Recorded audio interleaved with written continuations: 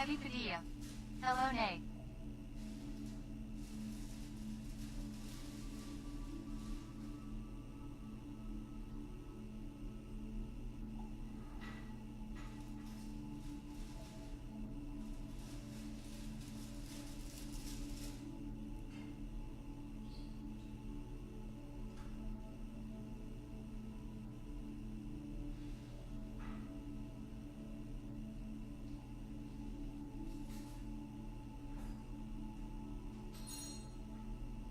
Michael Howland. Hey, Nay, how's the garden been this year?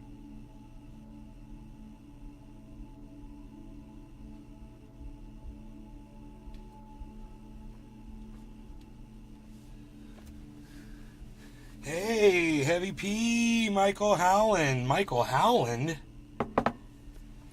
God, you haven't been here in forever, huh? Michael Howland. It's a name from the past. Yes. The garden is going great. Thank you guys for saying something and getting the show started. My coffee is brewing right now. I think if I put up just enough time, I'll have time to grab that coffee and get back in here for the intro. If I start the song right... I'm putting it off right now.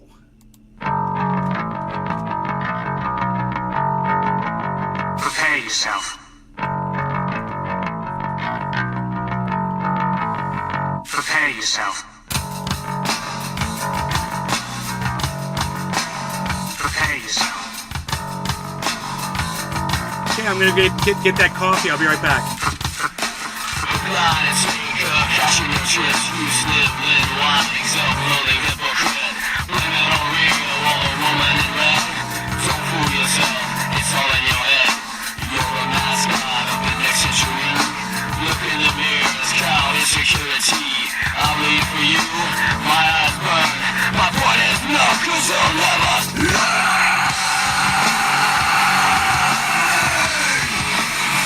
You'll never learn, I bleed for you.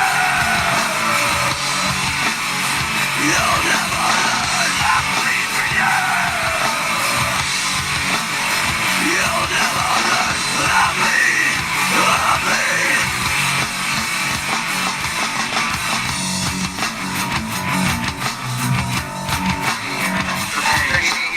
Fuck you, fucking Republican. Fuck you, Michelle Bachmann. Fuck you. Dying and dying, it's you breed. Let's in from your mouth. Fuck you, fucking Levi's jeans. Shut up your mouth and turn to socket. Take up your loathsome little kid. God, it's a good catching your chips. You said like whining, self-loathing hypocrite. Blame it on radio, all the woman and red. My physical yourself. It's all right.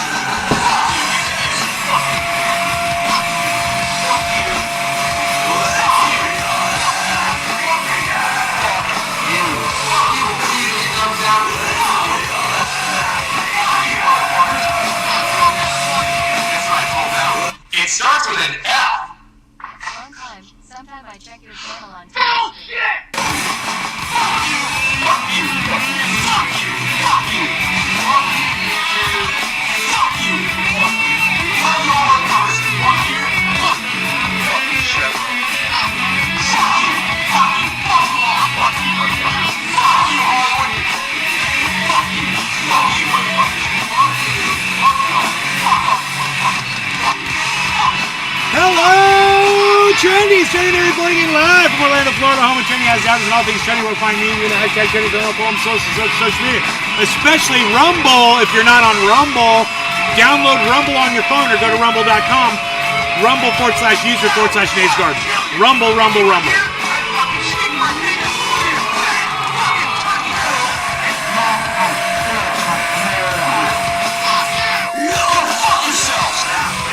Awesome. There we go. We are back, everybody. Those of you who've been watching the last few days, been enjoying the show. We got some hot coffee. We've got some psychedelics going on in the background. Some psychedelia. We've also got plenty to talk about. got some very calming, relaxing music playing. If you hear that, very calming and relaxing. Isaac Asimov, predictor of things, quite the Nostradamus, predicted back in 1980 that all of us would have access to making our own TV channels. He said information is going to travel so fast. He said anybody that wants to have their own TV station will just be able to do it. Here we are. Welcome to my TV show, man. Nay's Garden. Been doing it for over 10 years. But Isaac Asimov was right when he said that. He said it on Dave Letterman. I've got the video of him saying it. It's amazing the predictions he made in 1980. Amazing. And, I don't think flying cars was one of them, but he nailed a lot of stuff. It was really cool. He could really predict what was going to happen just by where we were at that time and the speed at which we were achieving things. So I thought that was pretty cool. Yeah, he predicted I'd have my own TV show, and here I am with my own TV show. And you can have your own TV show too. So, oh, thank you. I'm glad you liked the graphics. Yeah, I saw that Sean Hannity thing with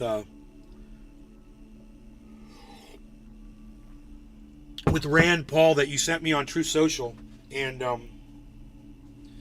yeah, I mean, Rand's got some interesting things to say. He certainly does. And then he finishes up by saying he has no evidence. He's like, there's no evidence of Fauci visiting the CIA. And you're like, okay. It's like they knew back then to leave him off of the sign-in page because they knew this was going to be a problem. It's just bullshit. I hate Fauci and I think he's guilty of all kinds of shit. Whether or not that came from the lab or not, I don't know. I'll wait for the court case to come out. I'll wait for the scientists and lab professionals to study the active disease and to tie it back to the original one. They can do that. And if they're not doing it, it either means they can't or that they're hiding something. One or the other. So I'm sure someone knows. Someone for sure somewhere knows. And it ain't fucking Sean Hannity, and it ain't fucking Rand Paul. But, that's what you get for watching Sean Hannity. Nothing but, narrative bullshit that he's going to feed you. It seems promising, but, that's what these guys do. They promise you the world, and they give you nothing. Welcome to fucking politics. Like Joe Biden promised that he wouldn't build one more inch of wall, and now he's getting ready to build 20 miles of it. Or 50 miles of it. Funny, right? Huh. Promised he wouldn't put one more inch. And now, not only is he going to build the fucking wall, right? He's going to violate the Clean Air Act. He's going to violate the Endangered Species Act and 19 other federal laws that Joe Biden can just waive. In other words, break the law. The President of the United States has the ability to just break the law. My mom doesn't seem to understand that. I'm like, why doesn't Biden just legalize cannabis with the wave of his hand? Because he can't. Yeah, he can. He can do whatever the fuck he wants. He can violate fucking 17, 19, 21 fucking federal laws to protect our environment. There he is. So sign the cannabis in, sign the Medicare for all in, and end the goddamn war in Ukraine. Get your fucking little right hand ready there, Joe Biden, or, you're losing voters. You're bleeding voters. I told my mom, if he did those three things, I'd vote for him. But he'd have to do all three of them. End the foreign war. Ukraine done. Legalize cannabis. Great. Oh, and Medicare for all. You better do it, or I'm not going to vote for you. And neither are a lot of other progressives, independents. They're not going to vote for you either. They're going to vote for, West, or they'll vote for Kennedy, or they'll vote for, what's her name? That hot lady. The crazy one. They'll vote for her too.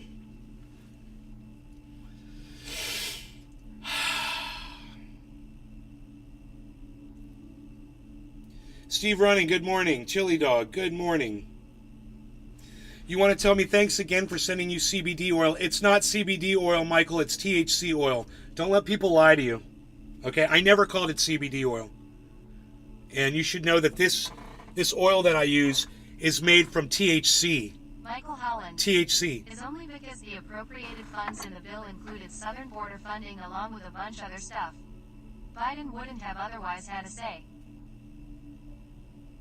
Yeah, I know. Yeah, well, it's only because he could say no. They could let that money go somewhere else. It's bullshit. I mean, you can make excuses for them. You can repeat the same excuses that they say, but the fact is, he said he wouldn't build one more inch of wall. I don't care how those funds were appropriated. All the president has to say is no. Yeah, the peppermint. No, the THC. It's the THC. The peppermint's what gets the THC into your cells. But it's the THC oil, bro. I don't subscribe to that CBD bullshit. I want the full goddamn spectrum. I want all of my fucking chemicals. Everything that the cannabis plant offers. I don't want to start nitpicking and trying to determine what's already been perfected by nature, you know?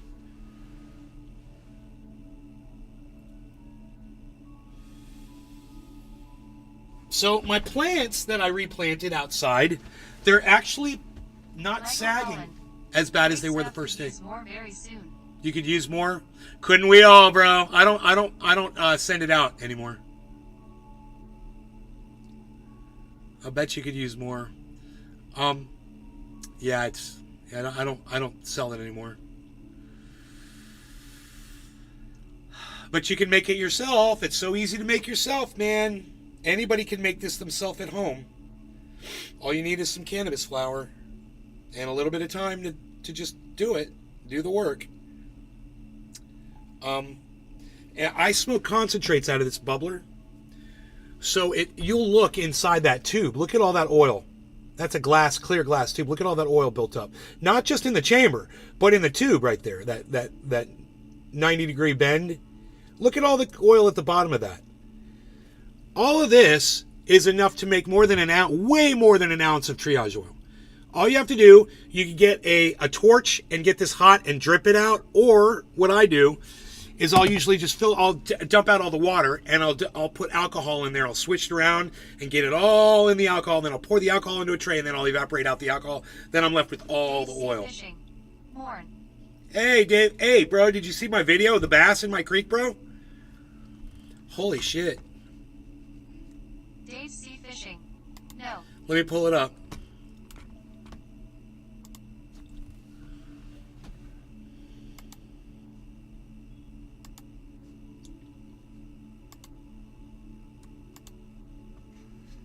Michael Howland.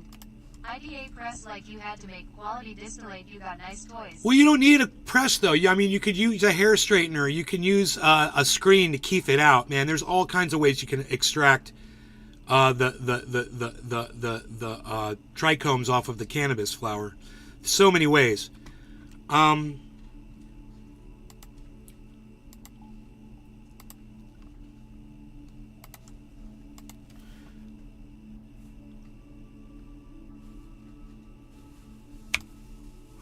Captured it so big, it's weird.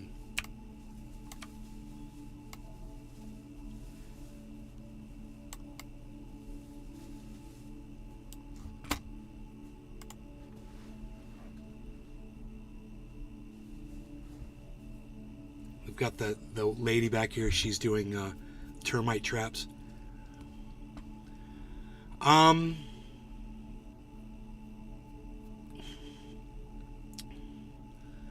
I don't know why it's... Oh, why did you... Oh, that was full screen, huh? There's a huge bass in my tiny creek. Dave Sea Fishing. I already see it, lol. I'm thinking that's like 1.5 pounds. You think it's about 1.5 pounds, bro? Dave Sea Fishing. I saw it before you played. That's the largest bass I've ever seen. Can you believe that's in my tiny creek, bro? And I'm wondering... Like, did it swim up here, like, from the same... Bro, do those things, like, swim up creeks to lay eggs? That's a nice one, maybe, yay, almost 2 pounds. You think it's almost 2? Wow, bro, I was wondering. I was like, I know it's over 1.5 pounds. Look at that big old tail. Can you believe that thing's in my creek, bro? Like, less than 12 inches of water. I love it. Look at that beauty. Look at the stripe on that thing. Dave's sea fishing. It could have came from either way upstream or down. It's a female too. Right. So I figured, do they go in creeks and lay eggs in like creeks? Because it's got like it looks like it's got a nest. And I was thinking maybe somebody caught it and let it go in there. Because it looks like it's got like a little scar on above its lip, like it may have been caught. You guys visit truthier.news and follow Truthier News on Twitter, please. And support Truthier, guys. That's the chat right there in the chat. Dave's sea fishing. Could be they do like creeks in fall. Yeah, well, he's going to eat, or she's going to eat every single fish in my freaking Is creek. it a catfish? I thought it was a catfish because it was so big. And I was standing so far away, and I couldn't see my screen. I'm too far away from it to tell, and there's glare Dave's sea on my fishing. screen. Thing is fat lol. It's a fat, I thought it was so fat, I thought it was a I cat. just can't imagine a bass being up here. I wonder if I can get closer to it. Look at that I tiny wanna creek, bro. stroke it. There's a there huge it is. bass in there. Oh my god, I love it. I hope this is a sign of things to come. I want to see more fish in there like this. You get a good view of it here as it moves Dave's back sea across. fishing. That's crazy. It's so low too. Yeah, it's just a little spring-fed creek, man. Oh, that's a bass. That is a bass for sure. I can see it.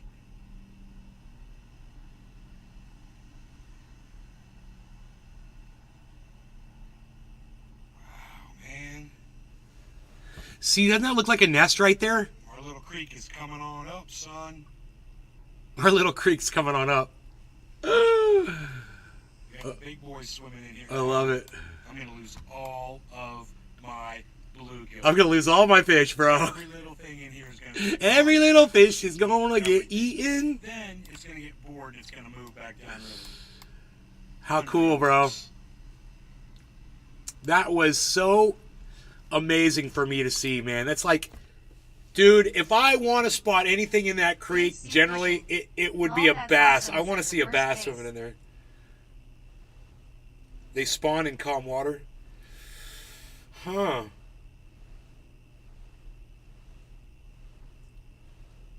Good, man. So, let's get that chat back up on screen. Let's see what's up with that. Oh, there they are. There we go. That's good. You guys like the background? I really like it. I'm like, it's so chill. And we could have the chill music on, too, when I'm not talking. Listen to the chill music. It's like you're in a doctor's office or going to get a massage or I am something. surprised you don't have gators passing by. Bro, I've never seen a gator come up the creek, but I have let one go in it before. I did let a baby gator go in there.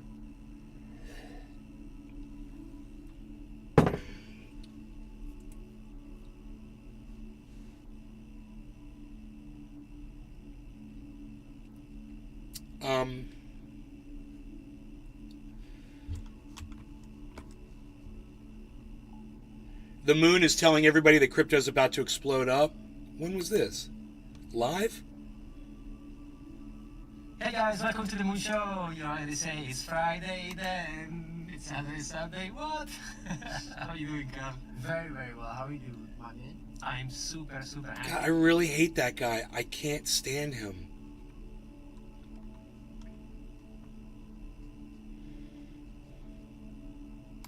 I can't watch the video with him.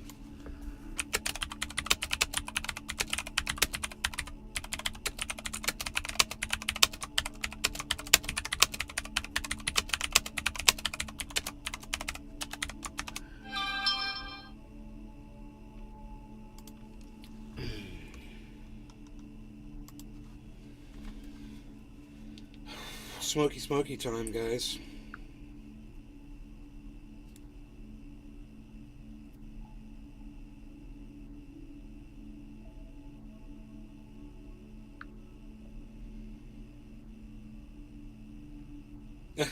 Professor Dave, he's so funny.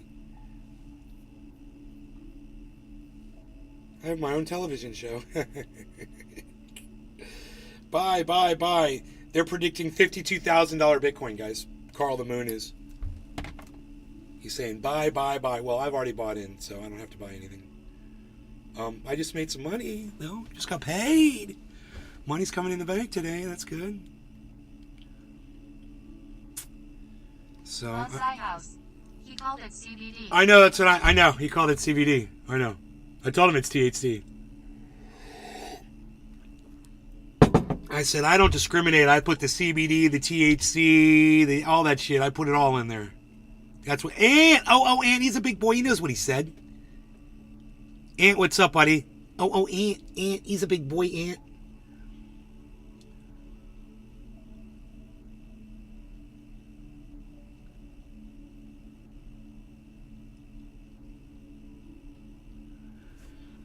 God, some of these fucking right-leaning independents just sicken me, bro. Michael Howland. Did you happen to catch a news story of a drone attack in Syria killing 80 wounded 240? Yeah, how the fuck did a drone do that? Whose drone was that? Who was responsible for the attack in Syria? How did a drone do that much damage? Did they hit like an apartment complex or something? A school? I mean, I thought a drone... Justin Jefferson. Woods got the acid? Woods. I don't know what Woods is, but no, it's just relaxing and nice. It's not, it's a little psychedelic, but I'm not tripping. Bonsai House. Russia. Russia attacked Syria?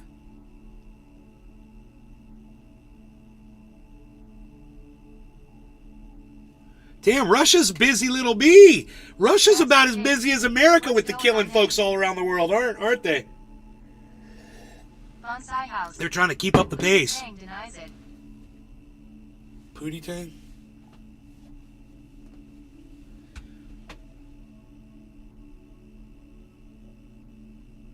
Dabs for days. Putin. Sweet border. Bonsai House. Oh, I thought you meant the Ukraine one. Oh, no, he's not. I didn't think that he was denying it.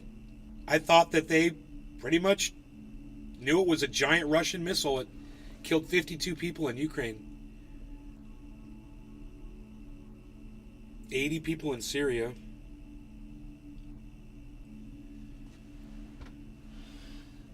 If all these people would stop pumping out all these babies, we wouldn't have to, thin the herd so much with all of our war.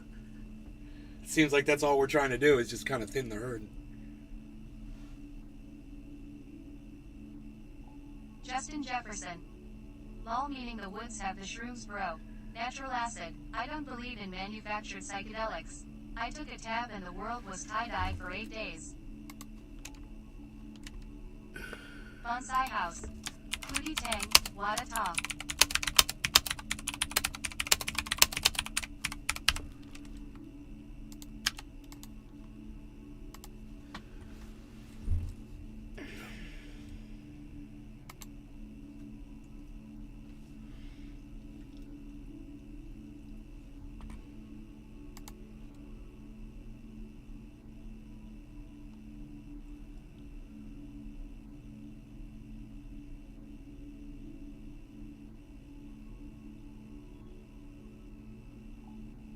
You took a tab and the world was tie-dye for 8 days? Jesus Christ, dude. 8 days? Were you able to eat and shit, bro?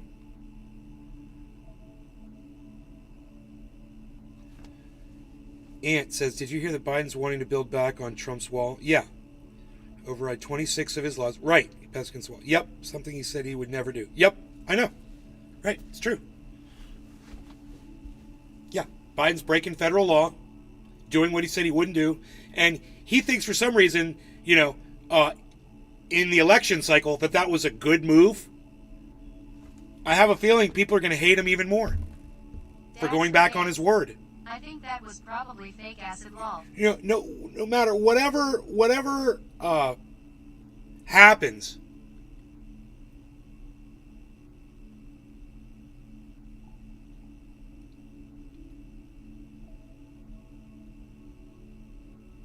with this election, whether it's Trump or Biden. I mean, I don't know. But for Biden to think, it doesn't matter whether you agree with what he said or not. The point is, he's going back on what he said. It doesn't matter on whether you support it or not. As a human being, as someone who you could take them at their word, he's just proven, of course, that he can't be trusted. You can't believe anything he fucking says. The thing about Donald Trump is, yeah, he lied way more than Biden, but he didn't lie about what he was going to do as far as the laws he was going to pass and the things he was going to do as far as taking women's rights away. He did all that shit. And he said he was going to do it, and he did it. So who's stronger as far as standing behind what they said they were going to do when they were running? I think Trump is. I think Trump's way stronger. And I think Joe Biden, even if he only tells one lie to Donald Trump's 60,000 lies while in office, it doesn't matter, because that one lie is huge. And it means a lot to a lot of people. And it's not necessarily, the wall is going to do it or whatever. No, it's huge politically. It's a political football. And boy, oh boy, did he just pick it up and fumble it to the other team. That's what Biden just did. That political football. He picked it up like he was going to run with it and fumbled it. And now Trump's got it. That's the situation that Biden just created, because he couldn't just say no to the Republicans and turn down some money. Turn the money down. Let them go do something else with it. Say, I'm not building the wall. I said I wasn't gonna. You appropriated it. Fuck you. How about that? Not gonna do it, because I said I wouldn't. So find something else to spend that money on. Whatever. You're president of the United States. Make it happen, you little bitch. Little bitch ass. Little fucking Mr. Puffy chest. Popcorn chest. Michael Holland. Iraqi woman gets Nobel Peace Prize award over woman rights today. Billy, you got so drunk in 93 you did acid for 9 years. So alcohol is the true gateway drug. Hey! How's it going? Yeah, come on in. Gets Nobel Peace Prize award over women. I don't know why I don't hear that fucking doorbell, man.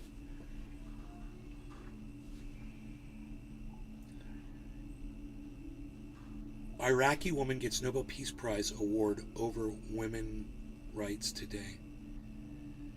Okay.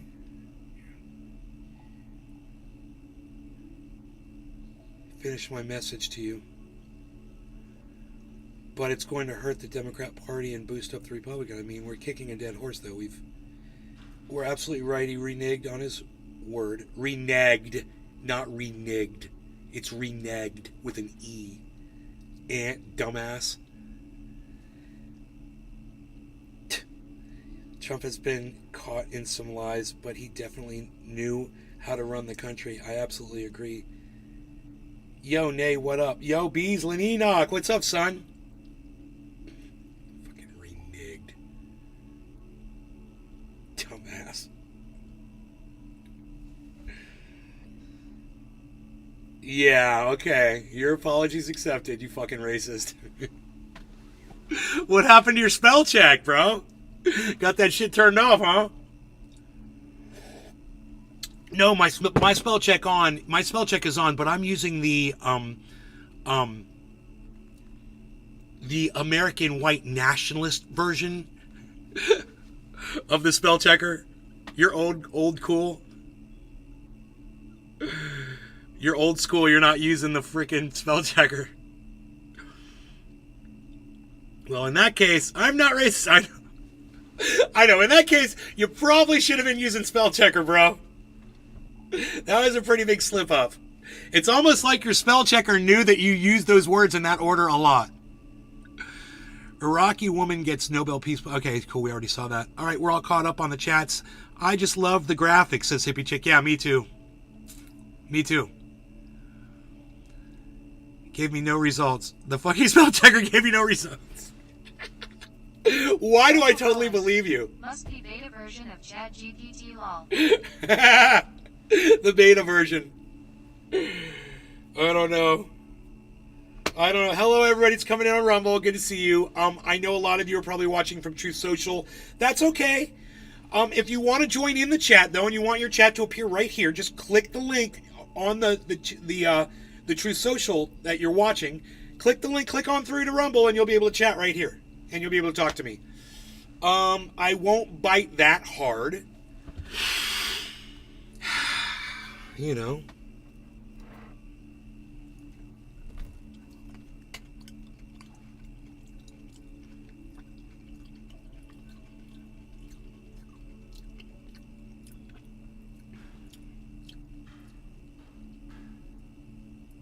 I have my own television show as predicted by Isaac Asimov in 1980.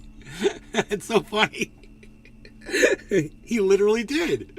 He literally said those words, man. He said anybody will be able to have their own television show in the future. David Letterman was just like, wow, that's fascinating. That was really a good interview. Let's get ready. Let's get ready to rumble. Why you Beasley, Enoch? You might just get $5 of Bitcoin. And, yeah, or $20 of Bitcoin. You might just get $20 of Bitcoin for just tuning in. You never know. I might be feeling quite philanthropic on that day. You know, the market might explode. On days that the market explodes, I might be wanting to, you know, give out a little bit, show a little love.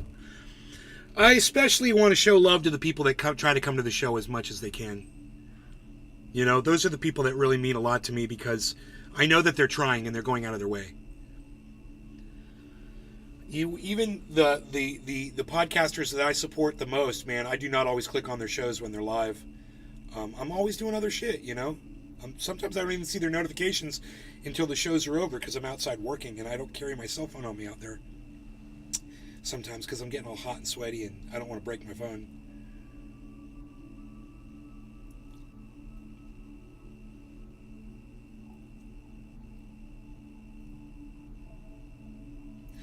I'm just kind of curious, where is Bitcoin today, and is yours up or down, guys, that I gave you?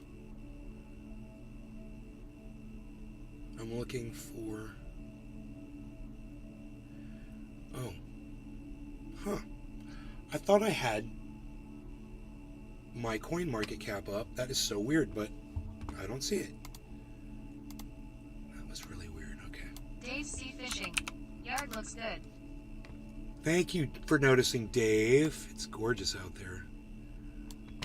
Hoot in hell. I'm up. You're up? Here, I'm looking at mine right now. Bitcoin, because I gave them that Bitcoin at 27.5. Okay, so they should still be right at $20. Your Bitcoin's probably still at $20, I'm assuming. Am I right? Beaslin, Enoch, is your Bitcoin that I gave you, is it exactly $20? I'll bet it is. That's right about where I gave it to you at. Or it's probably a little under. Actually, was it more like 27.8 when I moved it on? I can't even remember. But this is something that will allow you, it will encourage you to check the price of Bitcoin to see whether it's going up, and then you'll check to see where your Bitcoin's at.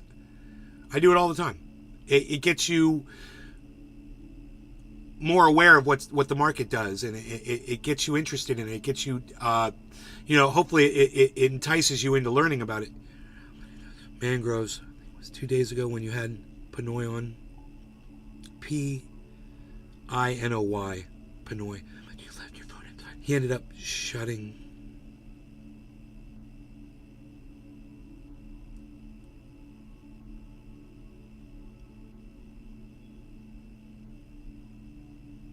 It's at $19.49. Yeah, okay, so it's down a little bit. It's down a lot, actually. 50 cents down. Okay, cool. So if Bitcoin's going to go up to what they're assuming is 42,000 or whatever. I remember I got gifted 75 Bitcoins by my friend in 2015. Shutting down his life. Taking it out now someday, lol. Gifted 75 Bitcoins by my friend.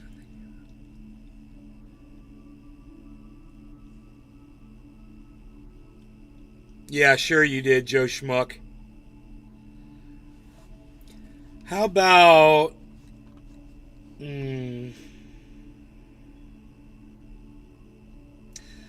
We'll see how long you last. Anybody's here for the blocking? Who's here for the blocking? Joe Schmuck 43. Is that a threat? No, it's a promise, dude. You're blocked. Bye. I don't make threats. I just say shit and then I do it. Because I do what I say. Now you're blocked. Fuck you. You're a cunt. Fuck you. See how that worked? Oh. You learn quick up in this bitch. Trial by fire. You just got beat the fuck out of this goddamn gang, motherfucker. You heard of a beat in? Yeah, you just got beat out. We're not going to call them blocks anymore. Now we're going to call them beat outs. You got beat out. I love it. Hey.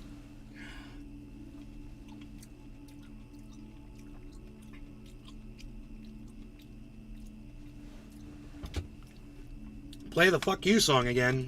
How dare you?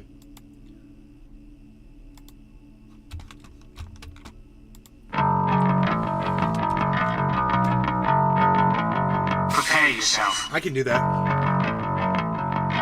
You're up? Prepare yourself. Well, it just depends on when you purchased your Bitcoin at, you know? I mean, I'm up too. But I was buying at 17,000. So, I'm $10,000 up. Lying, tinker, cashing your chips, you slip, live, whining, self-loathing, hypocrite. Blame it on Rio or the woman in red. Don't fool yourself, it's all in your head. You're a mascot of the next century. Look in the mirror, it's cloud insecurity. I bleed for you, my eyes burn. My point is no, 'cause you'll never learn. You'll never learn, I bleed for you. You'll never learn, I bleed for you. You'll never learn, I bleed, I bleed.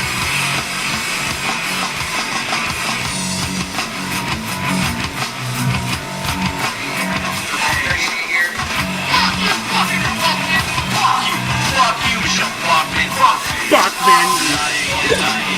Bachman.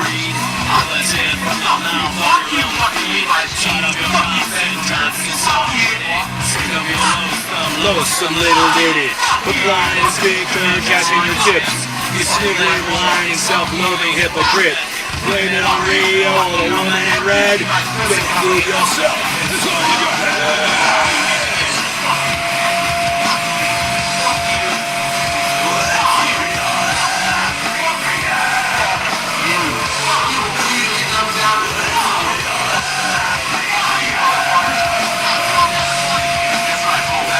It starts with an F. Hey, Buck Biden. Oh shit! Fuck you! Fuck you! Fuck you! Fuck you! Fuck you! Fuck you! Fuck you!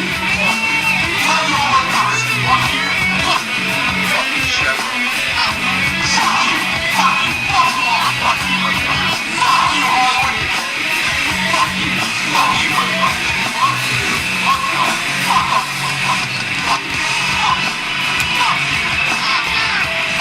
Hello, trendies. Let's get hop in the bed.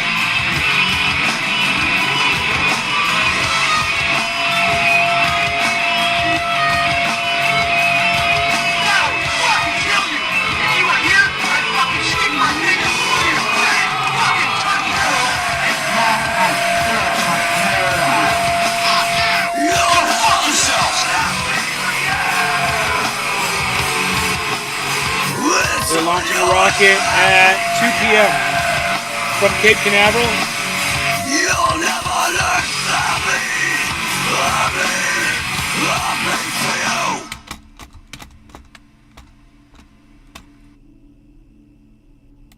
And the calming music settles back in.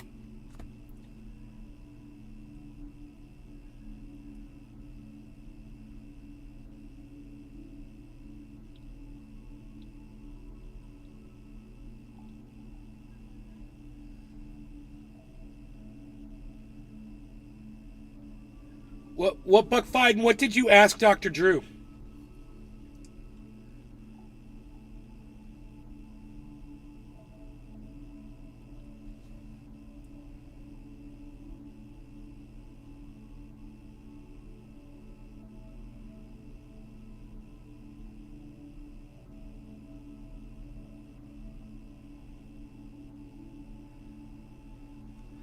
Let this one go to 42 minutes. God, dude, have we smoked, right? Did I do a dab yet today? I feel like I'm kind of high. Yeah, I did a dab, right? I've already smoked once, right? Let me know. Bonsai House. I don't know if I've smoked The it. cops came back to ask me about the fugitive next door. And Yeah, I bitch did, put right? Her hand over my camera.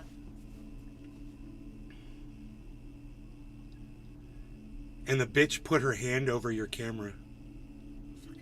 A cop did? It should be illegal. No law regarding cannabis. Cheers, everybody. What, did you have a cell phone up recording them?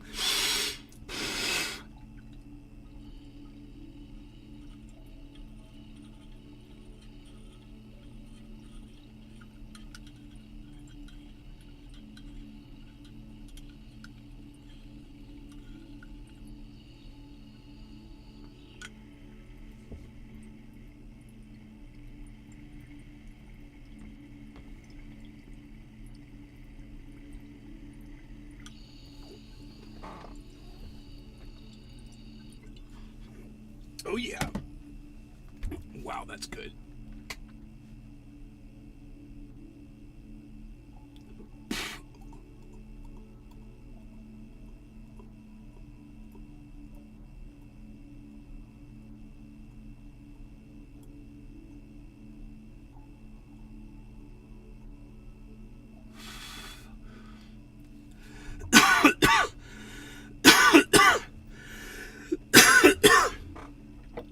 You guys want to talk about anything else?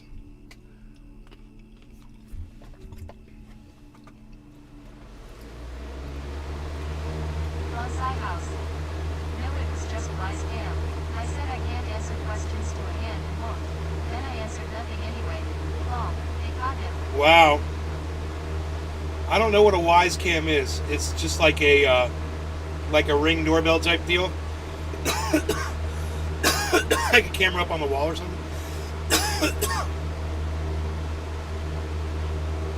That was so tasty. Shouts out Pinoy Grower. The new Chinese space station. I don't know anything about it. Michael, I don't know anything about it. Bonsai House. Yeah. Yeah? Like a Ring doorbell?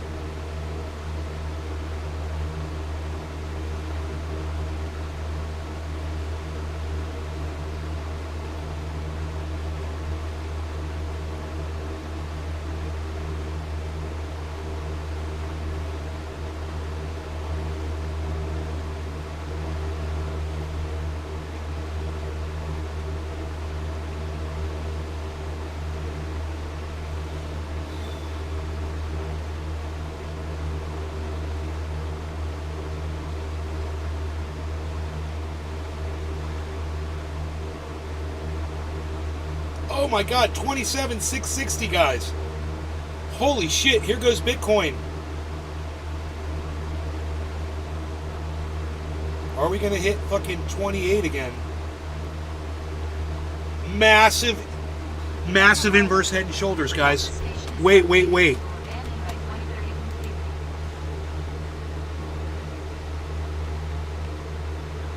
Oh my god, dude, we're going way up. We got a massive head and shoulders, guys. Holy shit, we are going up. Oh my god, let me show you. Holy shit, guys. This is how I know if you guys want to buy Bitcoin, this would be the time to get some. If you want it to go up in value.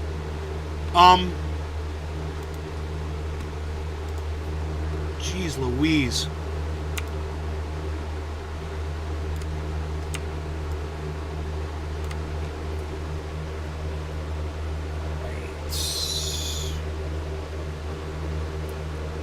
Thanks, brother. Good to see you too. Look at this, guys. Wow, man. Look at that. Bro, it doesn't get any better than that. So, look. shoulder, head, shoulder. Inverse. So where are we going? We're going to double the distance from here to here. So that says 27.7 to 27.2. Let's say 27.2.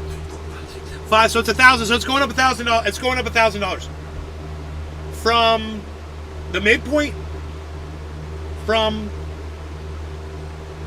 So it should go right up to 28.8. We're going up to 28.8, and we're going to do it live right now, and this is going to be insane. Oh, it's happening right now. Michael Holland. Nice. Is that when you start shopping?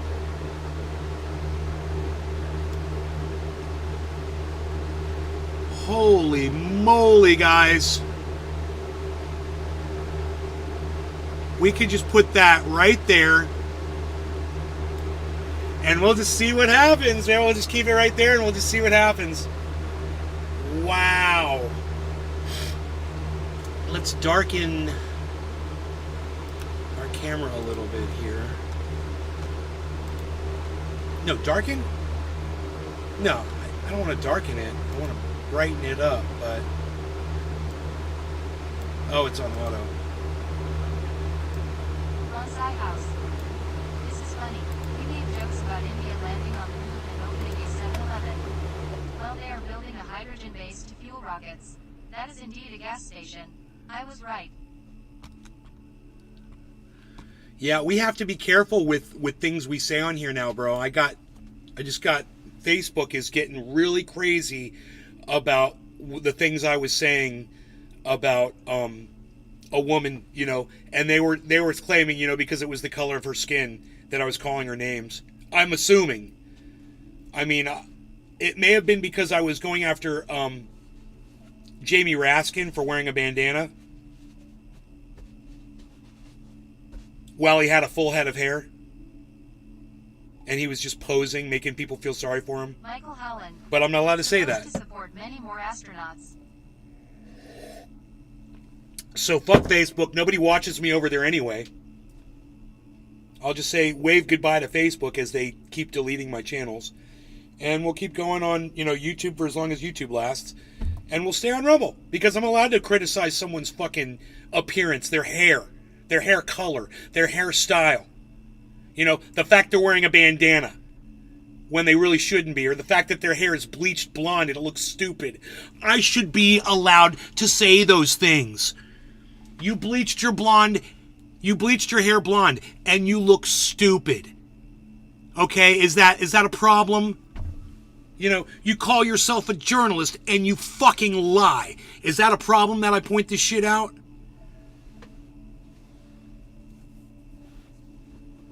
God, man, these fuckers.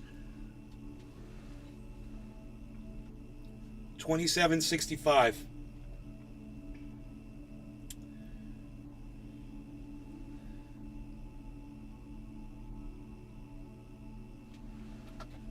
Yeah, bro. I mean, what's crazy is it did the drop already. It went up, finished the head and shoulder pattern, and like I said, it always does, right? It fucking dropped. It dropped a little, and now it's recuperator. The drop is done, and now it's going to respond to the head and shoulders. It always does this, guys. It is. It's like when Justin came in that day, and he's like, "Dude, I'll bet you $25,000." This would be one of those times if somebody came in and did that. You could pretty much rest assured it's going to go where you say it's going to go, and you could probably get it down within $10, $20 of where it's going to go. But, you know, they're predicting, I don't know, Carl the Moon, there's like predicting some kind of crazy jump. I mean, all I can see is Michael Holland. What's on the chart. Ever heard the comic talk about the most widely diffed meanings of ass? It's hilarious. No.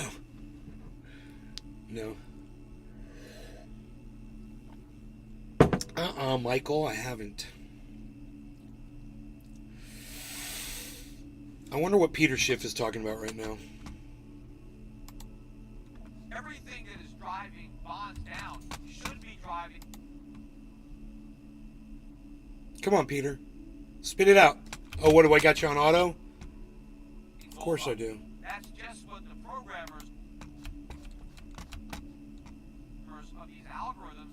understand. Well, soon they're going to have to reprogram them, especially if today's action means that we have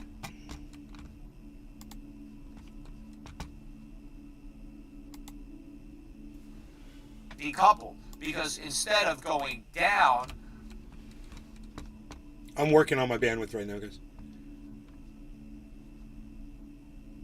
gold is up. Now, it's not a huge move, but it's still a move. Gold's up about $7. Now, the initial reaction, right, as soon as the number came out and bonds tanked, gold dropped 10. I don't know why it's doing this, So but I'm that working was on the it. initial knee-jerk reaction. Was I'm working on this fucking a cutting in and sell-off out shit. in gold. Now, bonds have rallied from their lows, but they're still way down. On the other hand, gold has actually reversed, and it's gone from 10 God, why is it fucking doing that?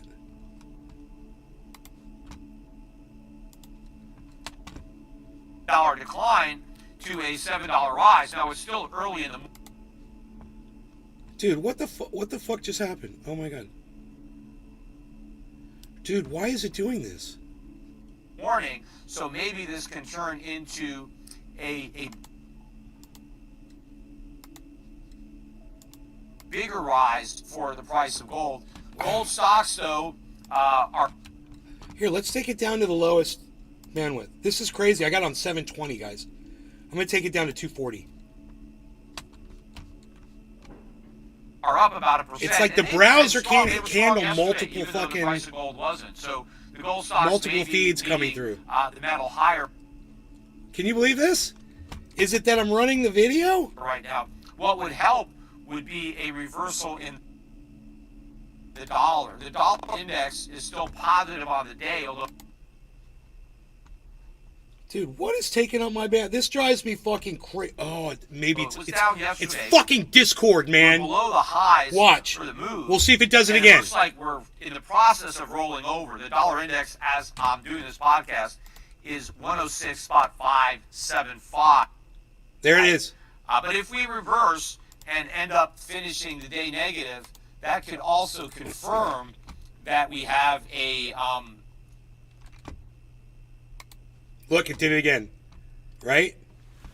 reversal So watch. in the gold market. Also looking on the weeklies, both I the swear to gold God, chart dude. and the dollar chart, to see if we can get any kind of significant weekly Suck reversal. my I'll be dick, able to comment Discord. on that on my next podcast because I'll wait for it to do it again, and then I'm going to kill Discord. There it goes again. Now I'm going to kill the Discord. podcast long before we close trading for There, I just quit Discord. for the week. The markets, though, are continuing to recover as I'm talking, and now the Nasdaq has climbed into the black. It's now up almost 2/10%. It's fine now, right? It's fucking as people Discord. are buying So- these tech stocks. Even Let's the bring Dow up. now is only down Let's bring up his quality to 720. about 53. So again, I think it's because people are betting that maybe this is it, that 5% was all we had to do.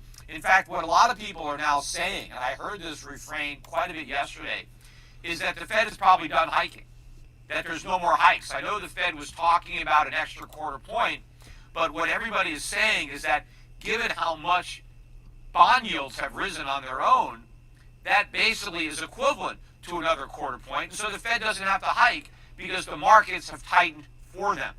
And maybe that is the case. Maybe the Fed is going to back off because, again, the Fed does whatever the markets expect.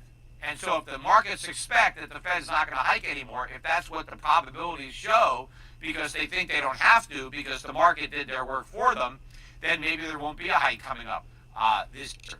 But that's wrong. That these higher long-term rates are not going to produce the impact on inflation, because the point of the rate hikes is to bring inflation down. Well, the fact that bond yields have moved up is not going to bring inflation down. In fact, the reason that bond yields are moving up is because inflation is moving up too. It's a reflection of higher inflation. What it shows is that the Fed has lost its battle against inflation. It's not winning, it has lost. And if it stops hiking rates, Porta the Johns equivalent of a 33. surrender. Blood in, That's an blood out. official What's up, buddy? acknowledgement that the inflation war has been lost. That's when gold really takes off. That's when the I dollar don't know if really takes a dive, when the markets figure this out. Now, they should already know this. It seems obvious to me. I don't understand that what's that is using the up my case. bandwidth, man. But for some reason, they haven't been able But to figure it out. I wonder if his They're gonna output learn a sucks. lesson the hard way. Now, another thing, too, that I think is going to be a big problem for the national debt, because a lot of people are focusing on the interest costs of the national debt, which are spiraling out of control. Interest, again, is just past national defense. It's the third biggest line item in the federal budget. By the end of next year, it'll be number one. It's going to pass Social Security, and it's going to pass Medicare. That is a huge problem to have to pay that Someone much. said, And I Peter talked told on me the not last to buy podcast Bitcoin for that 10 in a years. few years, Now I'm poor. if this continues without an implosion, the government will be spending more than it collects in taxes on interest, which means there'll be no money left to pay anything Okay, else, thank you. legitimately. Every penny for Social Security, Medicare, national defense, everything the government does, every penny will have to be borrowed, because the tax revenue will be earmarked for debt on the spending of the past. So I asked the So chat, all the I was spending like, in the is his future output will have to be choppy or is it financed me? with He's like, future it's debt. you. Now, obviously, So this we is can't- on my Johns end. 33. no way Oh wow, we my can get stream that just went back 15 minutes. point, My which is bad. only a few Okay, years here, off wait. I'm going to on our close some other current windows, I trajectory. think. So either I the guess government it's- has to act fiscally responsibly, I've got which two I'm gonna rule tracking that out. things open. So the only other way to stop this from happening is a complete collapse. Let me change the right? browser A we're financial watching it on. crisis, massive. We're using- economic crisis. right now I'm collapse it up. using That's what's going to happen. That's what's going to break the cycle. Chrome. Not our politics. So let's move this acting over to responsibly, because there's Firefox. no precedent for them ever doing that, but there is precedent for having a crisis. The difference is, past crisis, the Fed was able to bail us out. This time, can't happen, because when the crisis is in the Treasury market, it's in the U.S. dollar. There's no.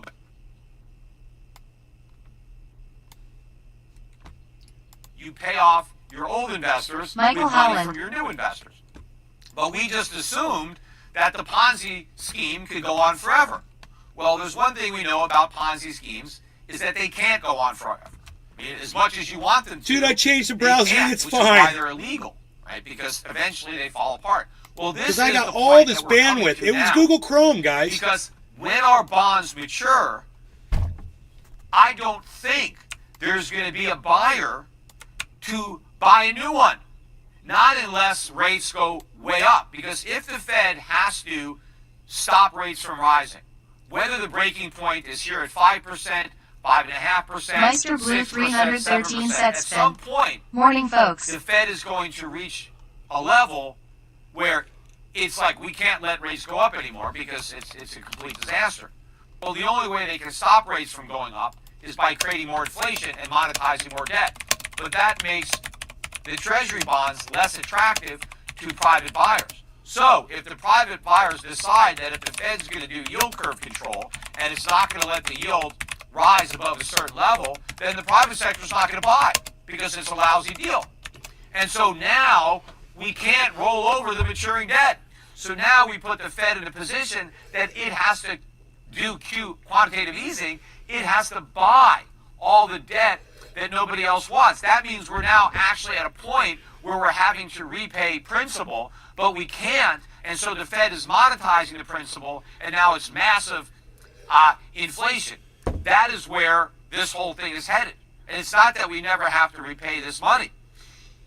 If we expect private creditors to continue to participate in the Ponzi and loan us more money, we have to pay them an adequate return to do that. But if we can't afford to pay that return because it's too big a price tag, and so the Fed has to monetize it instead, that's the inflation just spiraling out of control. Now again, the real solution to this is default. That's what we have to do. We have to honestly default. The U.S. government needs to tell its creditors, we don't have the money and we can't pay. Right? Now, there's two ways they can default. They can say, okay, we're going to give you 50 cents on the dollar, whatever that is. Another thing they could do is extend the maturities. They could tell people, hey, a couple of years ago you bought a 2-year treasury that had a 1% coupon. Well, you know what? Can we you don't have believe the it money, was? I switched so to we're gonna Firefox extend and the fixed maturity it. to 30 years. So we're going to Hey, pay Bad you Bad Blue back, Jaws, tap in, bro. but in 30 years. In the meantime, you're just getting 1% on your Dabs. money from now until then, because that's all we can afford, right? And of course, that's like a default because the bond would crash in value. Maybe it would be worth 40 cents on the dollar if we did something like that. But there are no easy ways out. I mean, people are going to lose a lot of money, one way or another. Either they're going to lose a lot of money or their money is going to lose a lot of value. But either way, everybody's going to be poor. Every creditor of the U.S. government is going to be much poorer. Everybody who owns U.S. dollars is going to be much poorer. That's why I keep encouraging my audience to get out of U.S. dollars. Don't be a creditor of the U.S. government or any corporation. You're going to get wiped out. You know, just like I Wow, encourage listen to that, take guys. out 30-year mortgages if they were to buy a house. That was a great financial decision because now you've got a huge asset in the fact that you owe a bank Dude, money. he's right. That bank has a huge liability in that they've loaned out money And for the dollar 30 goes to years nothing. at a rate that's substantially below It's the fucking current rate. scary, That's why bro. all the banks are insolvent because they made a lousy deal, right? The government conned them into doing a lousy deal with their customers. That's one of the reasons that my bank never invested in these long-term mortgages or treasuries. I wasn't dumb enough to loan out money for 30 years for 3%, right? But the banks were that dumb. How'd they get that dumb? Because of the Fed and government policy. They dumbed everybody down. Plus, I guess the banks always figured that it doesn't matter. The government's got our backs. If we ever get into trouble, they'll cut rates. Well, they can't do that when the problem is inflation. And that's where we are right now. But a couple of other points I wanted to make before I wrap this podcast up, some things I saw in the news. California just increased the minimum wage for fast food workers to $20 per hour. Think about that. $20 an hour, to serve the French fries, or make the milkshakes. These are the entry-level jobs, right? These are the jobs that our kids are supposed to have, while they're still in high school, right? But clearly, no one's going to hire a high school kid and pay him $20 an hour. I mean, unfortunately now, people are trying to raise families on these jobs, and of course you can't because there's no productivity there. But what is the government going to achieve by forcing the owner of a fast food restaurant to pay its employees $20 an hour? Well, it's going to force a lot Michael of these Howland. fast food restaurants. Creative finance banking has been unfair. 10% is all they supposed to hold, and many have not followed this principle. Or because they just eliminate some jobs altogether. Some restaurants might actually go out of business if they can't afford these higher wages.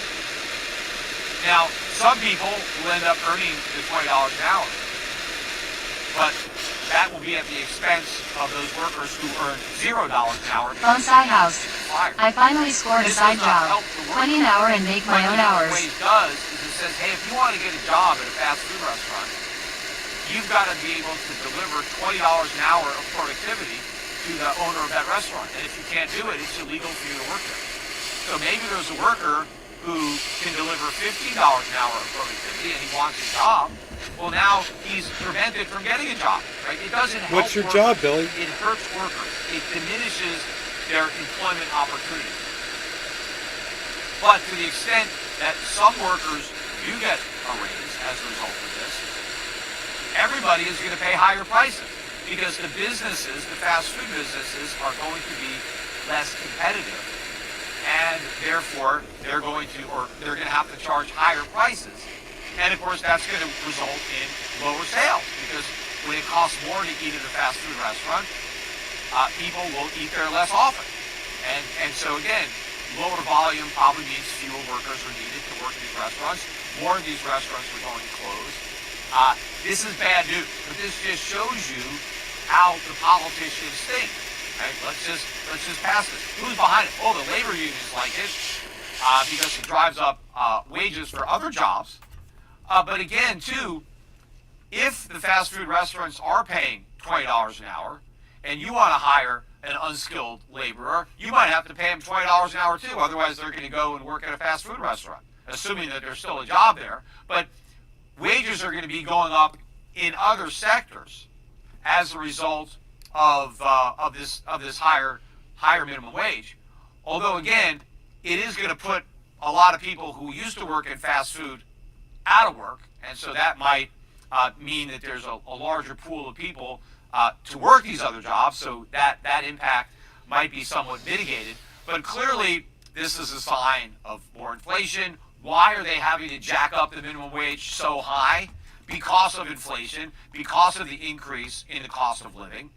And the fact that this is happening, we still have the strike going on from the UAW workers.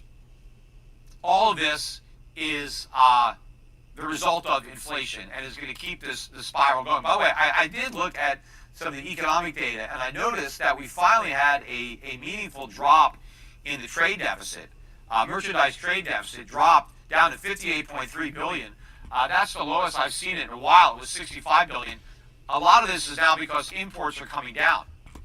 But the main reason I think imports are coming down is because people are consuming less stuff because everything costs more. Now, it would be even more expensive if it wasn't for the strong dollar. But people are buying Bonsai less House. stuff. They're just Retail paying auditor. more It's a for corporate that deal. stuff I work for a once they company buy that it. works for But the big fact that retailers we're like Coke. seeing this big I go in a drop random store and scan an aisle, and corporate can see if the right shipments are in the rig. Bonsai House. Right place. Right on. That's cool.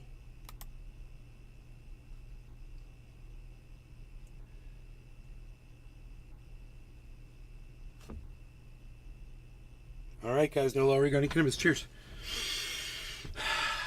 Billy, Beasley Enoch, Hippie Chick, Buck Fiden, Dave Fishing.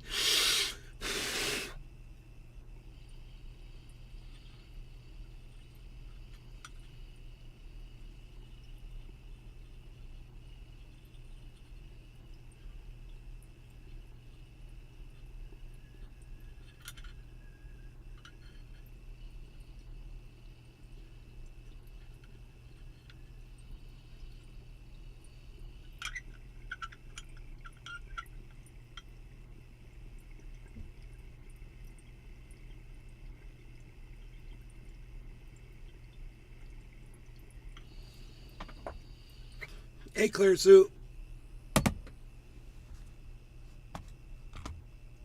Even though Americans have all these jobs, Thank you. they don't have a lot of purchasing power because they're not buying Bonsai House. important products. Easy What work. are they buying? I'll dress They're buying all American food. Psycho A lot of too, that is so employees homegrown, will avoid but me. They're paying their rent. Brian Maya. Instead Hey of buddy, buying nice stuff, they're seeing paying that was some good for info. I insurance. miss you, man. Hope all is well. Ryan, what's up, buddy? All their money is being used up. They don't have the money left over to buy a lot of the things that they want, and most of that stuff is what is imported.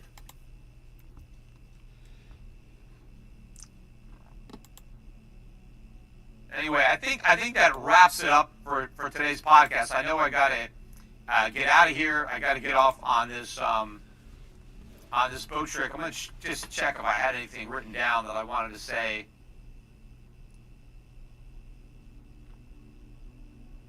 No, I think that pretty much wraps it up. But again, I'm looking at the markets. A final look. I mean, the Dow is still negative, rolling back over a little bit. Gold surrendering some of those gains, but it's still in the black. This is going to be an interesting day to see how everything settles up.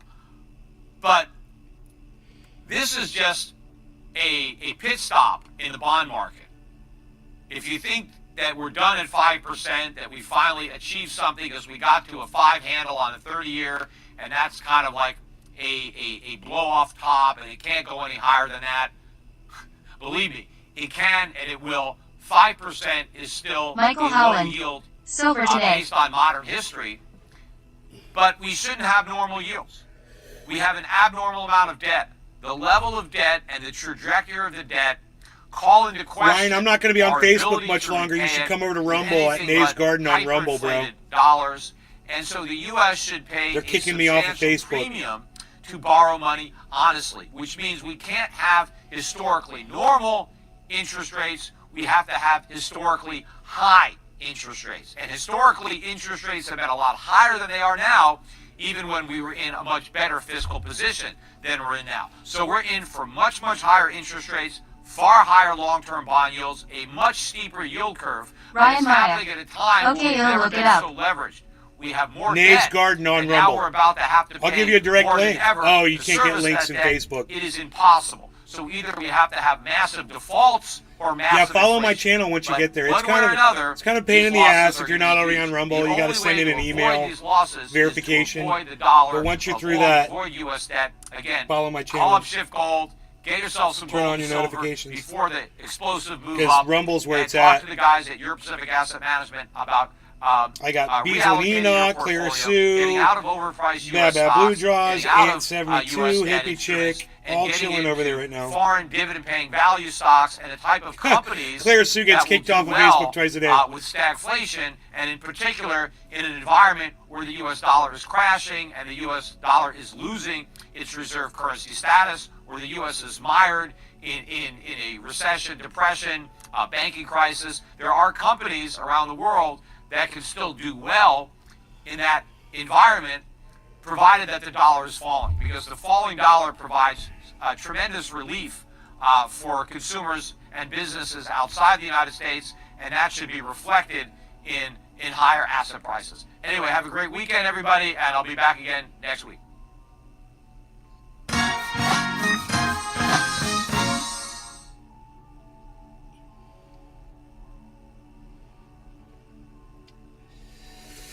$3,000 people watching Peter Schiff. All kinds of trolls, people calling him all kinds of names and shit. People talking all kinds of shit in the chat. Oh my god. That was crazy.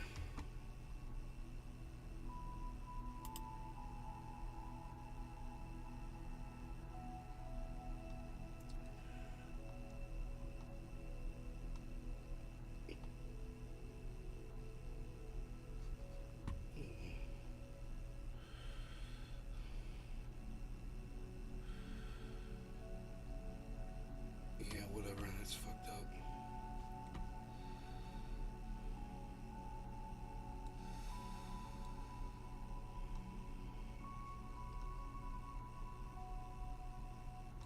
Healing frequencies. God, whatever, dude.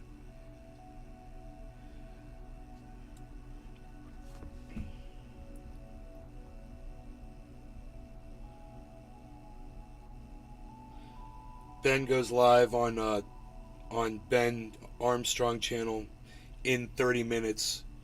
U.S. economy dumpster fire as Bitcoin prepares for parabolic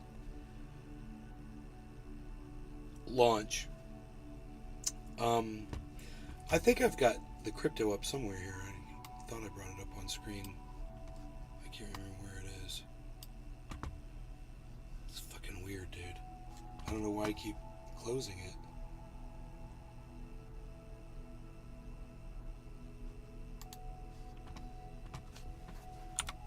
I don't know what is wrong with my brain, dude, today. But Bitcoin went back down. Whatever. So it's doing a, it's okay, it's doing a pennant. It's just getting ready to rock.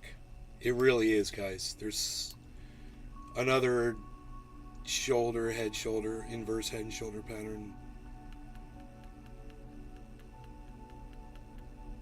It's looking good. You don't believe any frequency stuff, Nay? There's no science to back that up, Clara, so you're going to have to show me science. That's the problem, is they've done studies on it, and all that quantum, what do they call it?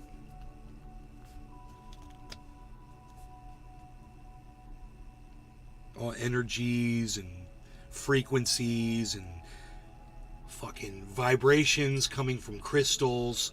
That's all bullshit, Clara Sue. There's just nothing to back up. And I mean, we should watch a video from Professor Dave Explains Quantum Mysticism. That's what it's called.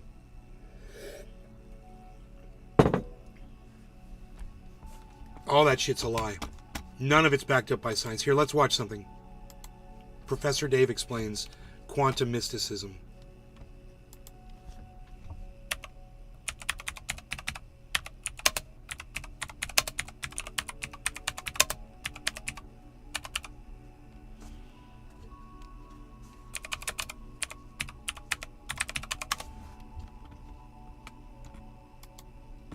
Hey everyone. Okay, the title of this video, Clara Sue, just because certain information wasn't shared does not mean there's nothing to it, Nay. Keep your mind open. Clara Sue, you're not listening to me. See, that's the problem with people who believe in this kind of stuff. You're not willing to listen to what I just told you. I'm going to say it again. They've done studies and research on this stuff. None of it's true, okay? There's no energies flowing between people. Crystals don't put off vibrations. Different frequencies don't have the healing effects on you, okay? It's all nonsense and bullshit, okay? We're not all connected with an energy wave, and it's all bullshit. I want you to listen to an actual professor, though, explain it to you and understand that a professor titled the video, Quantum Mysticism is Stupid. That's what he called it, okay? So listen to the guy talk. Check this out. Pay attention to this. So, as many of you know, I'm fascinated. If I ever get tech and figure out how to send you links, you'll drop me like a hot potato. I'm listening. I am here, and those flyers have lied to us about everything. Flyers? Oh, liars? Those fucking liars? You call them flyers? The fucking liars? This is all provable with science. If you understood science, Clara Sue, you'd understand how this is all proven. With the way the public perceives science, and in particular the broad pseudoscientific trends that crop up in our culture, influencing the masses to varying degrees. I like to identify them, diagnose them, and disarm them. Today I want to talk about one such flavor of pseudoscience related to the field of physics that has been picking up steam since the 1990s, and that is quantum mysticism. What the heck is quantum mysticism, you ask? Excellent question.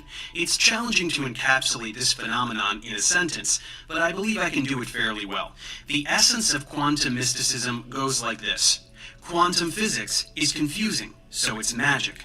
Therefore, if magic can be framed using the terminology of quantum physics, that magic is real.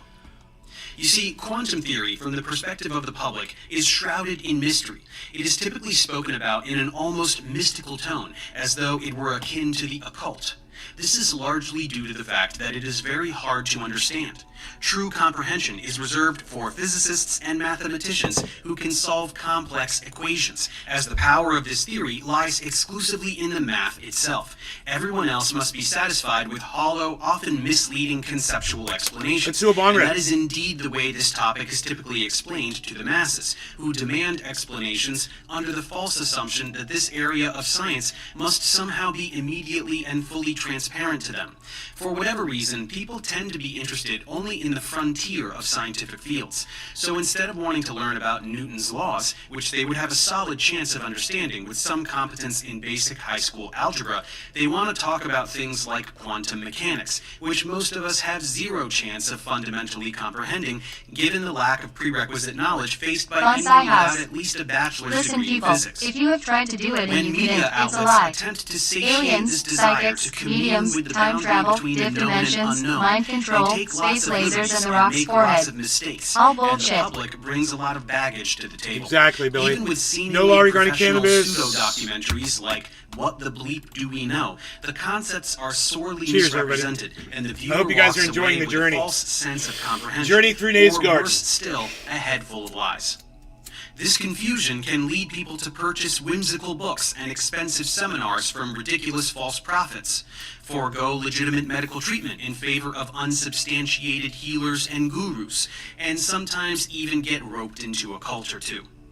There are many flavors of this fad, and a bit later we will get to the meat of the deception, which How much you wanna invariably bet? involves misuse of the word quantum and How much you want to bet other podcasters are going to see me doing this, and they're going to copy me with my moving fucking backdrop?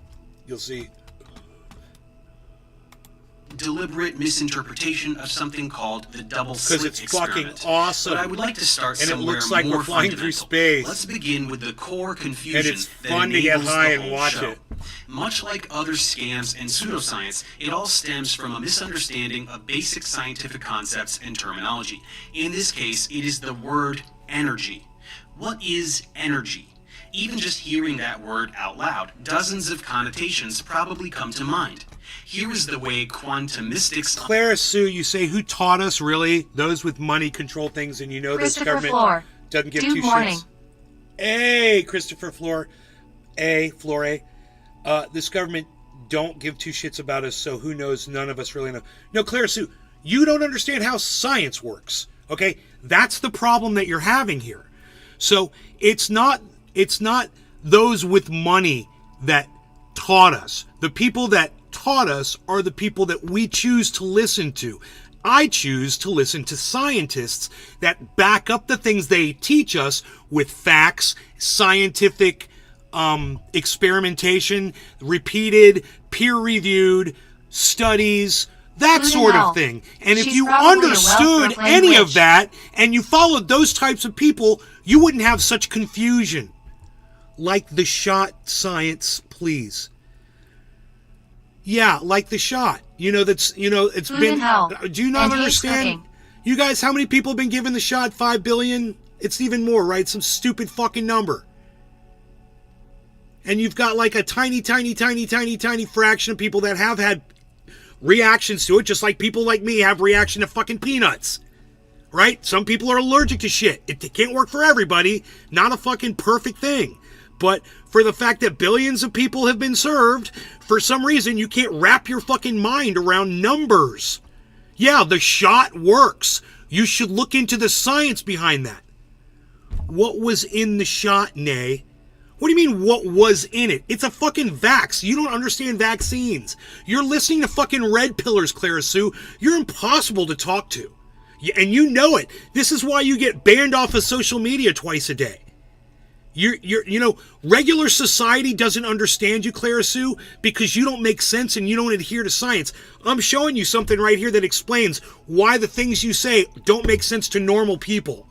Okay? And you think that because you believe in all this, you subscribe to all this nonsense that you're fed, this fucking crazy ass nonsense that you have nothing to back it up with, somehow is proving that you are smarter than everybody else, right, Clara Sue? You're just so smart that nobody else can even understand what level you're on, right?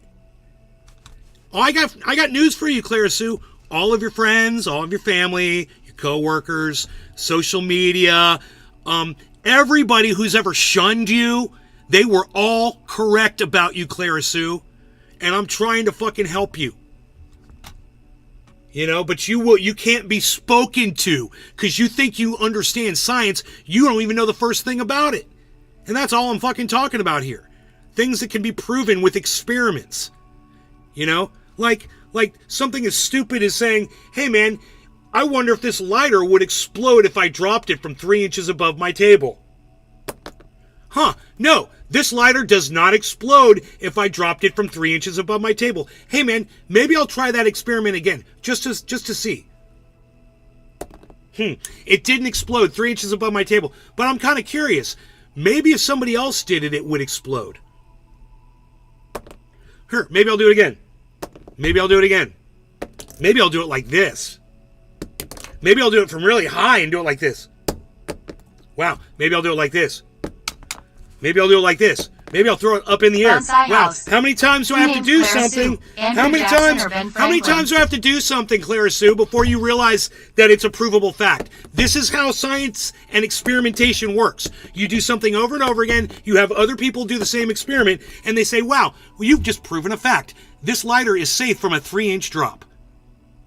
That's how it works. It's that stupid and simple, Clara Sue, and that's how legitimate science is. It's that simple. It's that simple. It's that simple. That's science. So when people do these experiments over and over again, and no one can disprove them, it becomes science. It becomes fact. For some reason... Okay, Google. How many people total have received a COVID vaccine?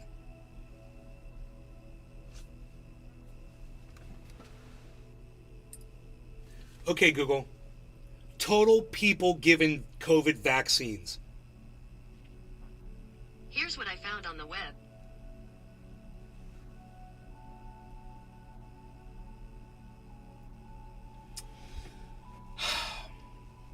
Okay, Google. total number of Bonsai people house. vaccinated I can't by stand COVID two name people. vaccines. Fucking Jim Bob. Pick one. Here are the top search results. Dude, what's the fucking number? Somebody give me the goddamn number. Okay, Google. Total number of people who have received a COVID vaccine. Here are the top search results.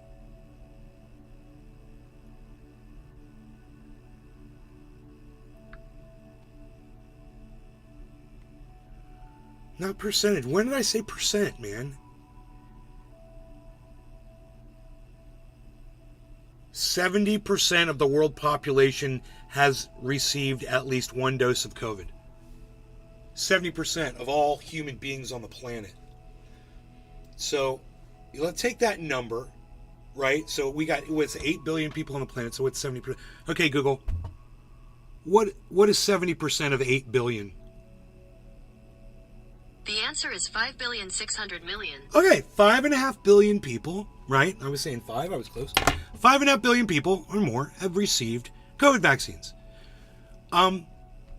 There should be, according to you, Clara Sue, there should be millions of people just dropping all over. Bonsai house. Millions. About 4,900,000,000.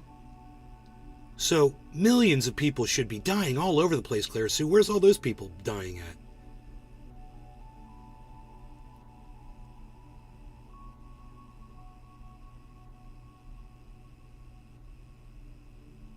You're far, far away, a science brain? Oh, yeah. You are far, far away, a science brain, Clara Sue. That's, I couldn't have said that better myself. You fucking nailed it. You nailed it.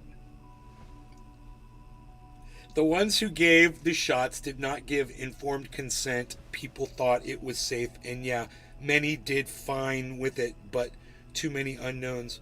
Well, if you're not comfortable with that,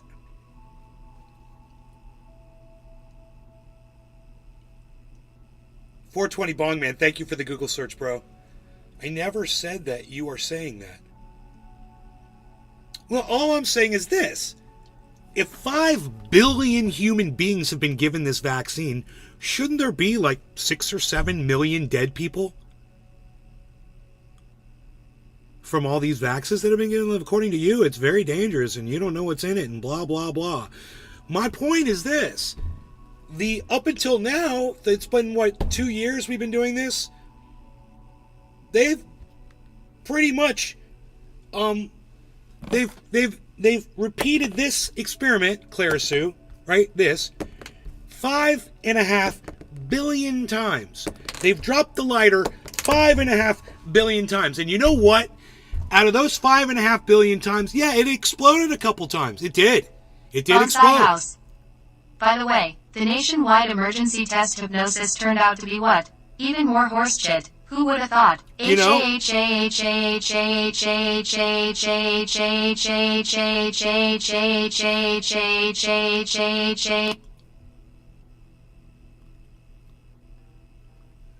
The nationwide hypnosis.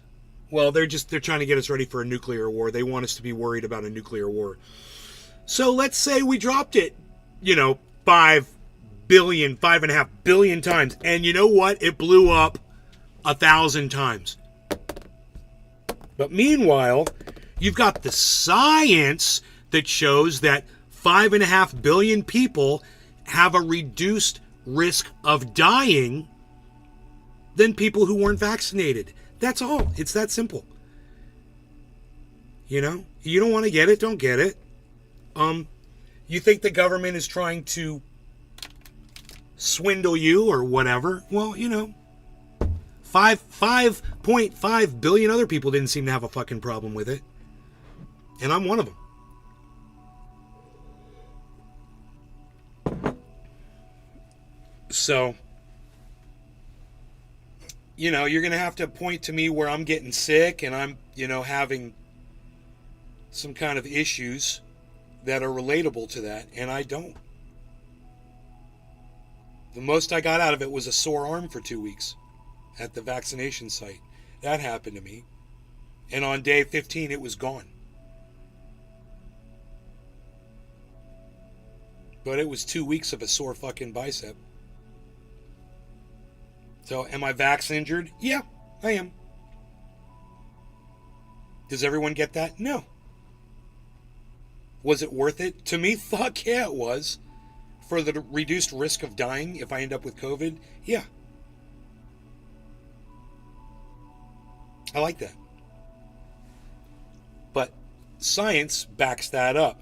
And, you know, this will be really interesting to find out the origins of this if actual studies by non-biased groups are allowed to get in there and do it. But, you know, China's so restrictive, and they're working right alongside, you know, Fauci, who is also a fucking proven liar. So, you know, what the fuck can you do? I don't know what you can do. You know? Hope that, you know, someone fucking gets in there and gets the goddamn information to prove one way or the other, once and for all, where this fucking thing came from. So we can all just shut the fuck up about it. You know, put Fauci in prison for it. You know, and everyone else who was involved. You know, I believe Barack Obama had put a ban on that, and then Donald Trump came in and allowed gain-of-function research again. You guys correct me. You guys correct me. Didn't Barack Obama put a ban on gain-of-function research, and then somehow Fauci did a little workaround by like redefining what it was under the Trump administration or something? Is that how that happened? Let me know, because I don't know what the true history of that is. But if that's true, then that happened under Donald Trump's watch. Then we got COVID in part, possibly, because of your dear leader, Donald Trump.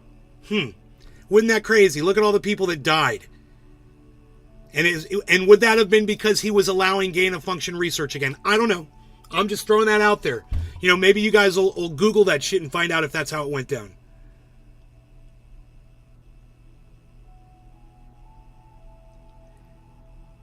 No, I'm good. Claire Sue, I'm good with your delusions. You've got serious delusions, you know, you do, and I just hope that you can see, you know, far enough out of the cult that you're in and at least join the cult of truth, you know. It's much healthier for you.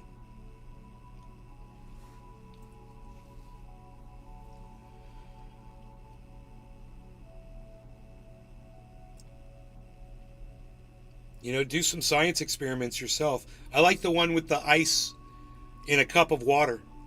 And people put ice in a cup of water and they say, look, when the ice melts, the water doesn't go up over the edge. Even when the ice is up above the cup, when the ice melts, the water doesn't go up over the edge. Right?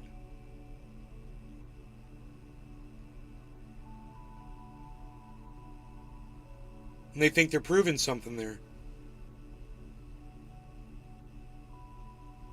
That's a nice, fun little experiment you can do. And then you take a paper plate or a styrofoam plate, right? And you cut a hole in it and you put that over the cup, right? And you fill the cup up with water. Put ice in the cup. Fill it up with water. And then put ice around the outside on the plate. And let that ice melt off into the cup. And then see if it floods the cup. You'll say, well, of course it will. The cup's already full of ice. You're dropping more ice into the cup. Right. Those are the glaciers that are sitting on land that you're forgetting about. And there's a lot of those. You're forgetting all about those glaciers. They're going to fall right into the cup. They got nowhere else to go. Big rivers flowing into the cup. Releasing, you know, more methane. That's great. More viruses for us. Great. We're probably going to get some new viruses out of the melt.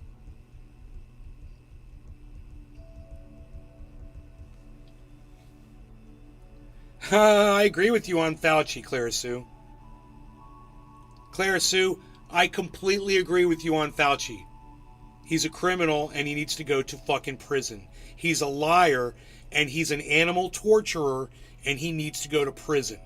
I agree. But I think they moved it to China to continue. Under Obama, 420 Bong Man, let's find that out. They want us dead, nay. Ain't happening, Clara Sue. Who wants you dead, Clara Sue? 4,900,000,000. By the way, the nationwide emergency test hypnosis turned out to be what? Even more horseshit. Who would have thought? Oh, you didn't get hypnotized by the... It didn't hypnotize you? I immediately, I went into a trance, got in my car, and started driving down the highway while in a hypnotic trance.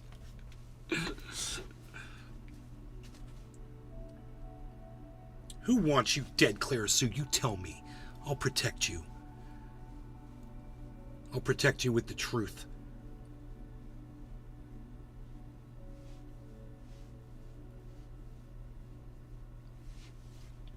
The elite controlling this world forever? Huh.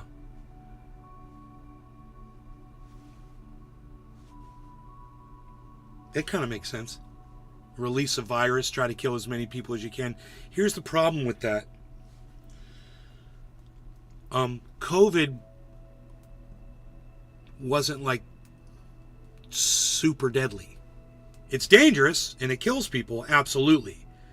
But as far as a virus goes, I mean, if you were the United States government, or let's say you were a wealthy elitist that wanted the whole planet to yourself, and this is completely believable. I could totally see this, right? And let's say you decide to release a virus that's going to wipe out as many people off the planet as you can get rid of, because you want to just have no people on it and you want to live for a long time. And people, you feel that, you know, people raising cattle and all that shit, and all the CO2 they produce is ruining the planet and making it die faster. So you have this idea, you're going to release a virus and you're going to try to wipe out as many people as you can, right? Enjoy. When the sound came on, I started dabbing profusely. What are you talking about, Enoch? What are you talking about when the sound came on?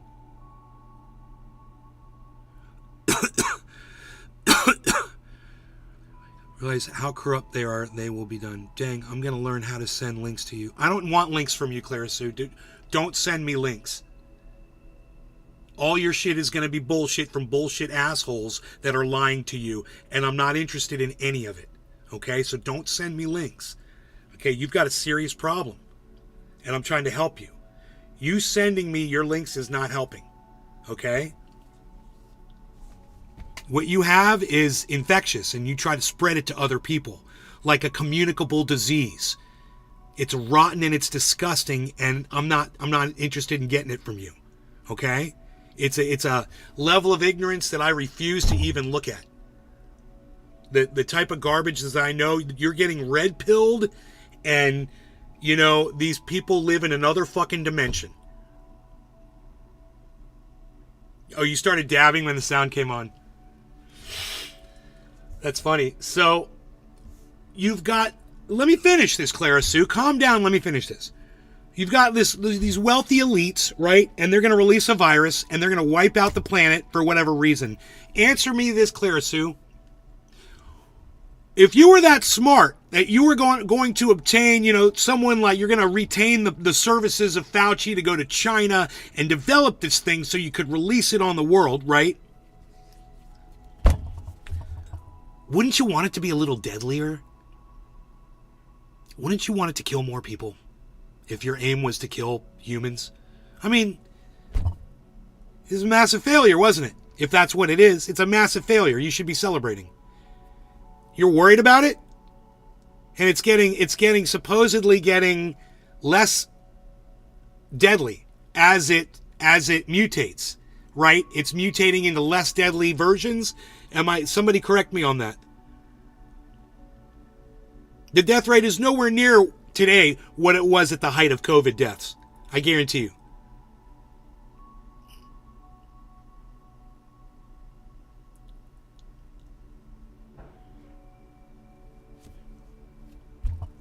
I want to try. Here goes. Deodorant and toothpaste are population control designed by Swedish Doberman pinchers. Dude, okay. Let's see if she goes for it.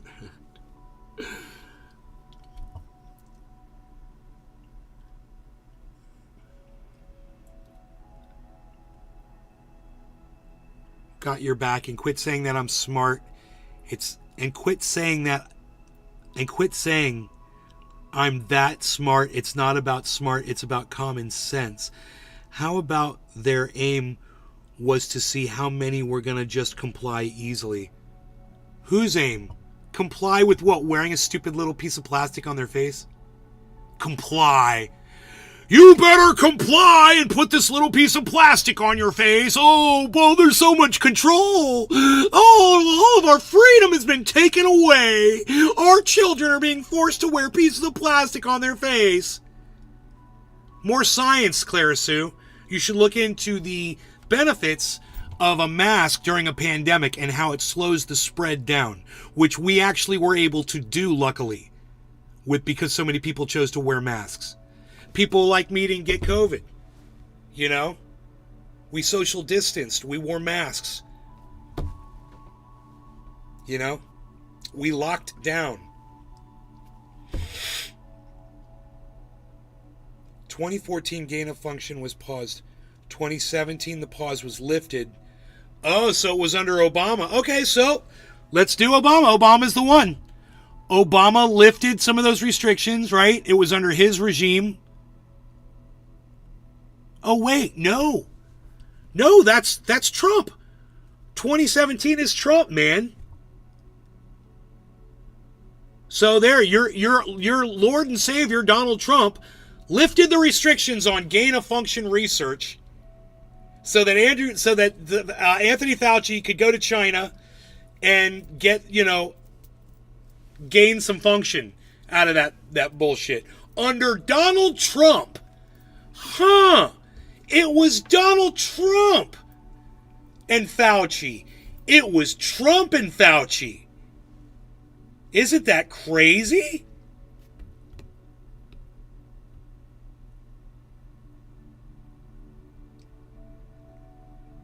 Huh.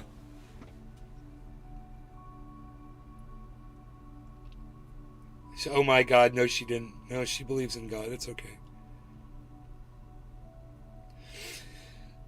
People and make them fight about more shit. Not a lot of us are fighting. Hey, here goes Bitcoin, guys. Look. Holy shit. It's nice to see. Oh, it went off our chart. Look at that. We like that. Hey, oh my God. Look, guys. It went right off our chart, man. We likey. Look, guys. And I told you this was going to do this. We said this. I told you we're going to hit 28. What did I say? 28.8. We're going to go up $1,000 from where we were, from that midsection. So it's going to go up. Did I say 28.8 or 20? I probably didn't say 28.8, did I? Maybe I did. But you can watch it happen here live, folks.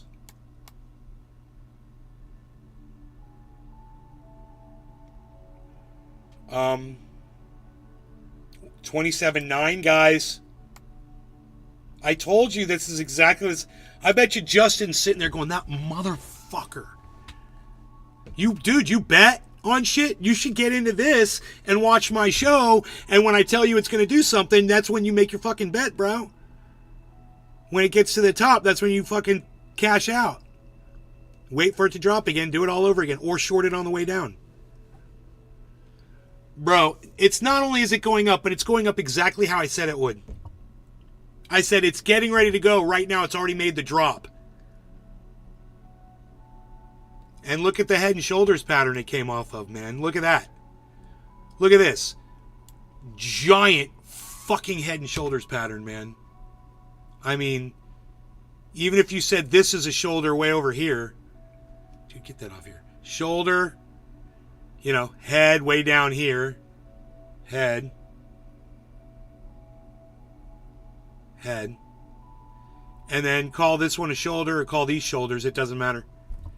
It really was that large grouping, though.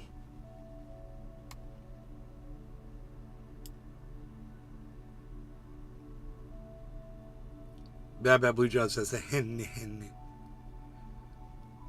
buy silver, nay, it's gonna go. I got Bitcoin. I'm good. I got Bitcoin, I got Harmony. I'm good. We'll see what the Harmony's doing right now, too. Let's go check that.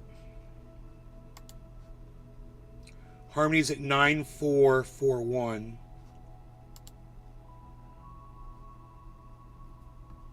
There's Harmony spiking now, too, guys. Look at that. That's the one we're going to really make our money on, isn't it?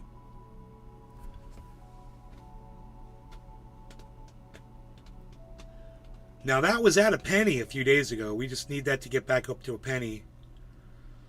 And then it'll start moving again. People will see that penny, man. It'll trigger some purchases. 946. 944. Okay. Make up your mind there. Let's go to 948. Hey, let's take it up to 948. What do you say? What do you say, pal? What do you say? What do you say? I should probably go out there and water those mangrove orchids again. I think they're gonna do okay, man. I think they're gonna do okay. They did not die yet. I don't know how long I think they might be sucking up water.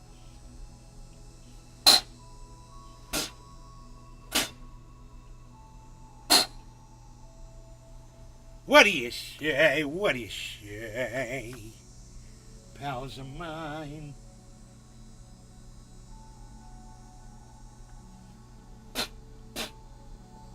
That's beautiful. Beautiful. Yeah, it's beautiful. Flying for space. Yeah, we got visited by a bear last night, I think, and it knocked over it looks like it broke my beautiful little water thing. Whatever. I haven't even gone out there to look at it yet. Here, I want to play this for you guys. On the internet, use the word incorrectly. They talk about something called spirit and energy and an invisible force that seems to be controlling who and what we really are. Quantum physics emphasizes that the universe is not really split into two realms, a material realm and an energetic realm. Quantum physics reveals that everything is made out of energy. What we perceive as matter is actually an illusion of energy and light, that there is nothing physical. So as you can see, to the quantum mystic, energy is a synonym for magic. It means whatever they want it to mean in order to sell to the suggestible viewer whatever it is that they're selling. But in science, this word has a very specific definition, which we must learn now. For maximum effect, please purge yourself of every connotation you are aware of for the word energy, as the term has been completely convoluted by society, so we need to start from a blank slate. Act as if you've never heard this word before. Are you ready? Here it comes. Energy is the capacity to do work. The end. Now, to further clarify, we should also define work. Again, in society, this word means many things. It can refer to a profession, an action, or even a location. So let's again purge ourselves of these connotations so that we can learn what it means in science. Work refers to an action done on an object whereby an applied force causes a displacement of that object. So work is about motion. When you apply a force to an object and it moves, like pushing a box across the floor, you're doing work. So energy is the capacity to do work, which is what causes motion. And that's all there is to it. Energy is a property of a system and nothing more. To elucidate further still, we could highlight different forms of energy. Kinetic energy is the energy an object possesses by virtue of its motion, which can be transferred to other objects through collisions. Potential energy is the energy an object possesses by virtue of its position in a field. Lifting an object into the air increases its gravitational potential energy, which is then converted into kinetic energy as it falls, just the way a compressed spring has a lot of potential energy, which is released as it expands. Thermal energy, or heat, is just a transfer of kinetic energy, and temperature is a measure of the average kinetic energy of the particles in a system. Hotter systems of particles are moving faster on average, colder systems of particles are moving slower on average. Chemical energy is a kind of potential energy which describes the potential of some molecule to undergo a particular chemical reaction, which is simply a rearrangement of atoms. All of the above is explained in far greater detail over in my classical physics playlist, should you wish to learn about these concepts. Finally, matter itself is a form of energy, according to the most famous equation of all time, Einstein's E equals mc squared. E is energy, m is mass, and c is the speed of light, which is a big number. And when squared is an Enoch, even I'm bigger glad that number. you're watching so it, matter buddy. times this big number equals lots of energy. It But simply even puddles this at your form of feet. energy is Coming not in hot, mystical in any cheers. way. When matter is What converted is to Bitcoin energy in a fusion exactly? reactor or a nuclear bomb, it is still the same phenomenon. What is Bitcoin exactly? They never made a lot of sense to me. We'll talk about that, Claire. So it's an excellent question. Kush energy working on my belly to acquire munchies. Check. Bonze, would you fight a lesbian for an undisclosed amount of money? The quartz crystal battery they're producing in Seattle are wild. Hoot and hell.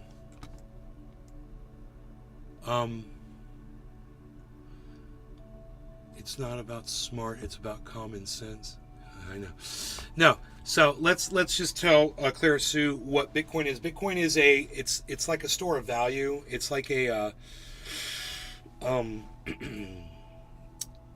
it's like a form of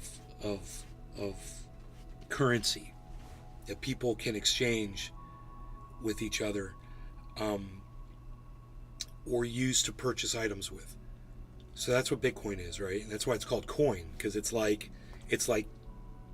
change. It's like coins, right? It's got a monetary value to it. Right now, as we watch this screen, the value of a single coin, like right now, you could look at an ounce of gold, right? And see what that's worth. Or you can look at what a dollar is worth, right? A dollar bill, that's another form of currency. Or you can look at what a Bitcoin is worth, right? So a single Bitcoin right now is worth, oops.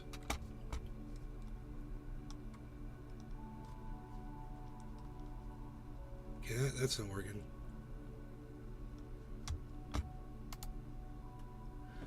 A single Bitcoin right now is worth $27,930. That's what a single Bitcoin's worth. So people have those, and then they can exchange that for money. Like I've got several of these. They're worth, $27,900 right now. I could take them, I could sell one, and then I could take the $27,900 and put it in the bank or whatever. Do you hold the actual coins? The coins are a digital form of currency that are held in an electronic wallet, whether it's on an exchange or offline. So an exchange on the internet, somebody else has it's almost like a bank with accounts. And one of those accounts is yours with your own wallet, with your own access and your own money. Hopefully, if the people aren't ripping you off. Right? Like I got ripped off because I put a bunch of money in an exchange, Celsius, and they fucking ripped me off. $100,000. Just like that. I lost $100,000 in crypto, but I might get some of it back here soon, hopefully. What is it that creates its value? Well, when Bitcoin started, it was only worth a fraction of a penny. It was 0.00000002 or something, right? And it was distributed to people who were willing to pay that price for those coins electronically, and people started obtaining them. And as people started obtaining them, the value started increasing. So the more people that buy Bitcoin, the more its value goes up. The more people that use the crypto, the Bitcoin, for buying and selling repeatedly, also that energy, the marketing of that also creates value. So as people buy and sell, they're creating fees, and these fees are going to exchanges. Wow, 27.9, guys. Are we going to hit 28,000? I think we are. 27,994. 996.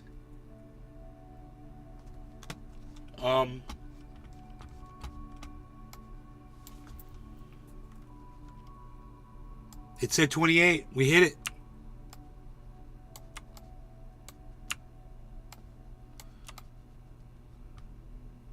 Wow. There it is, guys. $28,000 Bitcoin. So, Enoch, where is your $20 at right now? I understand it's to be used as a way to transfer money with no government eyes to watch it, and a couple of corrupt people like it because it's not tracked. Is that true? Hey, Clara Sue, if you and I meet behind some restaurant somewhere and I give you a suitcase full of $1 million and you take that suitcase from me, how is that tracked by the government? You know, if you go out and buy a couple ounces of gold and you go out and you meet me somewhere and you throw me a couple of those ounces of gold for something that I might do for you, how is that tracked by the government?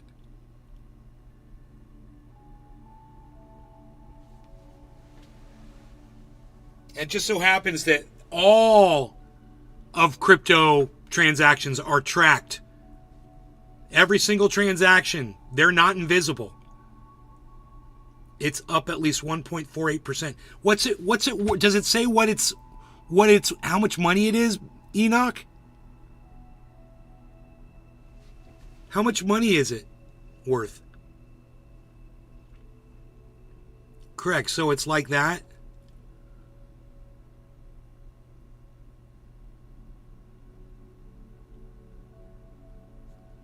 You know, corrupt people like cash too.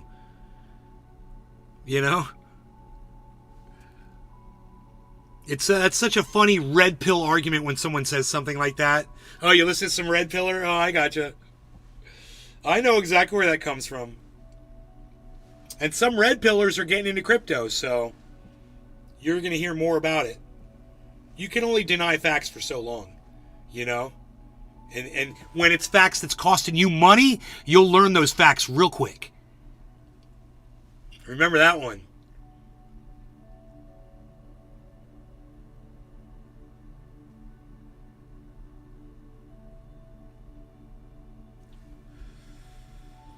All right, we cooled off a little bit on the market.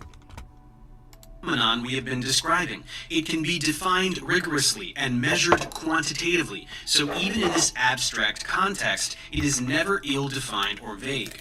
So you see, when we say everything is energy, it's actually a true statement, because matter is a form of energy. But this does not mean that there is a magical spiritual world. It does not mean you can heal yourself with your mind, or any of the other bogus claims we will investigate in a moment.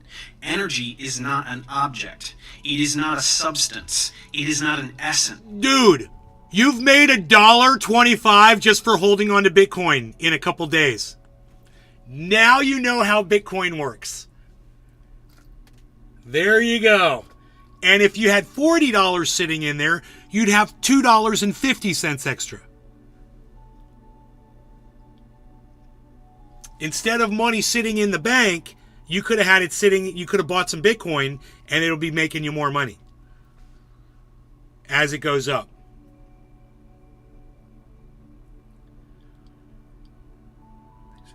Clara Sue, it's okay.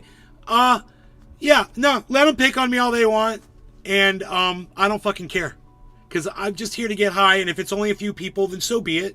You know, it keeps me more real when there's less people here, and I like that. I have to deal with every single one of you individually, and I think that's a better deal for everybody. So let it be this way. If this is the way it's going to be, this is the way it's going to be. We're just going on small tours, like I'm a bass master taking you out on a expedition to go find some bass, some hot spots.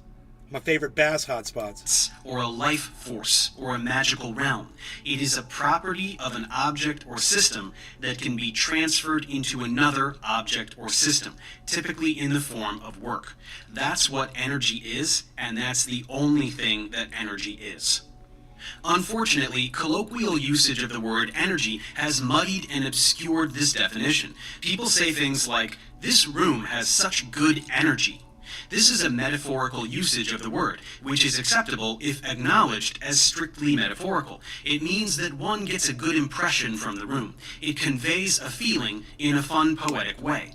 It does not mean that there is a literal substance emanating from the room that we call good energy, Feng shui. which is magically perceived by your third eye in some way that science can't comprehend. Your third eye. Further compounding the confusion is the fact that in physics, quantitative Nice, measurements Claire, of so energy, good. in particular potential energy, can have positive yes. or negative values.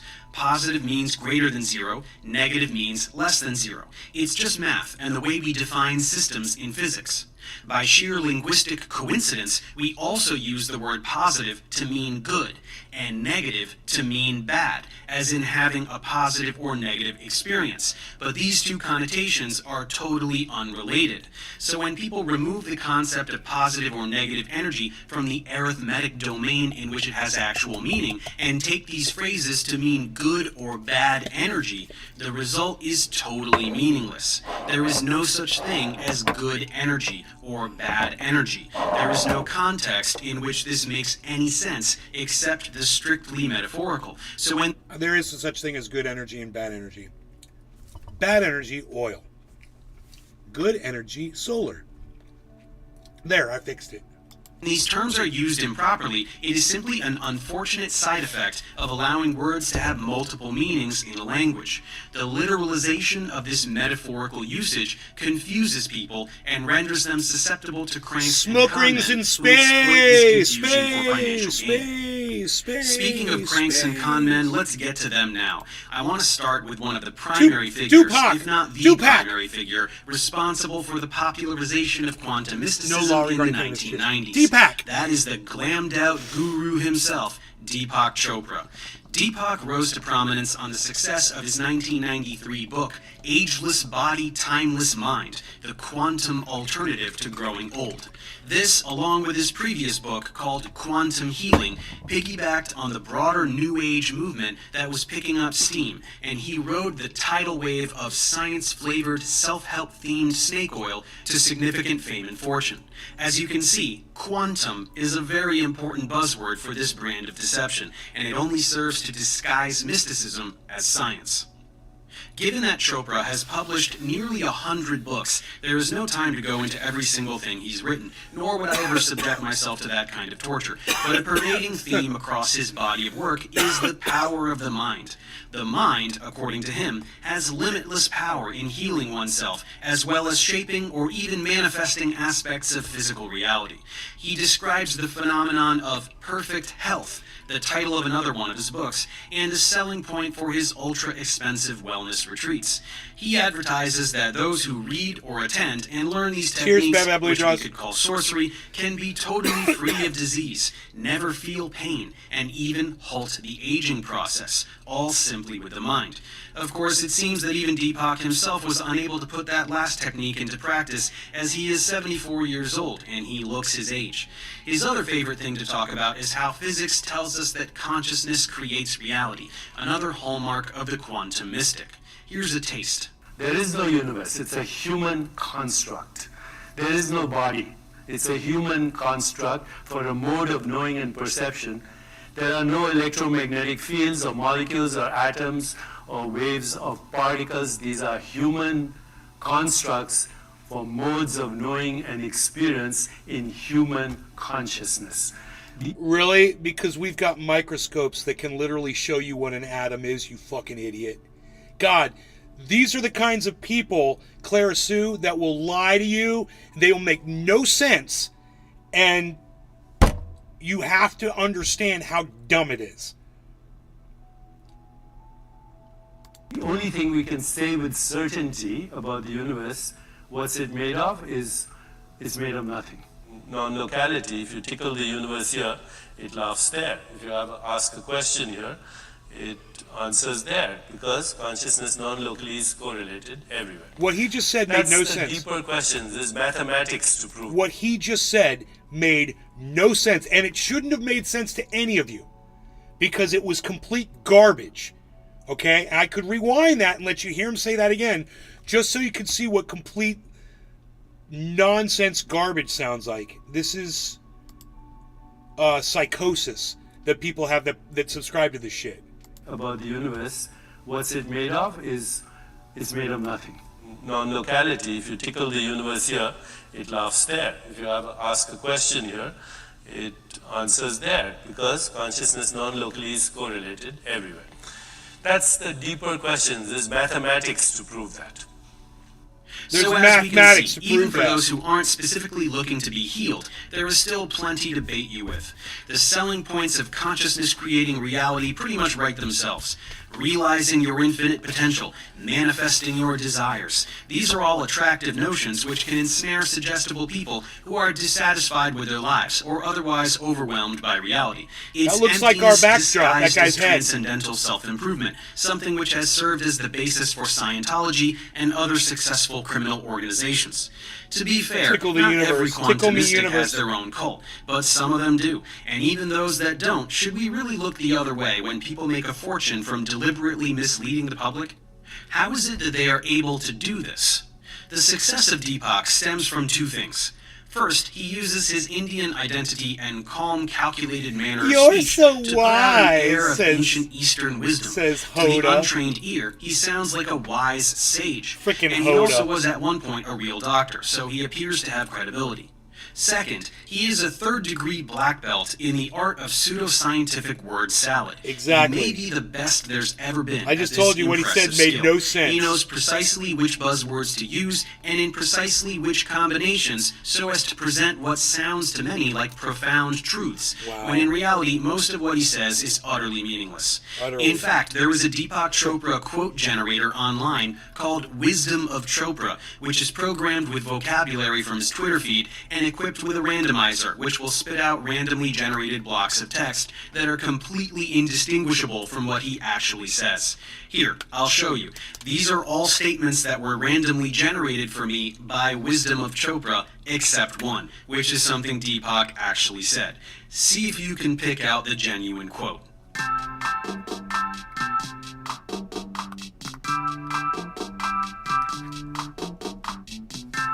Number 4. And here it is. Ah! Did you get it? Don't worry if you didn't. You're not missing anything. So as you can see, it's a simple formula. Dazzle people with spiritual sounding nonsense until their eyes glaze over and they open up their wallets nice and wide. And given Chopra's net worth of $150 million, it would seem that it is quite an effective formula as well. You see, this particular flavor of gibberish resonates strongly with a certain type of person. This would be the secular individual who is filled with the longing for worship, but has no institutionalized God to put it upon. We all possess certain neural proclivities towards seeking and affirming divinity, and to this end, quantum mysticism offers the universe as God, along with all the transcendence, permanence, interconnectedness, and self-empowerment, without any of the burdens of organized religion. It's a vapid stand-in for spirituality that avoids the outdated social practices and conservatism of the more popular faiths, but keeps the perceived ties to the ancient world, wild unsubstantiated claims about reality, plus bonus cheese and chakras.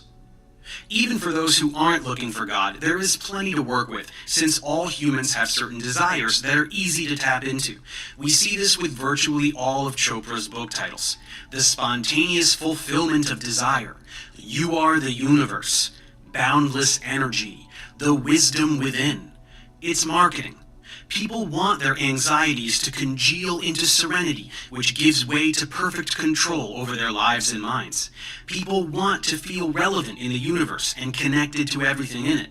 Quantum mystics are attuned to the deep longings of their target demographic in order to most effectively exploit them, and to that end, they are selling one thing only: identity. You see, a brand of razor blade may be selling masculinity.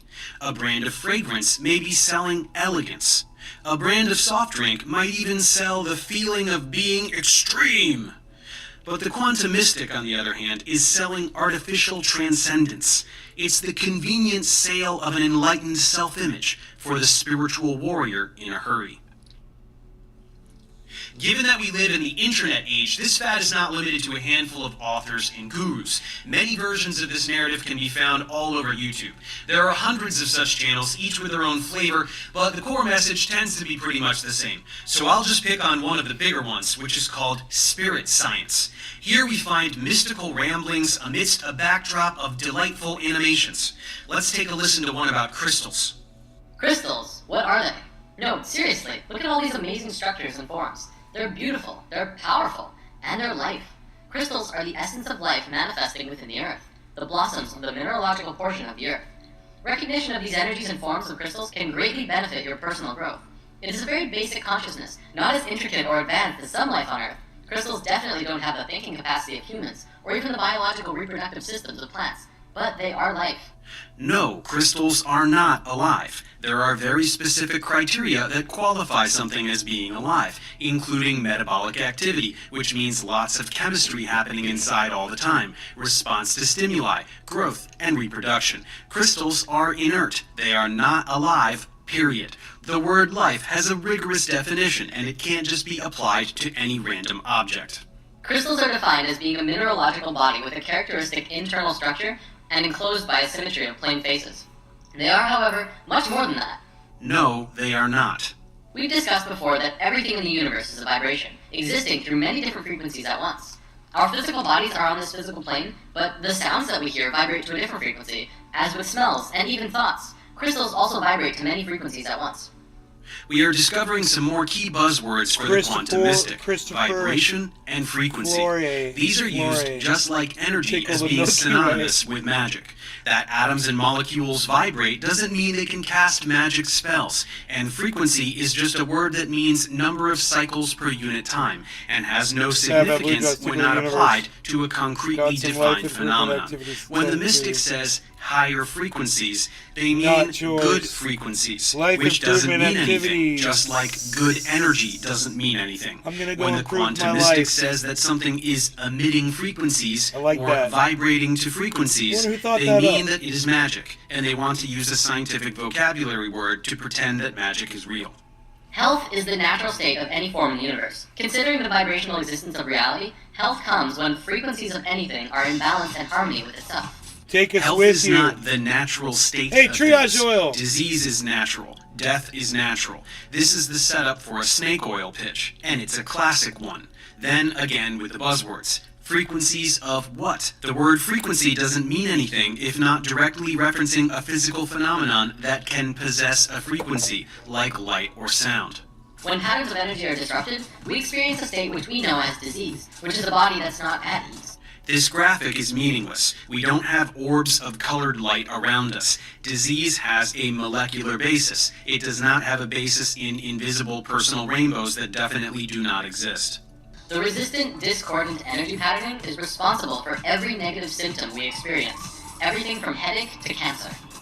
Again, what is this? Frequency of what? This has no correlation with anything in physical reality. Headaches and cancer are not caused by little quivering lines. This is such unadulterated fantasy that there isn't even anything to debunk.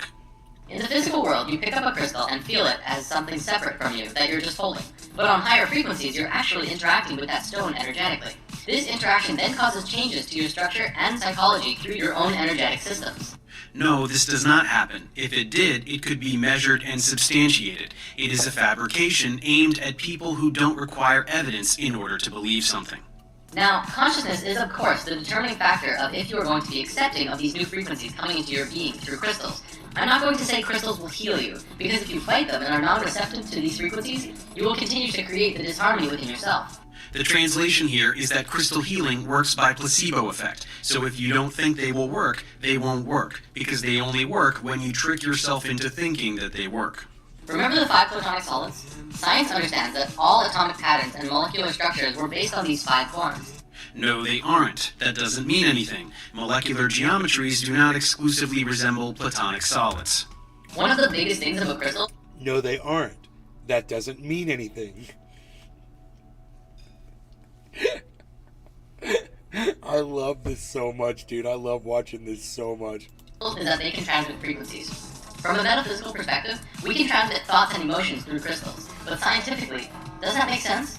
No, it doesn't make sense. It sounds like magic. Just saying, doesn't that make sense, is not an argument.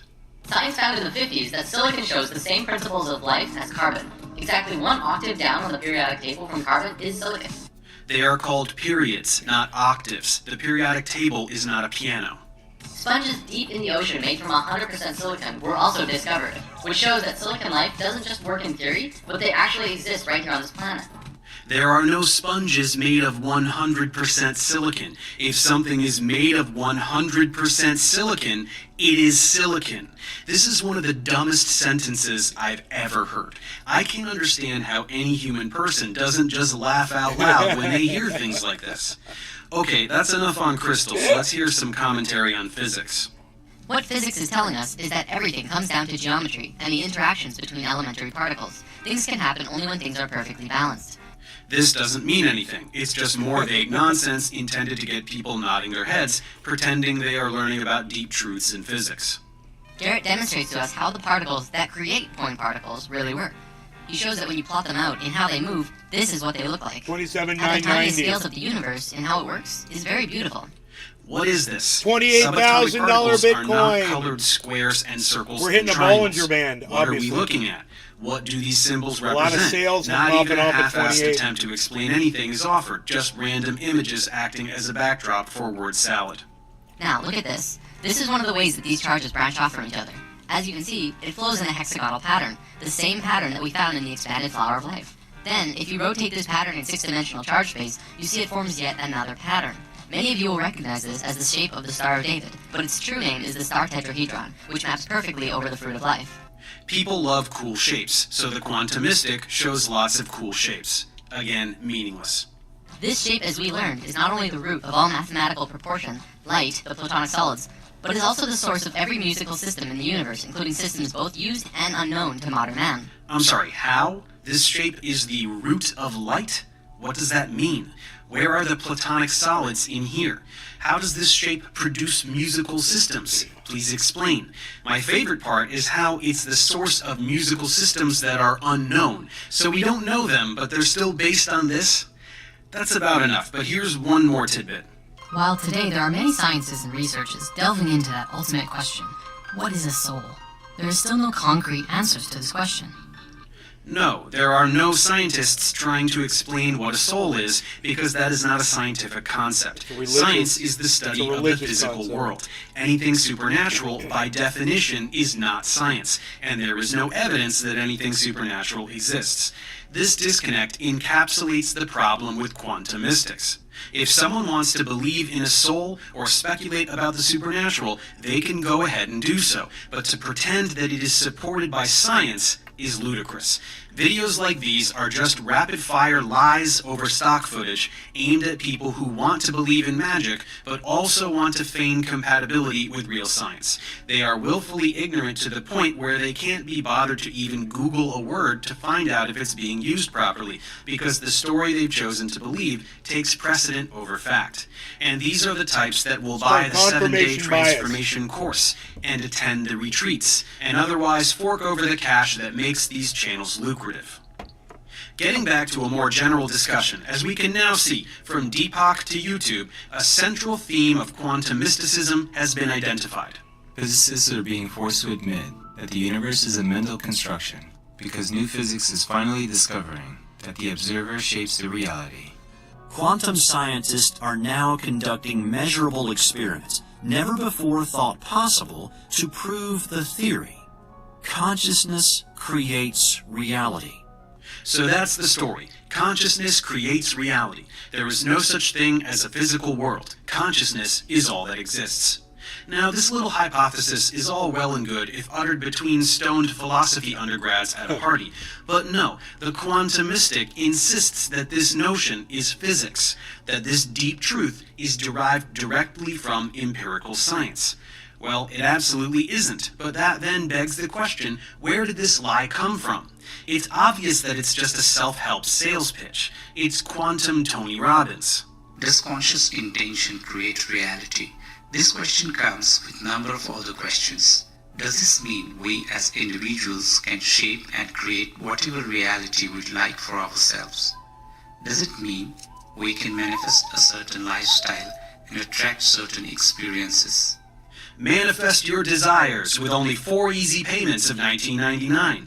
So again, if the notion of consciousness creating reality has nothing to do with quantum physics, how can these mystics claim as much? This is very easy to answer. All of this woo stems from deliberate misinterpretations of key experiments in 20th century physics. The most notable such misinterpretation... Look, this is the highest it's been in a while. Would I recommend you purchasing it right now? Yes, absolutely. If you wanted to buy some Bitcoin, now would be a fine time to get it. In my opinion, it's going to keep going up. So it might drop from here, and it might be a little better time if you wait. But it might not.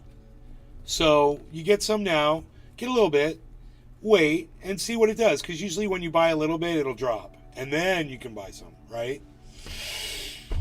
Buy a little bit of Bitcoin. Get yourself a little bit of Bitcoin right now and see if you can make it drop. See if you can make it drop. Is related to the famous double slit experiment. I have a tutorial on this topic as well as many other key aspects of quantum physics in my Modern Physics playlist. So please head over there after this video if you're interested in learning more about it. But to briefly summarize the issue that is relevant here, the double slit experiment was pivotal in demonstrating something called wave-particle duality. In short, everything is both particles and waves. Light is waves, but it's also particles, called photons. Electrons are particles, but they are also waves of probability density.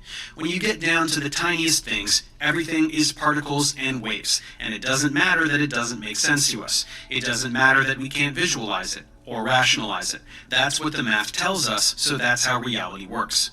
The way the double slit experiment works is that particles are allowed to diffract through 2 slits to generate an interference pattern on a detector beyond, as makes sense for a wave.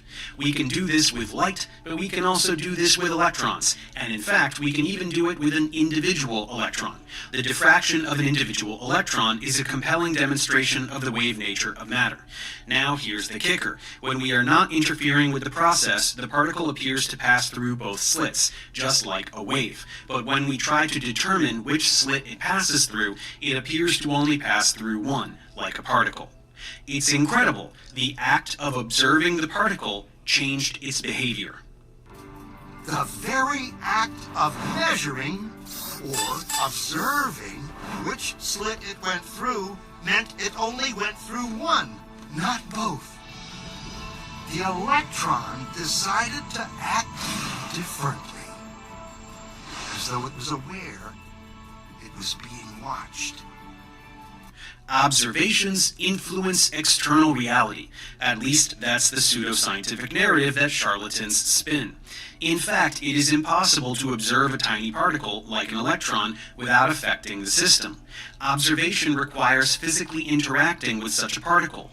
In the submicroscopic realm, observation is not a passive process. We can't spy on an electron the way we can peek at our neighbor through the window.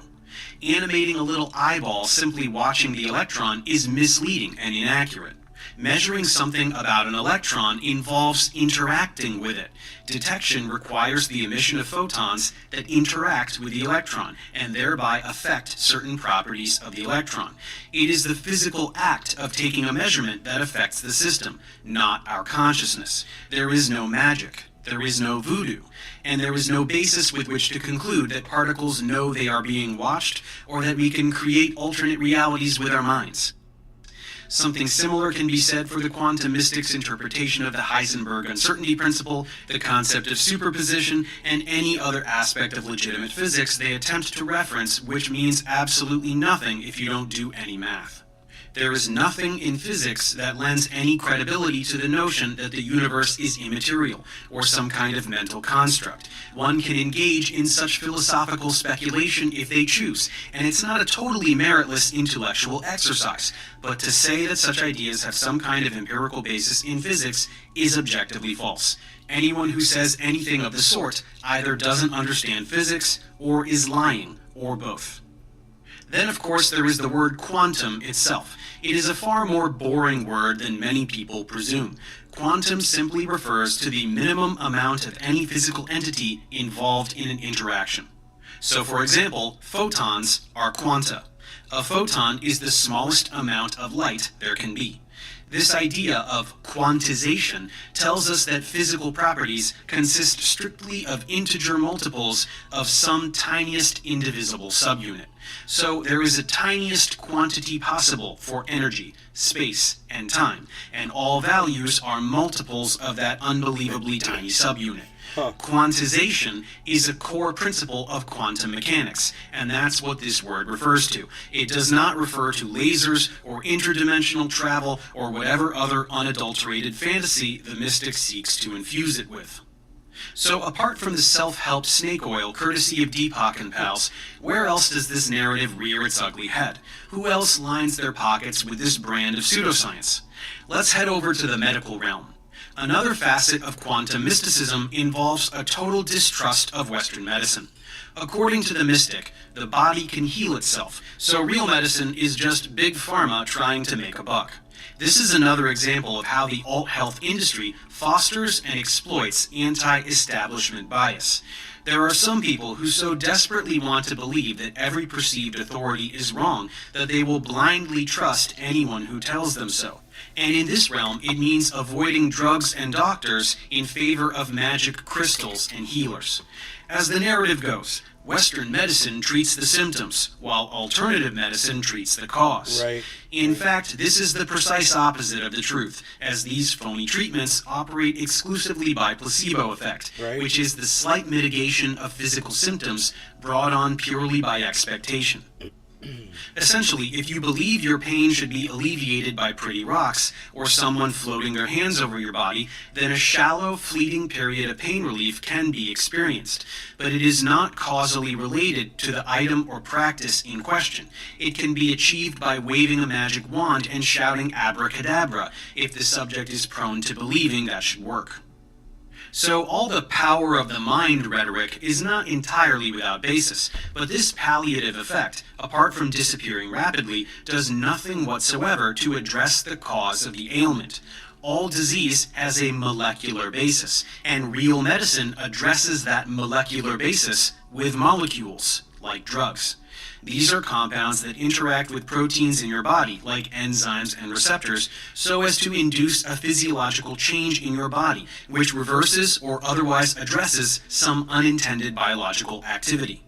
We don't really have time to talk in depth about how medicine works, as that's not the point of this video, but I have a pharmacology playlist if you're interested, as well as others on biochemistry and biology for the relevant background information.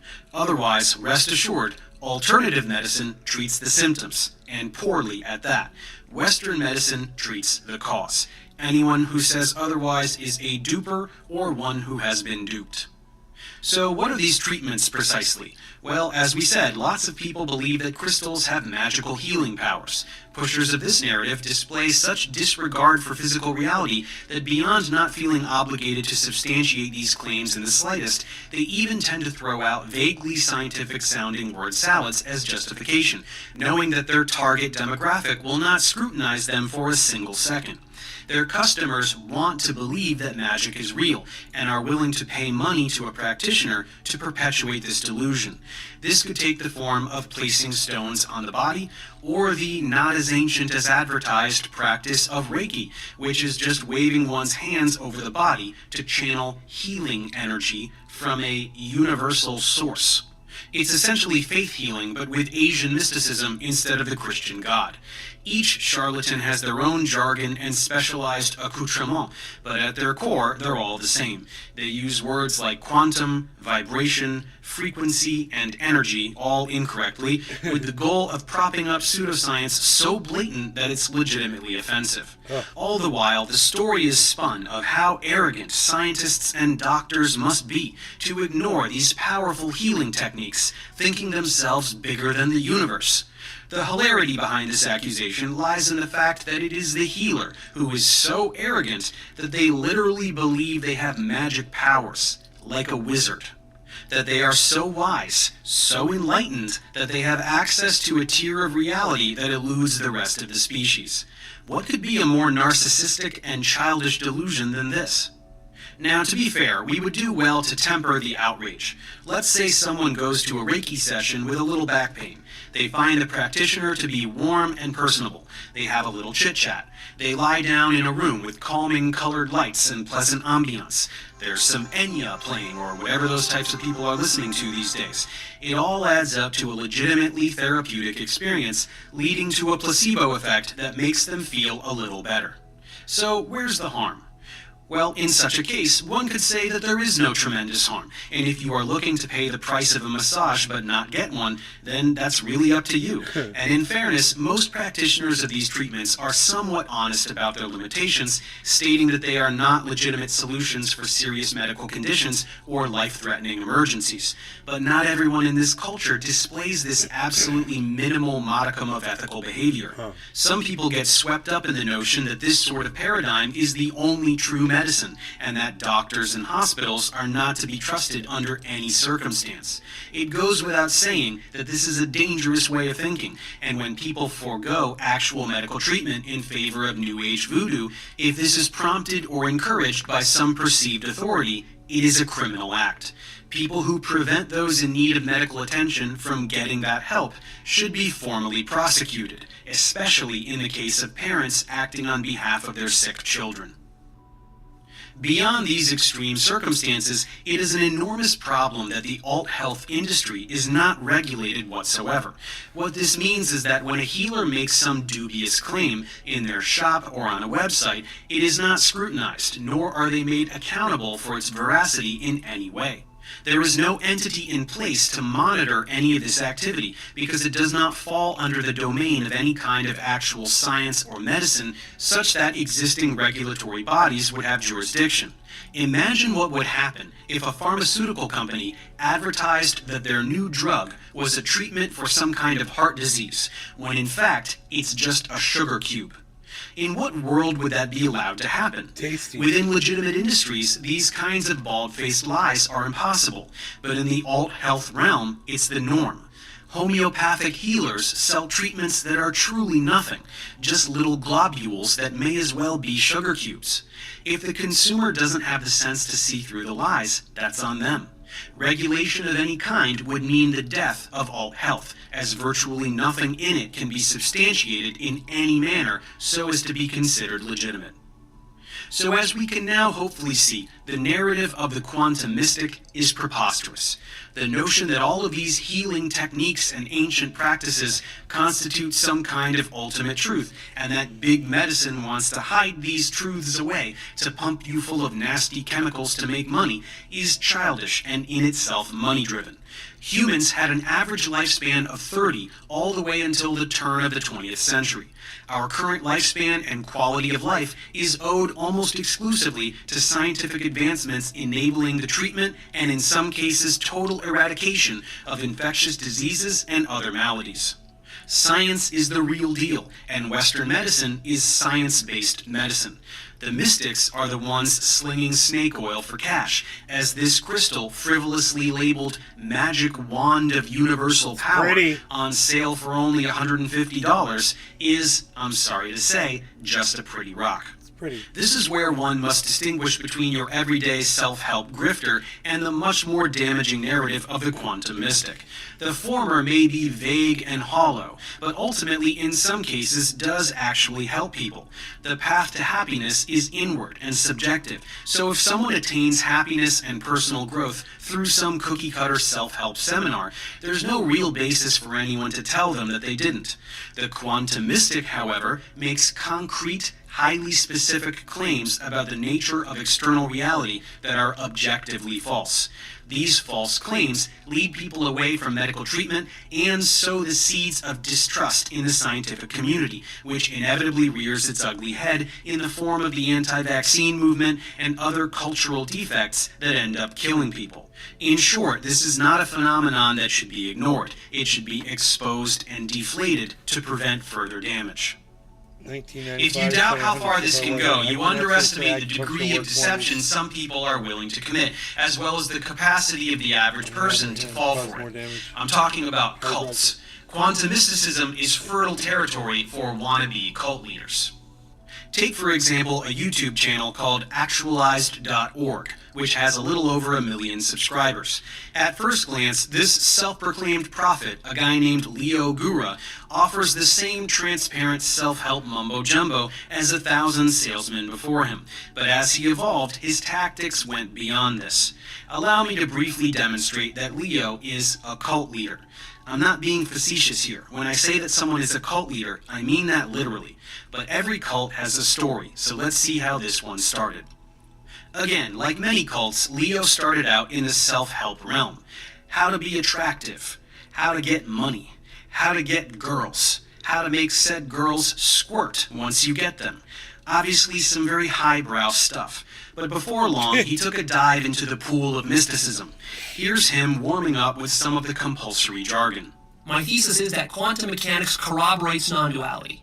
Quantum mechanics conclusively debunks materialism and the notion of there being an objective reality or physicality.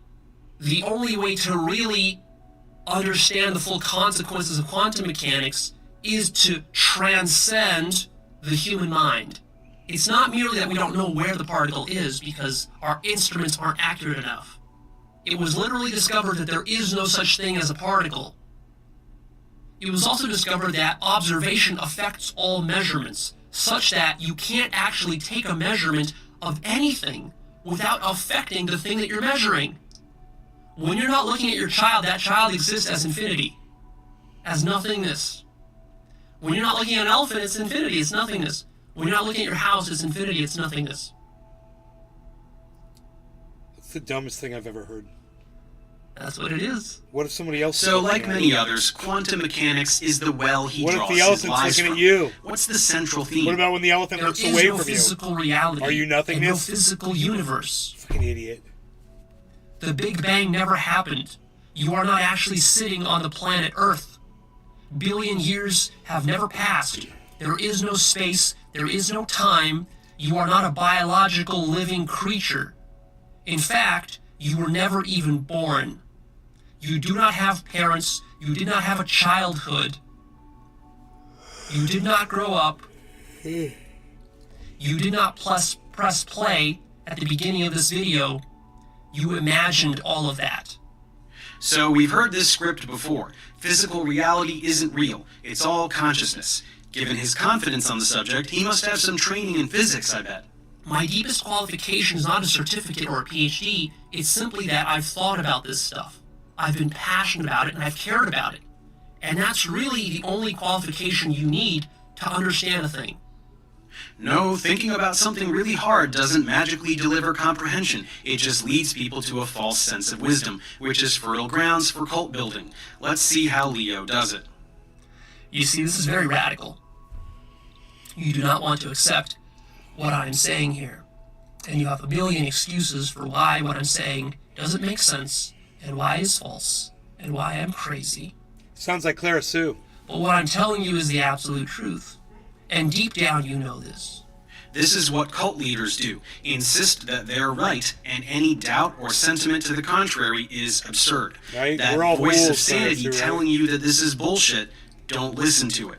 Listen to me. Listen only to me. Right? I am on the verge of a nervous breakdown. Well, well, at least your smoke detector got battery replaced. I know, I saw. I don't know what takes so long for you guys to answer the door. Did you not hear it? Nope. I didn't hear the doorbell. Will you go ring it, and I'll sit in here. I'll tell you if I hear it. It could be because the door is open and it's in the way.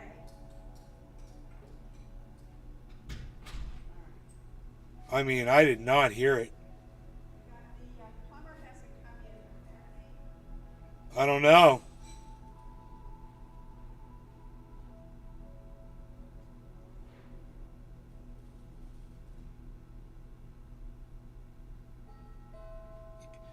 That's plenty loud. That's plenty loud. I heard that. Yeah.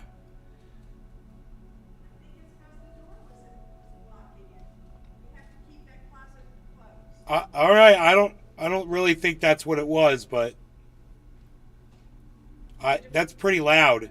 The deposit slips, you want me to just put them in the file? Okay.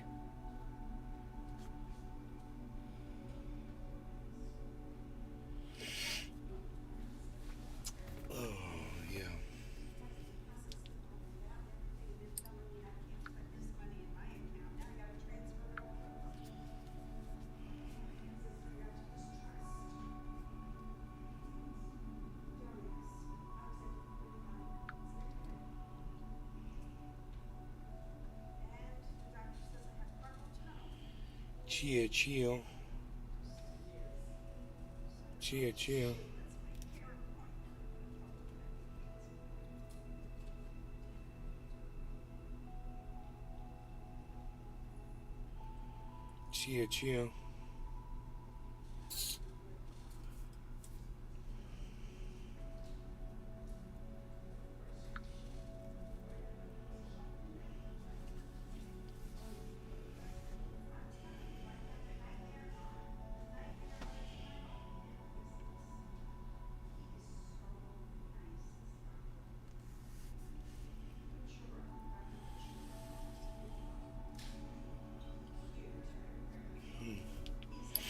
I'll say chill.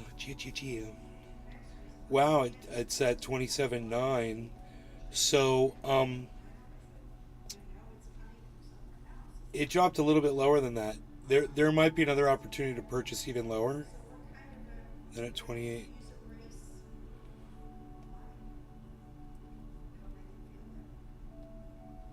So, you start to feel yourself unravel. And of course, all of your emotions kick in to overdrive to warn you. Red warning alarms are sounding in your mind, telling you, do not listen to this anymore. Turn it off, turn away, go do something else, distract yourself, forget about it. But that fear is precisely the thing that tells you that what I'm saying is true. This is called gaslighting. It means to manipulate someone psychologically to get them to question their own sanity. It's what sociopaths do, and all cult leaders are sociopaths. Angry, offended by what I'm saying, if you become critical of what I'm saying, if you leave a nasty comment, or you have an inclination to, or whatever, or you have some objections and you want to dispute this, and you have some brilliant arguments for how to argue with me, there's no arguments here. All of that, those are emotional reactions that you have to be conscious of, and all of those equal the proof that you've been looking for. So the proof that you want right now, which you're not getting from me because you're saying that I'm being evasive or whatever, that proof is in your emotional reactions. You have to start seeing at how your ego is deceiving you. Come on, Orlando. I went in the neighbor's house and my phone wouldn't work. He said nothing works in here. The walls have lead paint. I left. Thanks, Billy. Ego, your psyche, that's what we're talking about here, right? So basically, I am right because I am right, and if you don't think that I'm right, it's because you are deceiving yourself. Oh, Billy! Cult leaders always construct ideologies with built-in defense mechanisms so as to be impervious to criticism, kind of like a deity. Speaking of deities... So right now, I'm completely conscious that I'm God, and I'm completely conscious of how I'm creating the entire universe. Anything that could ever possibly exist, I am, and it's absolute perfection. Pure infinite consciousness is what I am. I am absolutely everything, and I'm conscious of absolutely everything. I'm completely omniscient. I know everything that's happening in the entire universe. Wow, what a weird all at once, because I am all of it at once. Yes, Leo is God. You heard him right. Wow. He is omniscient, even though just 2 minutes prior this happened. I've been going through a total awakening. Hold on, what is at my door?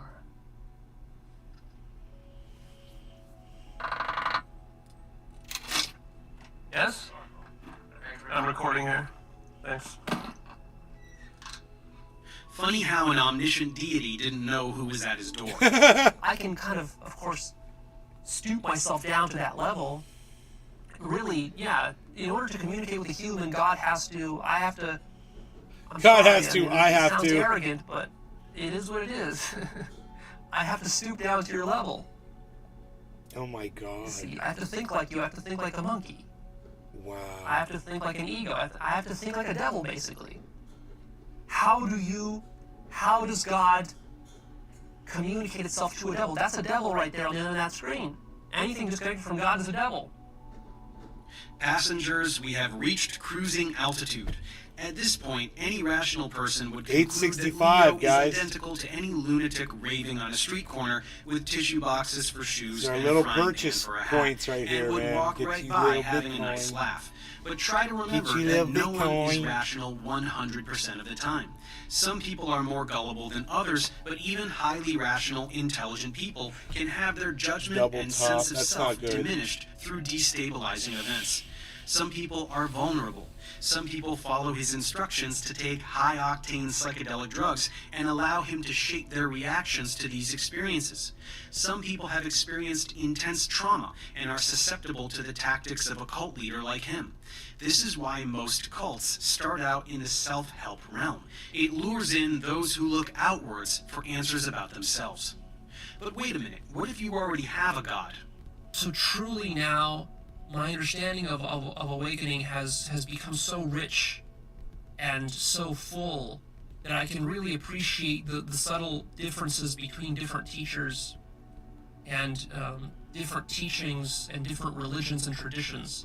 And basically what I'm talking about now is a level of awakening that transcends everything, transcends all teachings, all teachers, transcends the Buddha, transcends Christ, transcends every master that you've heard about, transcends Zen, transcends Buddhism, Christianity, Advaita, all of it.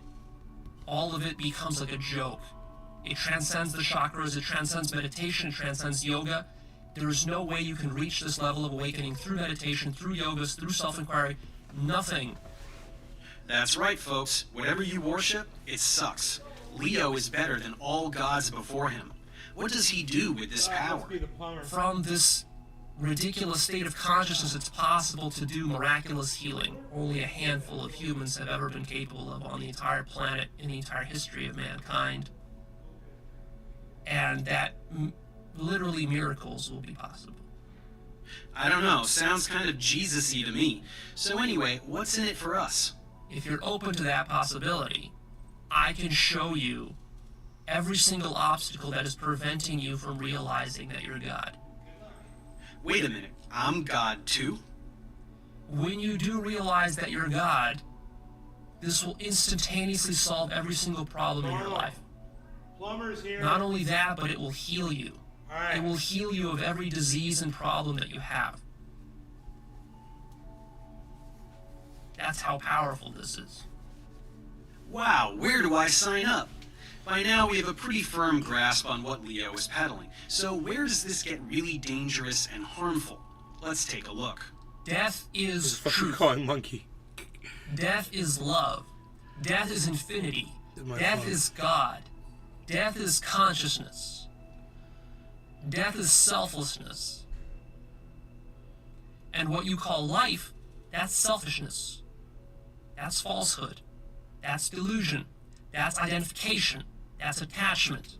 That's construction. If you think it sounds like he is glorifying death, you're not the only one. Let's hear it a little more clearly. That is otherwise known as physical death. We're asking you to physically die, which of course nobody wants to do, which of course is why this stuff stays relatively unknown.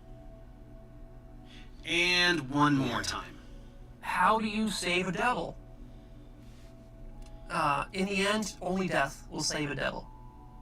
Remember from his rant before where he points into the camera, the viewer is the devil. Only death will save the viewer. He is actively telling people to kill themselves. Later in this video, he issues a disclaimer stating that nobody should physically harm themselves or others, but it's not enough. Fragile people hear things like this repeatedly, and it affects them. And guess what? Some of them have tried. Here are comments in his forum from some of his followers, outlining suicidal thoughts and actual suicide attempts Wow. as a direct result of Leo's influence. Oh man, it's fucked up.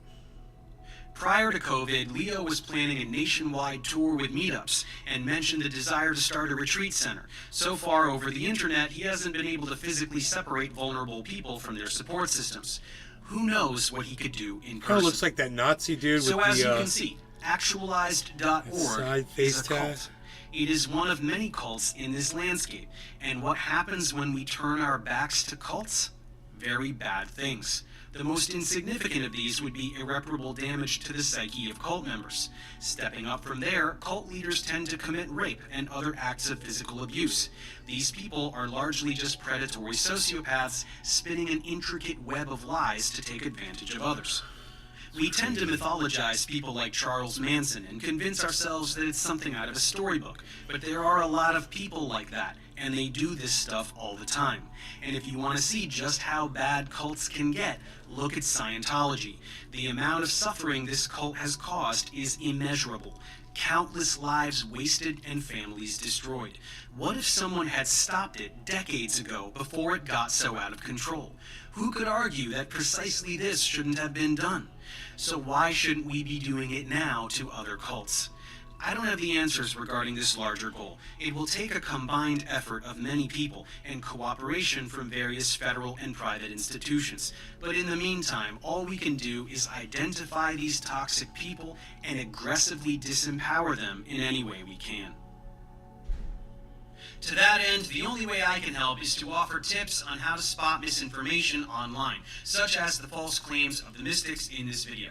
As this channel has always been largely academic, beyond the occasional debunk like this one, I have chosen to write a book containing the sort of information we've talked about here today, covering pseudoscience related to fields from chemistry to medicine to physics. It's called Is This Wi-Fi Organic? A Guide to Spotting Misleading Science Online.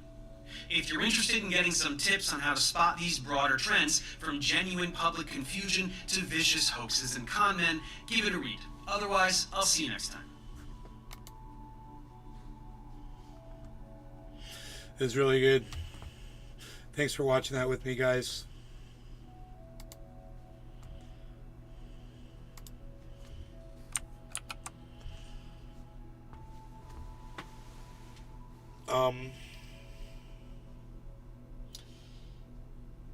Scientologists even screwed up their own name. Shouldn't it be Scienceology?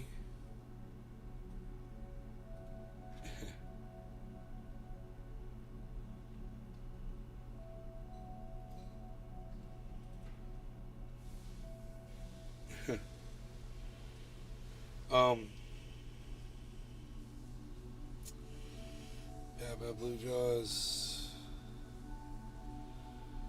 launch. We have a launch here. He said at what time? 2 p.m. So an hour and 20 minutes. There's a rocket launch, but we won't be able to see with all these clouds. In fact, I don't know what the weather's like over there, but you know, they can't launch in this kind of weather if it's like this over there. This could clear up. I mean, it's Florida, so in an hour and a half, this could be totally clear sky. But I'll check my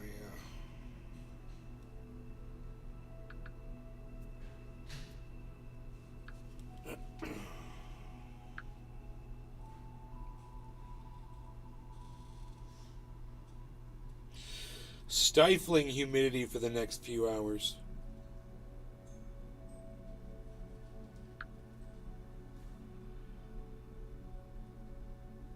It's going to remain pretty cloudy.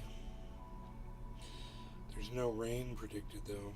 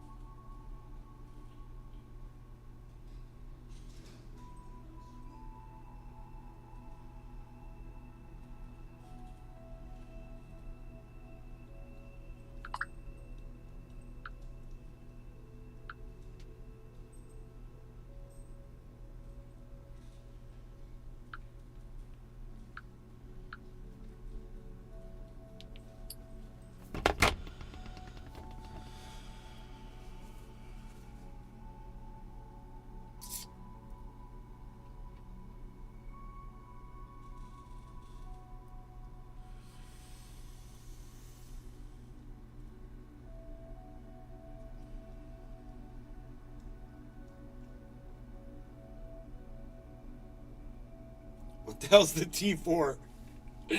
For their stupidity, I guess.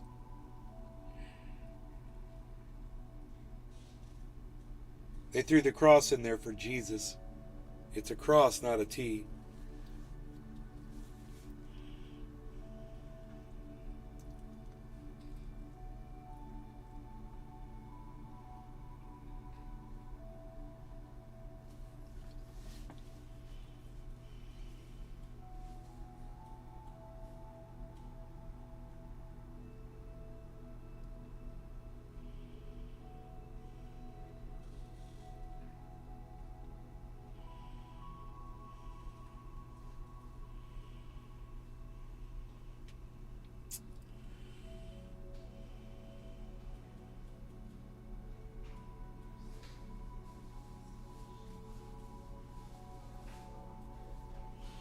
Astrology, fact or fiction?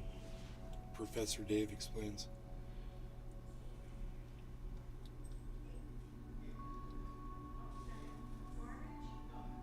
Price of Bitcoin's going to the moon, baby.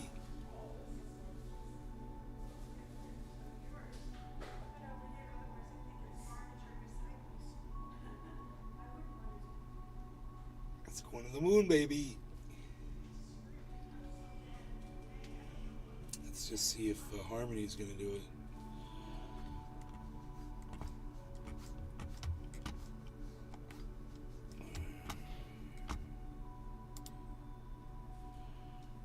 Harmony better go too, man.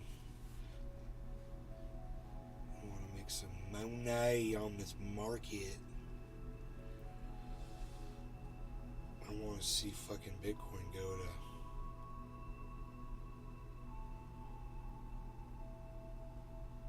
Professor Dave humiliates flat earther David Weiss. Without any further ado, let's bring in the guest for the Flat Earth debate. Here we go. Here's Flat Earth. David. Hey, David, how's it going? Hey, what's going on? Thanks for having me. This is Thank you for coming back. Gonna be interesting for sure. It's going to be very interesting, isn't it? I'm Professor Dave. Howdy. Thank you for coming on for the first time. Thanks for having me. Congratulations on your YouTube success, man. 2 million subs, that's phenomenal. Thank you. Yeah. This is the first time I think a real flat earther, I'll call myself a real flat earther, has spoken direct with Professor Dave, as he normally does videos, you know, that just go out and pretty much straw man us, whether you know it or not, or gaslight us, and then there's really no way to respond because... Oh, so you've never seen my channel ever and have no idea what I do because I make academic tutorials? I have, but your flat earth stuff is is gaslighting us, essentially. It's devastating and destroys flat earth easily. Absolutely. It's devastating. Straw man. Oh, he says that they think the earth is flat. What a straw man. I'm with you. Listen, I don't mean to come off that way. Would it be okay to look for some common ground? Can I just ask a couple of quick questions, Dave? You do that? Whatever you want to do, man. Yeah, I'm just for, you know, to see if we have any common ground. Do you believe we went to the moon? Yeah. Okay. Do you believe that governments are here, especially the American government, for the people's well-being? It's a pretty complicated question. Okay, you don't have to answer. That's fine. That's good. Do you believe that there's censorship going on YouTube? Yes. Some stuff is deprioritized in the algorithm. I don't know if that qualifies as censorship. And is the news here to inform or to fill us with propaganda? The news is largely propaganda. None of that has anything to do with the shape of the Earth, so I don't know what the hell you're even talking about. Literally none of that has to do with the shape of the Earth, so you're really off to a bad start already. Just looking for some common ground, that's all. Oh, if we both don't like the government, therefore the Earth is flat.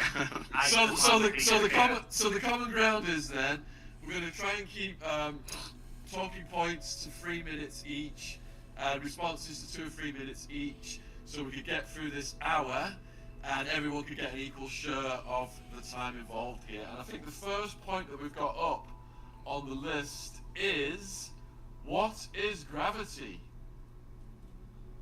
You want to go first, Dave, or you want me to go?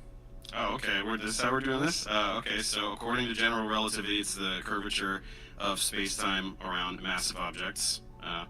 And so this is one of the easiest ways to know that the Earth is a sphere, because everything we see, everything including the Earth, right? Very large, massive objects are crushed into a sphere. That's why stars, planets, moons, everything pretty much is spheres. So you can now go ahead and do your like electric gravity bullshit, and then I'll explain to you why it's stupid. Well, the question is, does anybody any scientist or anybody that's ever proven that any of the luminaries we see in the sky are even physical, let alone spheres? Yeah, we can see them in telescopes. You can see them, so you believe that if you see something, that'll tell you its shape. So when I look at this, are these spheres? Are these spheres, Dave? Are these spheres? Yeah, no, I've seen this little trick, and I know the third one from the left is flat. It's showing you. Here's the problem. One from the left is flat. Dave, let me give you a second, and you can go. No, because I've seen you do this. Because I watched 2 of your videos, and you say the same crap in every single one. Right. I know what these are. I know what these shapes are. So how do you know what shape the moon is? How do you know if the moon is even a physical object? During a new moon, no one sees the moon in the sky. I know your talking points. So the reason, this works because that's not moving. The things in the sky move. So if you take the third one from the left, which I know is flat, and you move it around, it's going to start to change shape, right? If the moon was a flat disk, I don't even know if that's one of your talking points or not, as it passed over you, it would change shape. It would distort. The moon is a flat disk at all. Okay, so it doesn't matter though. That's why what you're saying is stupid, because these objects do not move. Now, the other problem is it's not just about shape, it's about other things like composition. Do you know what spectroscopy is? Yeah, spectroscopy is you can measure gases, but it has to be in a container. Where's the container? No. Stop. We're looking at light. We're looking at light, and we are understanding about the materials, right? We're understanding the composition of things based on light. So when you start talking about gases, you show me immediately that you don't even know what spectroscopy is. So you do not know the ways in which we figure out things about celestial objects. You literally don't even know the definitions of the words that represent the techniques that we use. So why are you even talking about it? So my question is, spectroscopy needs to be in a container. Otherwise, you don't know. Spectroscopy needs to be in a container. The study of how light interacts with matter needs to be in a container. What does that mean? Otherwise, when you're looking at the moon, you don't know what gases you're seeing in between us and the moon. Gases? The moon is solid. The moon is a solid object. How do you know that the moon is solid? How come you can't see it during a new moon? Why can't you see it during a new moon? Yeah. Because, do you understand how vision works? Right? In a new moon, what's happening in a new moon? The light from the sun is illuminating the side away from us, right? Light illuminates the things that it hits. So a new moon is when the side that the sun is illuminating is the other side away from us. What do you want it to do? The light to go around the moon and come back and hit the other side like magic? Without interrupting, let me just answer. When it's nighttime, you're away from all lights and there's a full moon, I can read by that moonlight. That moonlight casts a shadow on the ground. Don't interrupt. That casts a shadow on the ground. So that moonlight, which is reflected sunlight off a dusty, dirty, rocky, rock ball in your world, is bright enough to travel 238,000 miles to cast a shadow on the ground and to light up my book so I can read. During a total solar eclipse in your world, the Earth is a full Earth from the moon's point of view. It's bigger and shinier, and it should light up the moon, but it doesn't, and no telescope, from any position with an infrared or anything has ever seen the moon. Can you think of why? Can you think of a much, much brighter object that is right there where the moon is? Well, during the corona of the sun, which is thousands of times brighter. What you're doing right now is you're basically saying, I'm going to shine a spotlight directly into your eyes, and then you tell me if you can see a firefly 2 centimeters to the right.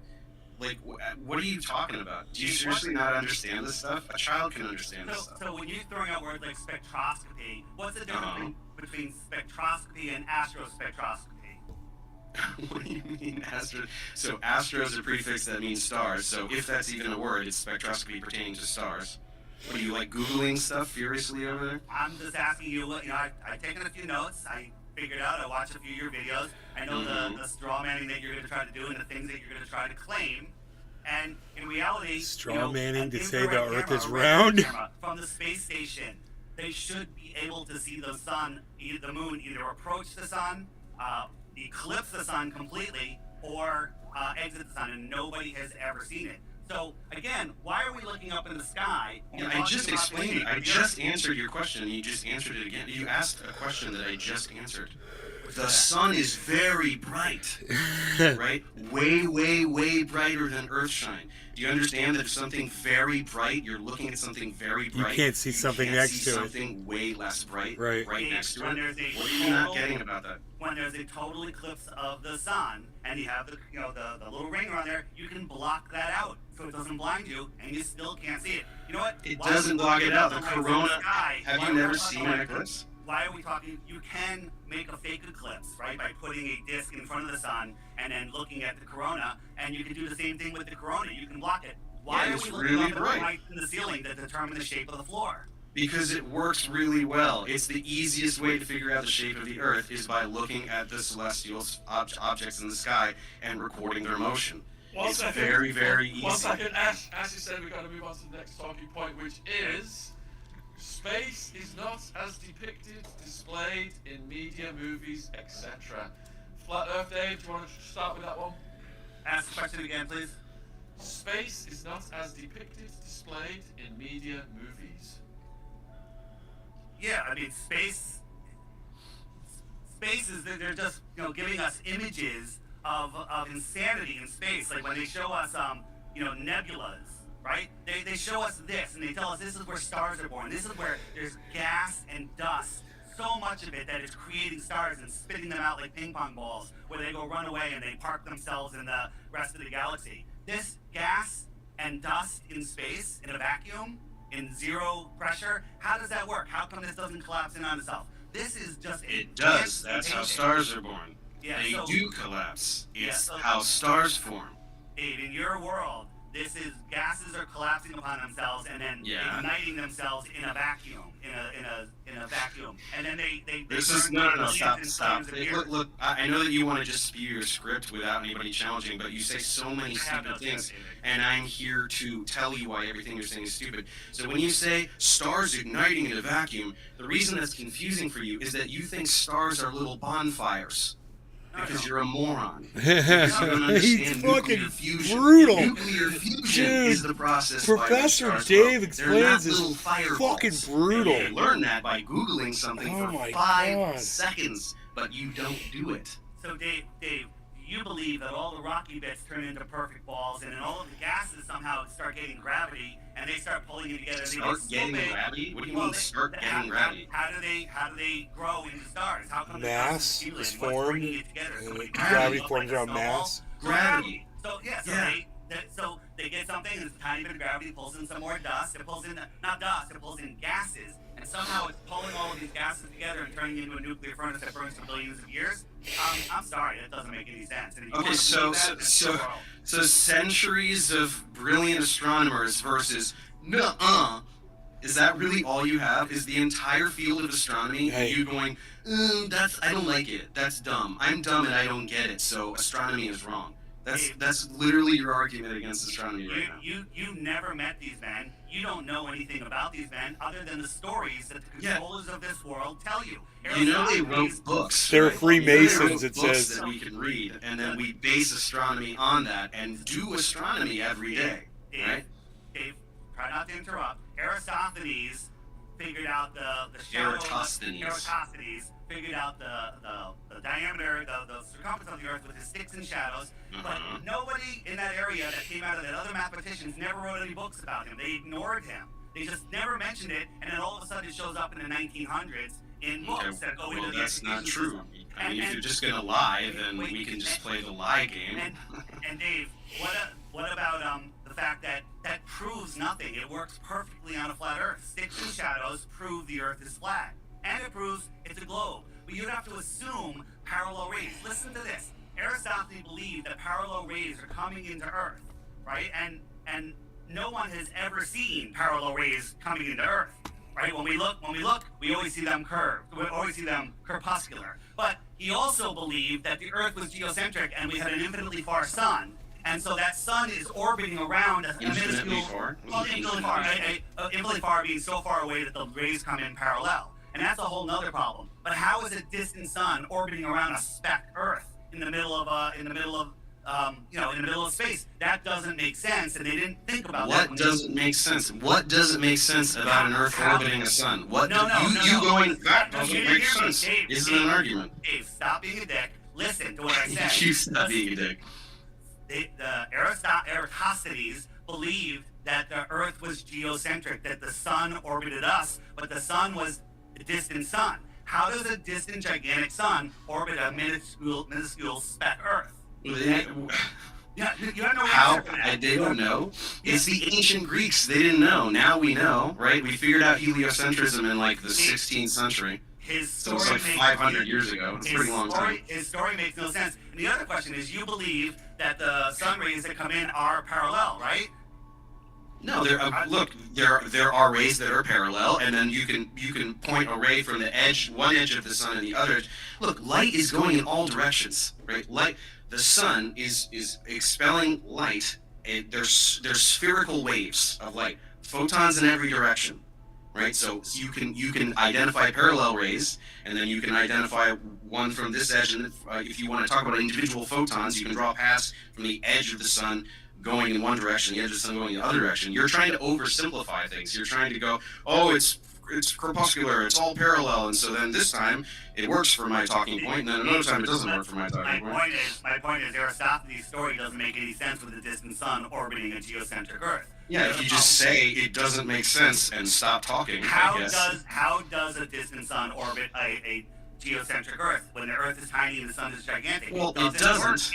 Long story short, it doesn't. But he was an ancient Greek, and he didn't know heliocentrism. They didn't know when Newton developed Newton's law of universal gravitation. He didn't know why massive objects attract one another, right? He just said, "This is what happens," and I have this equation, and we use Newton's equations to do all these incredible calculations that predict the motion of objects on Earth and in space.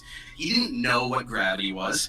Einstein gave a better explanation. The curvature of space-time warped around massive objects. We're probably going to get a better model later. Just that we don't know why things happen doesn't mean we can't do science at predictive power. So as it turns out, Eratosthenes and Ptolemy, the Ptolemaic model, was wrong. Heliocentric model is correct. It doesn't matter that they didn't know that part, or that they didn't know why something happens. Do you not understand how science works? So if he was wrong and the Earth and were heliocentric, do you think his experiment proved your globe? Yeah, it did.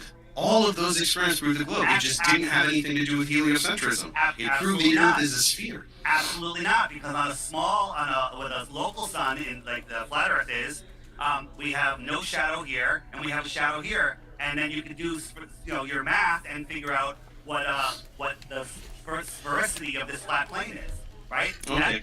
So for that to work, how close is the sun? How close is the sun? How close is the sun? Yeah, the really sun, close, like right above the clouds, which we'd be able to see if you went up in a plane or a balloon, and it'd be like right there. Huh? Hey, there's tons of videos explaining how the sun is an apparent object, and we all see it in a different position. Oh, there's videos that say dumb things. No, that show science, show experiments, and when you try to triangulate the sun, there's a problem. You can't do it. You can't triangulate the sun. So how far the sun is? Some planets would say it's 3,000 miles away. I don't like that answer. The math works. We can scale it and make it 6,000 miles away. You've never done any math in your entire life. You just say the math works and expect people to... Stop being a condescending prick, all right? Try. Why don't you stop condescending to the entire human race and pretending that every scientist ever is a liar and satanic deceiver? That's much more offensive than me calling you stupid, which you are. Dave, what is the sun? What is the sun? It's a star. It's a star. It's a burning. It's a star. It's a nuclear furnace that's working perfectly, and it's bending space-time where it can hold on to all of the planets that go all the way out to Pluto. Is that your belief? Yep. Well, Pluto's now a trans-Neptunian object. So we'll go but yes. Yes. And then the sun's gravity ignores all of the moons because the moons are attracted to their planets, and it negates the sun. That's what you believe. What do you mean negates the sun? Yeah, so moons. So what you're saying is that like one of Jupiter's moons should go flying towards the sun? Is that what you're saying? I'm not saying that at all. I'm asking you if you believe that the sun's gravity has no effect on moons. Yeah, you can calculate, you can see, this is what real scientists and people who understand science can do calculations. So instead of you going, I don't believe it, what you could do is you could take Newton's law of universal gravitation and take a moon, whatever moon, if you want to talk about our moon or one of Mars's or one of Jupiter's or whatever, and you could calculate a number that is the gravitational attraction between the sun and whatever moon you're talking about. And then you could do the same thing for the moon and its parent planet that it is orbiting. Which number do you think is going to be bigger, buddy? Which one do you think is going to be bigger? The planet, the one that it is orbiting around. When we have a planetary alignment where all the planets are lining up, all of that gravity... Hey, hang on, you know what? Sorry. I would like you to actually just address what I just said, because this is what happens, is I say something, or a flat earth debunker, like myself, says something that just annihilates the idiotic thing you just said, and then you just gish gallop to another point. I would like you to admit that what you just said is stupid, based on what I just said. Repeat what you said? I just explained to you why what you said about the sun and the moon is stupid, and you just jumped to another talking point. So you say that the gravity of the planet is holding on to these moons. Yeah. It's so much stronger. Let me finish. I'm reiterating what you're saying to show you how stupid it is. It's holding on to the planets, but the sun's gravity, it can hold on to the planets, hold on to distant planets, but can't affect those moons at all. Can't affect? Like I just said, you can do a calculation. Did you want to do the calculation? Do you want to do it together? Do you want to learn something today? It's called Newton's law of universal gravitation. Do you know what is in the denominator? R squared. It drops off, gravity drops off by the square of the distance. So as things get very, very far away, their gravitational influence is dramatically less, exponentially so. So when you have a moon that is right near a planet, the gravitational effect is way more than the faraway sun.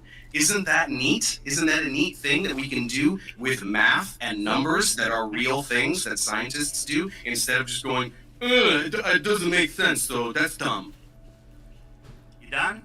Yeah, what do you got? Do you want to address this thing, or do you want to jump right to another thing? I want to jump to something else, because you say that the sun's gravity that can hold on to Neptune and Pluto can't affect the moon, which is way closer to it, and that the Earth's gravity overwhelms that. That's stupid. That's me saying it. Why? You're the all you're saying is that's stupid. All you're saying is that's stupid. And all you're saying is that it works because I can do math, but it doesn't.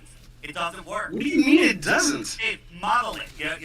You know about the three-body problem? I'm sure you know about that. Oh, the three-body problem, so we can't do calculations. Stop being such a condescending prick. We already know.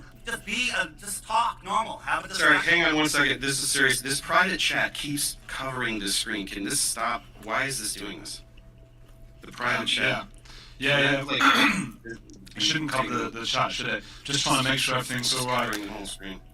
All right. Anyway, I mean, yes, we're sorting it out. There seems to be a problem with Sean's. I can't hear you, Sean. Yeah, that's what's going on. I've been watching Sean every now and then, just chatting away, and we've not been hearing him. There's tons of important snippets of information lost forever to the ethers of the internet. How are you guys doing? There's a lot of back and forth, isn't it? It's a very, dare I say it, American debate, isn't it? It's insults and stuff. Here's the thing. I would like to get off of the lights in the sky, because I'd rather talk about the shape of the Earth. Because they destroy the flat Earth? Well, you say that, but the lights in the sky have nothing to do with the flat Earth. Okay, so this was my first talking point. Were we going to do the talking points that we prepared? Because my first talking point is about this, and it is an absolute annihilation of flat Earth. That's why you don't want to talk about it.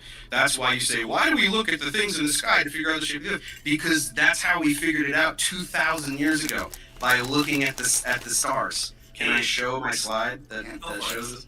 Okay, here we go. Observation of the stars. Next one. You're controlling it, right? Do I just tell you when to go?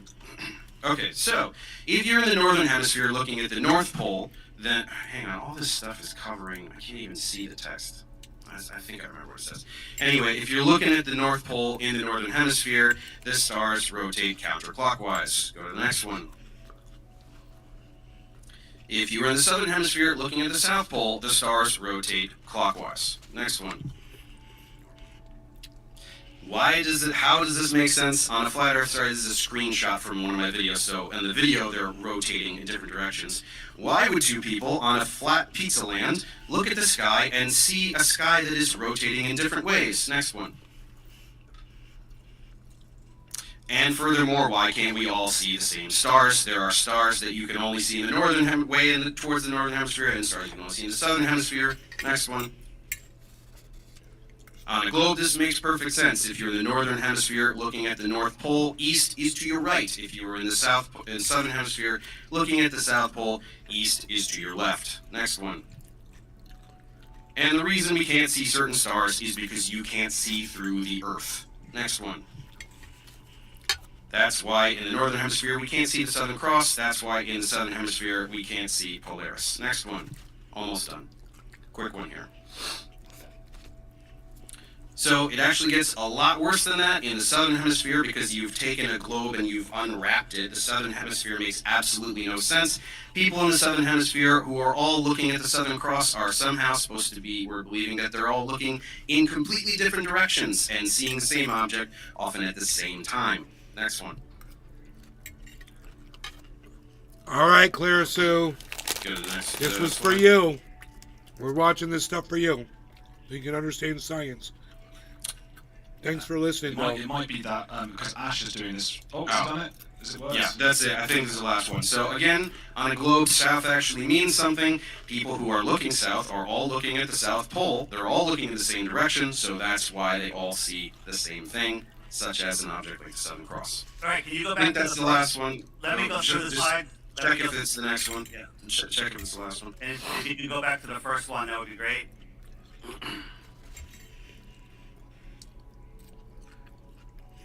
So, in your world, we have people standing upside down, and you're assuming hemispheres on a sphere. What do you mean upside down? What do you mean upside down? What does that mean? Compare their feet are antipodal to my feet, people in the south. Okay, so yours are upside down compared to them. What's the difference? What's down on a globe? I'm not saying. I'm just saying people are upside down to each other halfway across the world. So, if we can go back to the original slide so I can remember all the points he made so I can address them, that would be fantastic. I think the issue is that Ash, the producer, is having some issues with his internet and isn't able to do it. Sorry about this, guys. We're usually quite good with the tech and everything. So, yeah. I'll try to. I can tell you the points again. I'd rather just see the points rather than hear you say them again. Okay. If I don't know, you can't change it back. I don't think so. He's in the Philippines or something mad like that, so he's having some difficulties with it. And I think Sean is as well. Good thing I'm here, saving the day. It was that in the northern hemisphere, the celestial sphere rotates counterclockwise. In the southern hemisphere, it rotates clockwise, and we can't see certain stars. You don't have to do the whole presentation. You can just remind. That was it. Go ahead. So, no matter where you are in the world, all of the stars, all the lights in the sky, from things that we call planets, wandering stars, sun and moon, they all rise in the east, set in the west. If I'm standing on a flat Earth, looking out to the south, the stars are coming from my left. If I'm standing in the north, looking at the north, the stars are coming from my right. That explains the opposite direction. No, you just explained the globe model. You didn't explain anything. You don't understand. On the flat Earth, how do people see the sky rotating in different directions? Because Explain you're that. facing in different directions, David. What do you mean facing in different directions? I will explain. Wait, hang on. Speaking of facing different directions, Flat Earth Day, because we've changed the angles a bit, you're a bit off the screen. There, that's it. I got it. It would be better if you can make me widescreen so I can show what I'm showing. But okay, well there you go. And I'll just say, Sean's just saying that his thing is freezing, so I guess he'll be back when he can. But for now, you keep going. So on a flat Earth, if we have our flat Earth, north is the center, south is every direction away from the center. So if the stars are going this way from my right shoulder to the left shoulder, I'm looking at the North Star, they're going one way. When I turn around and I look at the south, away from the center, they're coming from my left shoulder to my right shoulder. They just changed directions. Okay? There's no argument there. There's nothing to argue. Okay, now do clockwise and counterclockwise. Well, because that's really what we're talking about. What do you mean it doesn't matter? You're talking about a direction. I'm talking about clockwise versus counterclockwise when you're looking at the poles. The optics of the sky. Yeah. Huh? Well, you say the poles. So getting back to your point where you have somebody in Santiago, somebody in Johannesburg, and somebody in Australia, when they see the Southern Cross, well, they don't see it at the same time. They see it 12 hours apart from Santiago. They don't see it at the same time, so people looking south can't see the night sky at the same time? David, if you understand what the flat Earth model is, if somebody's in Santiago... You don't have a model. Listen. Yeah? Stop being a dick. Okay? You stop being a dick. Your entire existence is being a dick to all of science. So stop telling me to stop being a dick. Keep going. So somebody's in Santiago and it's midnight. They're looking at the Southern Cross. Well, somebody in Australia that's looking south, they're looking at the noon sun. You tell me how they Noon sun? How many time zones apart are they? Are they 12 time zones apart? Well, at noon, close to noon, right? Okay, no, first of all, not close to noon, but it doesn't matter. How about you go 4 hours apart? Why don't you go 4 time zones apart? They should still be looking in completely different directions. 12 midnight, 4 a.m., night sky, both looking south, both can see the Southern Cross. On your pizza world should be looking in completely different directions. Explain that. Dave, when the only time that could happen is in Johannesburg and Santiago, and if you add magnetic declination in there, they're both looking in the same direction. Magnetic declination? Yeah. So you think just saying the word magnet is going to be an argument here that's going to work for you? Look up the magnetic declinations of those areas. You don't know what direction you're facing, right? There's certain areas of Antarctica that the magnetic declination is 170 degrees. So when your compass says north is that way, it's 170 degrees the other way, according to, NOAA or whoever's in charge of that, right? Look, you can dress it up however you want. We're talking about looking this way and looking that way, and they see the same thing. And you're fixating on Santiago and Johannesburg because you think that they're far enough apart that they're not going to both be nighttime. I'm telling you, you can go any distance apart. Just go from Perth to Sydney, right? That's far enough apart that if you're both looking directly south, you're looking in different directions, and you can see the same thing. You cannot explain that. That's why you're trying to throw out jargon to confuse people.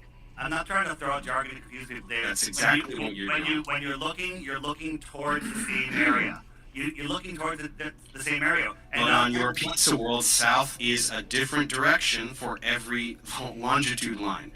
Do you not understand that? On your pizza land, all these longitude lines directly south is towards your magic ice wall. Everybody looking south is looking in a different direction.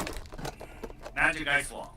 Yeah, so stop trying to skip to something else, right? Are you denying that longitude lines, everybody on your pizza world is all looking in a completely different direction when they look south? And NASA or NOAA, they tell us, what longitude lines you're talking about. They tell us that the magnetic declination is a different direction. So we're listening. Do they, or are you just randomly grasping at words to try to make sense of something that is absolutely unexplainable for you? David, it's not true, and the optics in the sky, again, do not prove the shape of the Earth. You say that they do. Well, I just did prove it with that, so I don't know what to tell you. Let's move on. So, I'm sorry guys. Do you want to move on? My entire system crashed. I want to move on from looking... Watching a Bong video for 12 years ago, and apparently you're live talking about NASA. No, we're not talking about NASA. What's up, buddy? Have you ever seen my my channel before?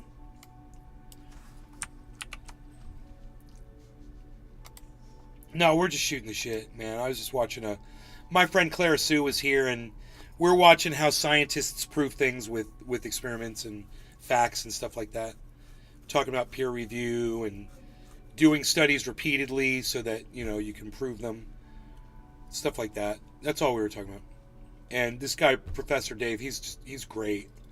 He's so funny. He just keeps calling this guy he's just calling him all kinds of names and so he's just funny, man. You usually don't see that in a debate. He's like, "You're a dick." The other guy's like, "No, you're a dick." It's so funny. I was really enjoying it, man. I mean, when you look at Dave, you look at the expression on his face, he looks like he's talking to a 7-year-old that he just feels sorry for, You know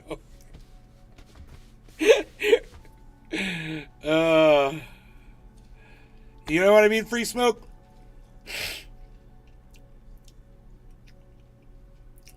You here still? No? All right. I guess we can go back to our video. Rocket launch in 45 minutes. Get lights in the sky to figure out. Yeah, we hear you. Because I proved the Earth is a sphere by using that. Is that why you want to move on? No, not at all.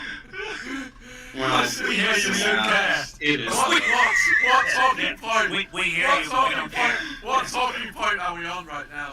I just finished proving the Earth is a sphere by looking at stars, something that we've been doing for thousands of years. Yeah, so says you. Go ahead. Yeah, and everybody who's ever lived. So NASA isn't gonna really help you with that one. Sorry, buddy. They started in the 1950s. All right, so we've got a talking point from Dave, which is the Bible has 200 references to the flat Earth. Every major ancient civilization cosmology depicts the Earth as flat. That's from me or from Dave? That is I've from never seen you, that. I think. That's not from me. That's not from me. It's from Ash. It's from Ash. Yeah, I mean, if you're a Bible believer, from page 1 of the Bible, it says God separated the waters from the waters and created the firmament. That's all interesting, but, I don't use the Bible as science, because science will show us. On a small Earth, Dave, you have to have a physical horizon, right? If my fingernail is a boat, as it goes away, it disappears below a physical horizon, and zooming in will not bring it back. However, we can see too far. They say the ball is 24,901 miles around, but we can see things that are way, way, way farther. And with infrared now, we're seeing things 500 to 1,000 miles away. The amount of curvature. You're not. Yeah, we are. Not. Go look at Jay Tolan Media's channel. Go look at some lies that a flat earther said. That is real evidence. No, sure.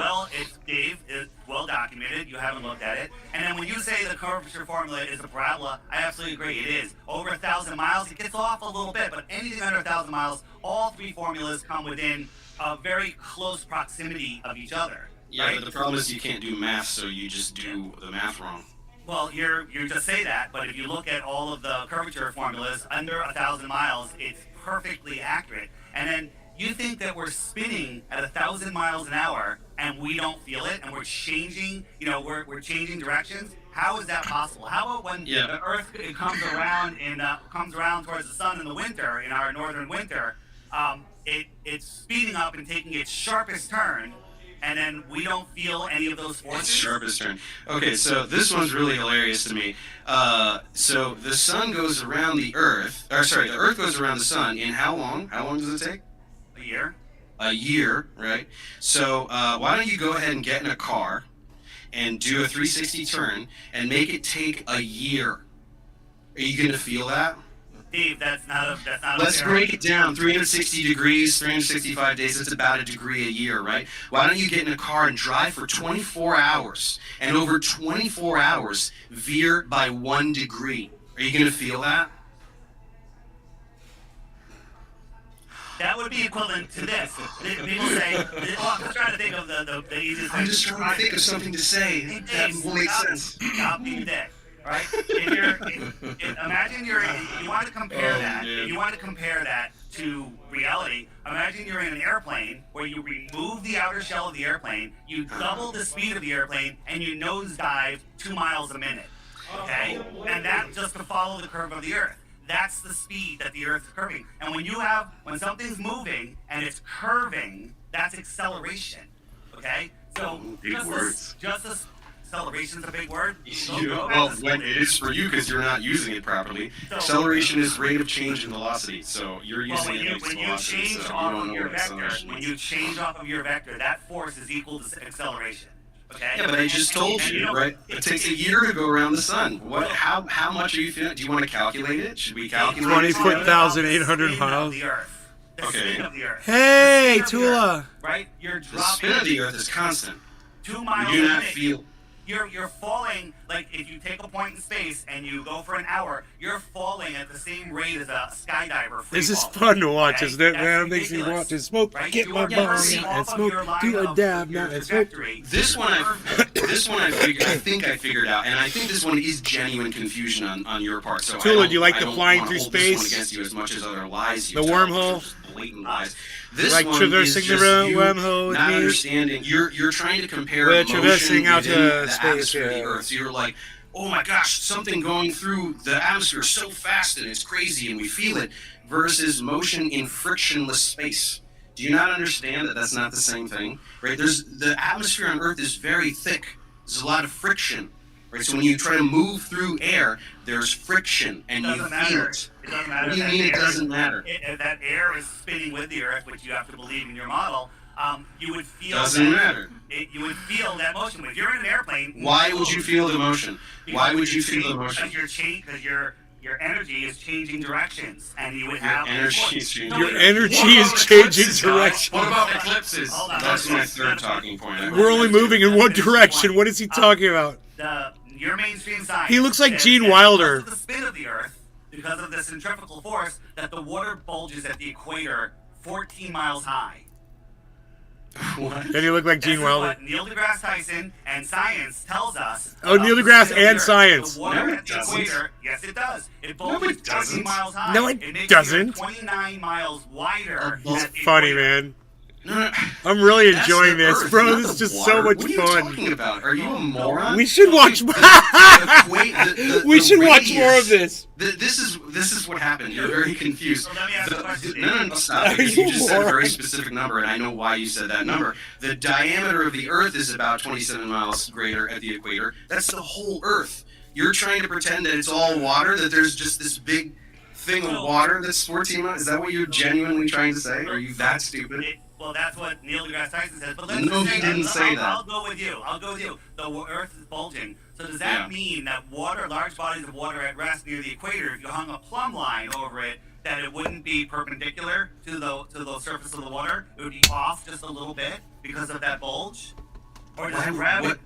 What does the bulge of the equator have to do with the water? Well, because the gravity pulls everything to the center of the Earth and the whole world. And if we have a bulge at the equator, a plumb line, which should be vertical, it should be perpendicular to the water, would not be perpendicular to the water because the water would be sloping away because we have a bulge. What do you mean sloping away? Okay, a bulge isn't. First of all, as I just said, this has nothing to do with the water. It's the shape of the Earth itself. So you're just completely wrong anyway.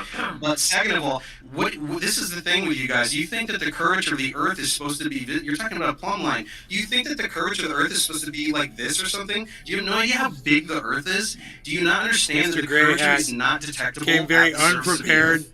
It's really The Curb Your it's a really big Enthusiasm outfit wasn't enough. We can see both on the horizon, but we can't see the curve.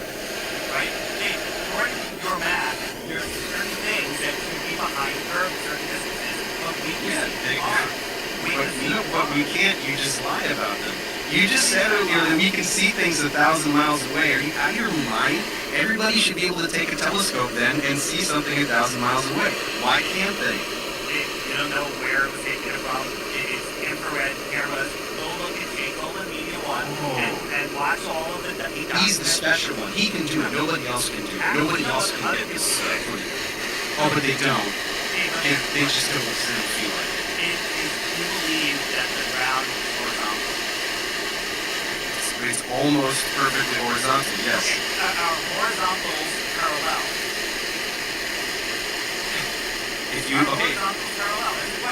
I think what you're trying to ask is if you have parallel planes, right? If you have two flat planes, can they be made parallel? Yes, two flat planes can be made parallel. Well, what are you saying? Nobody has any clue what you're saying. Nobody has any clue what you're saying. Horizontal line on Earth.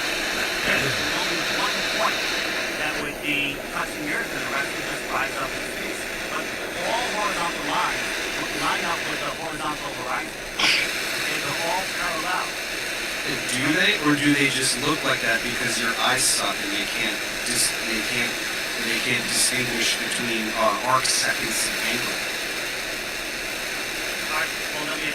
Looking like it perfectly overlaps doesn't mean that it perfectly overlaps.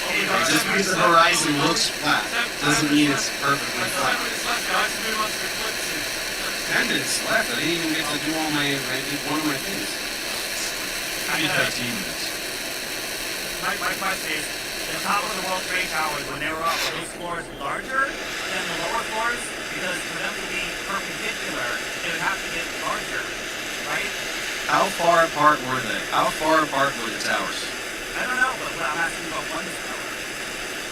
Okay, but it doesn't it doesn't matter if we're talking about the distance between the towers or the width of the tower. Do you know how much curvature there is over such a small distance? It is so small that it is 100% negligible.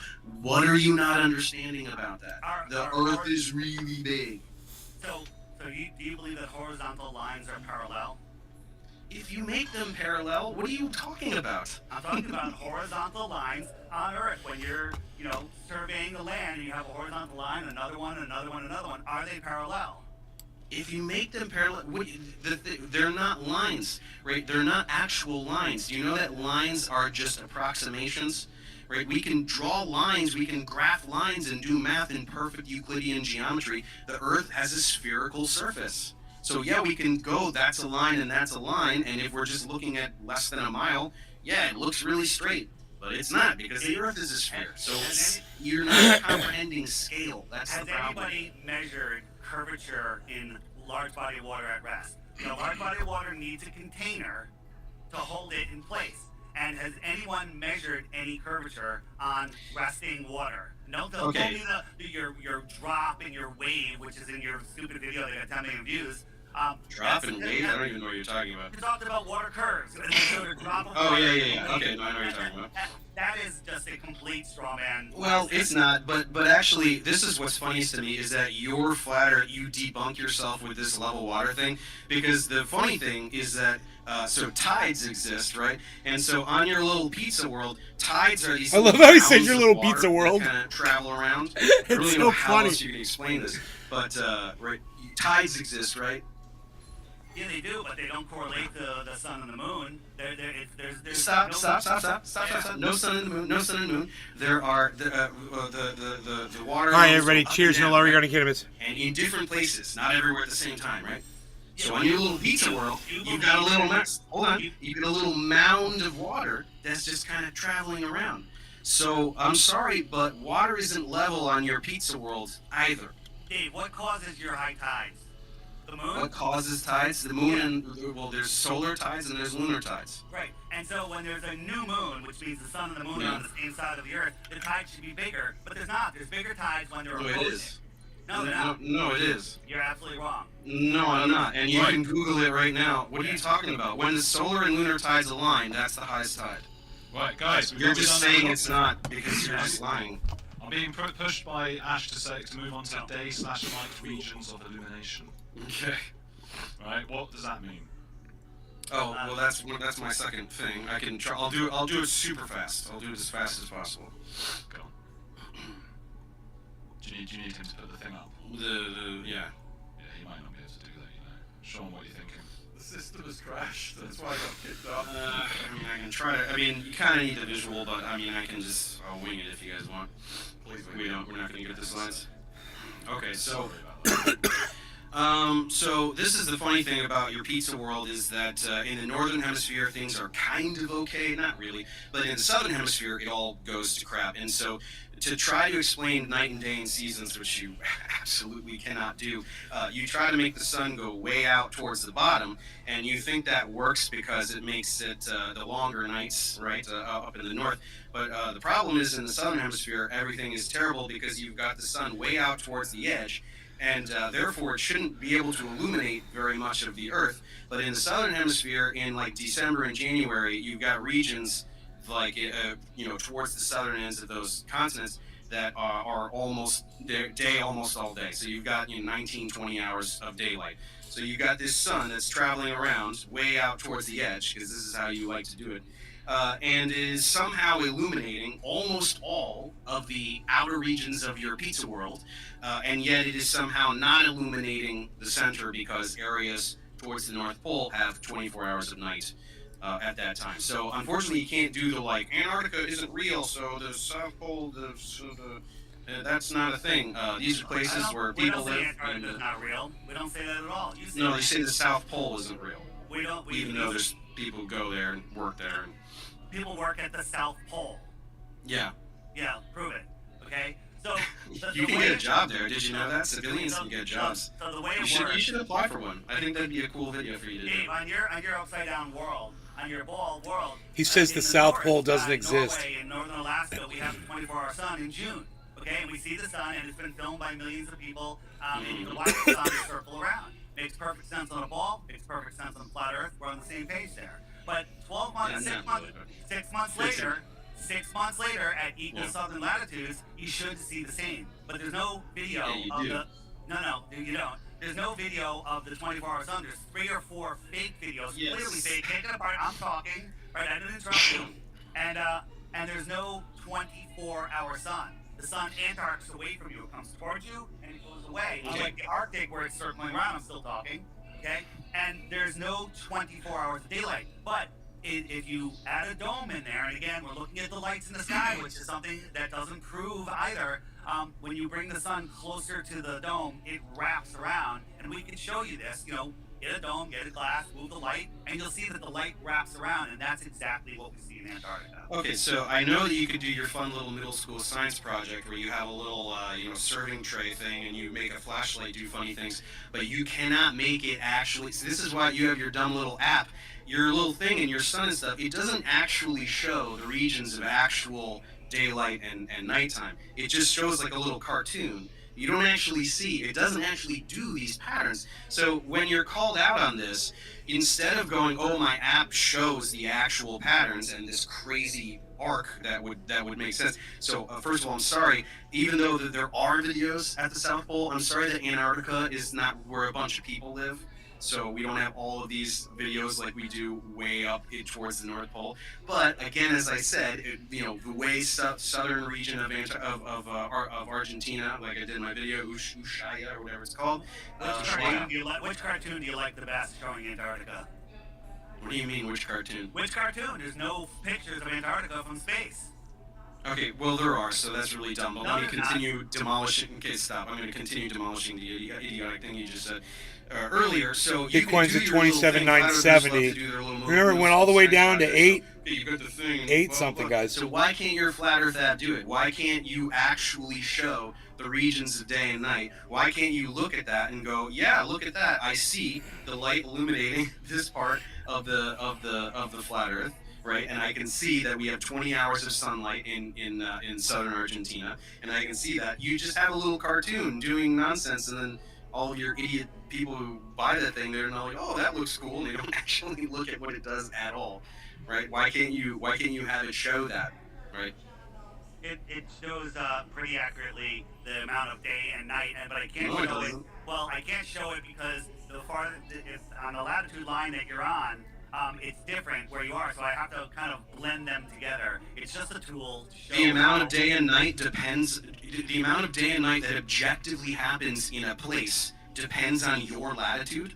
Absolutely, 100% on your ball too. When I'm in the north, I don't think you understand. I don't think you understand what I just said. No, you don't understand what I just said. No, I definitely know that you're not saying anything. I'm saying that in that town in Argentina, there is an objective time where the sun rises and sets. And where you are doesn't change that. There's no place that you have 17 hours of sun. You have daylight. Daylight is the illumination of the sky. It's not the sun. From the sun? No, the sun is... You're saying that daylight is not from the sun? Absolutely. So, where is it from? If the sun rises, what's making the sunlight then? No. The sun is lighting up the sky. It's like a photographer. You have your main light, and then you have your backlight. The sky is the daylight. When the sun is on the east side of your house, right on the horizon, go to the back side of your house. You can read the newspaper. Well, where's that? That sunlight's not. What's it going through your house? It's lighting up the sky. It's scattered by atmospheric particles. That's what Tool, I was just thinking about you. Oh my God, you that's said what something. You say, wow, he's a I genius. just said stupid, and I have no way to combat it. How come nobody has filmed the 24-hour sun in Antarctica? They have. You just say it's a lie. No, they have, and you just go, oh, that's fake. No, we don't. We don't just go, oh, that's fake. We But guess what? That's why in my video I don't talk about Antarctica, because you just say it's fake. That's why I picked southern Argentina, because people live there. And they have 19 hours of daylight, and you can't explain it, because it's this huge... No, you didn't. You just said there's a glass thing in the flashlight. You're just doing a middle school science project. You're not actually explaining anything. You're just going, oh, I did a thing in my living room, so all of science is wrong. That's what you're doing. Literally. The globe, I wish I had the slide because the globe. You know, I think I'm going to just say this. No way to prove the shape of the Earth. You know, he's literally dealing with somebody who has the mentality of a child. He really is. This guy is. He's got the mental incapacity compared to average people, and even when reason was used, I mean, I'd want to use. You know, I've got one. I got one right here. You could be living in Arizona. It doesn't matter. Totally flat as far as you could see. No mountains. You could be living in the state of Florida. You could be over by the coast. Doesn't matter. When the sun rises, as soon as the sun rises, you go outside and you look at the top of a skyscraper, or you go outside and you look at the top of a very tall tree, and you'll notice something, and it's something that you can't deny, is that as the sun rises in the morning, only the very tippy top of the trees in these skyscrapers has light hitting them. And as the sun rises, the light comes down the tree and comes down the building like this as the sun rises. Right there. If it was a flat earth, that would not happen. Do you know what a flat earther told me when I told him that? He said, that's the way light works. I go, that is exactly wrong, and I can prove it to you. So I took a styrofoam ball, and I stuck a toothpick in it, and I took a flashlight, and I told him, watch. And I lifted the flashlight up really slowly over the backside, and the toothpick was sticking out over here, and I lifted the flashlight up real slowly, and as you look, the flashlight only hits the top of the toothpick. So I said, that's not how light works.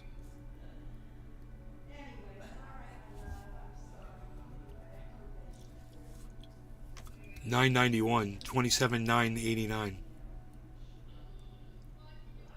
Let's look in on our harmony. It's at 9507, guys, looking great. 9507.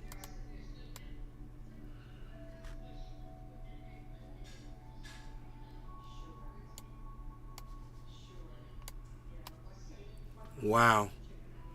I said 9507, it went to 94. Okay, 9495. Look at that peak, guys. 9998 Bitcoin. 9998 99825 995.99. 5 and a 15 quarter 2, 2 and a 15 quarter 10, 10 and a 15 quarter 15, 5 and a 15 10, 10 and a 15 quarter 2, 2 50 quarter 5, 5 and a 15 2, 2, let's go. 3 and a 15, come on, let's go, people. 2 and a 28,000 Bitcoin. Here we go, folks. 3 and a 15 quarter 2, 2 and a 15 quarter 10, 10 and a 15 quarter 5, 15 quarter 5, 15 quarter 2, 15 quarter 5, 15 21, 15 quarter 10, 15 quarter 2, 15 quarter 5, 15 quarter 5, 15 quarter 10, 15 quarter 10, 10, 15 quarter 2, 15 quarter 5, 15 quarter and a 15 10 and a 15 quarter 2, 15 28,004. 3 and a 15 2, 15 quarter 5, 5 and a 2, 15 quarter 5, 5 006. 3 and a 6 to 91. 2 and a 15 quarter, gonna have some fun. 5 and a 15 10, 10 15 quarter 5, 782. Going right to blue. 3 and a 15 10, 691. 5 and a 15 10, 10 15 quarter 606. 5 and a 15 10, 15 quarter 2, 15 quarter 5, 15 quarter 2, 2 and a 15 28,000 606. 28,000. 5 and a 15 10, 10 15 quarter 2, 2 598, folks. 3 and a 15 10, 10 15 quarter 2, 15 quarter 5, 607. 3 and a 15 10, 703. 2 and a 10 10, 15 quarter 2, 15 quarter 5, 5 15 quarter 2, 15 quarter 2 and a 10 10, 15 quarter 2, 15 quarter 5, 5 15 quarter 2, 15 5 and a 15 10, 10 and 15 quarter 1, 1 and 15 quarter 2, 2 and a 15 quarter 5, 6 and 654, folks. 3 and a 654, 5 5 54 413. Almost 420. 2 and a 15 10 10 50 quarter 2, 50 quarter 5 5 50 quarter 2, 366. 28,000. 28,000.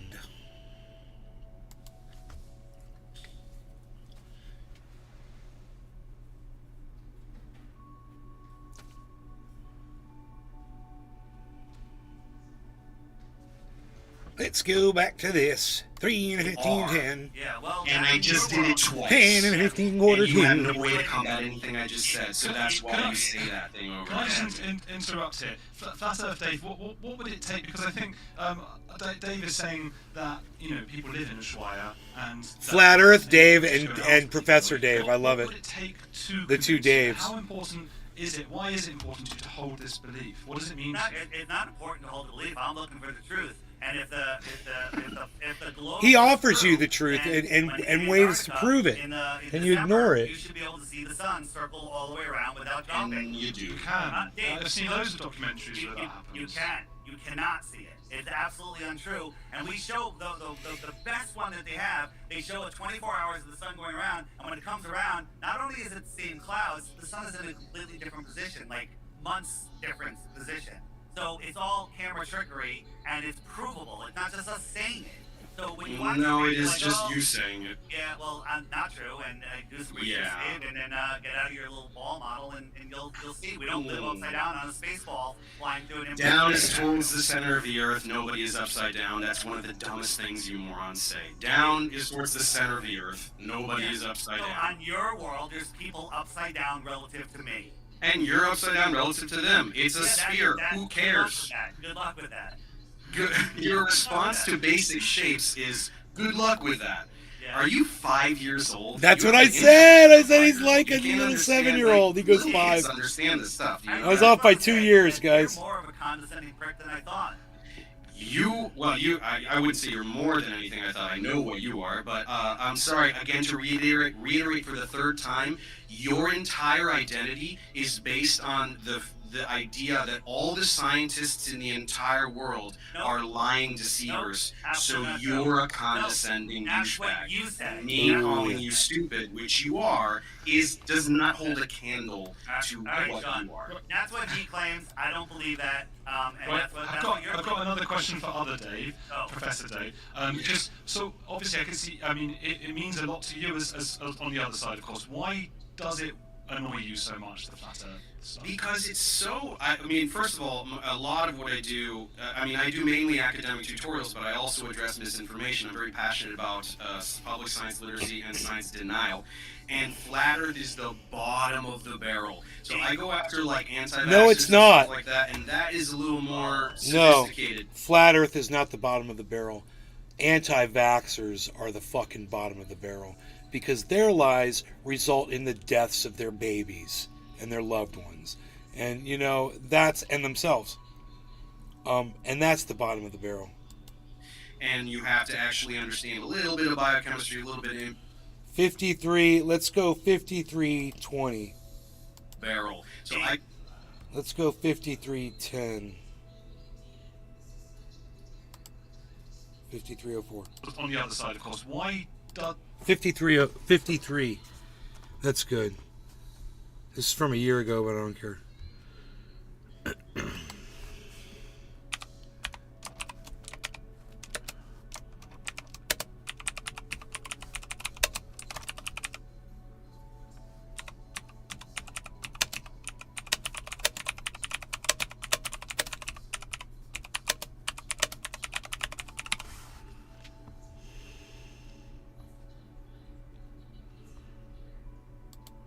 I wonder if he's going to see that.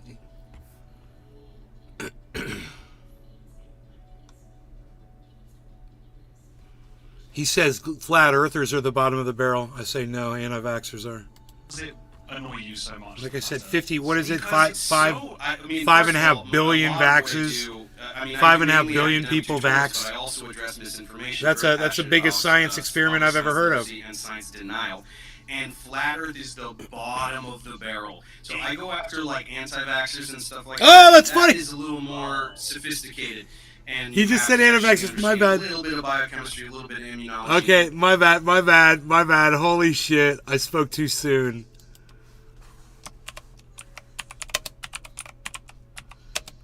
Holy smokes.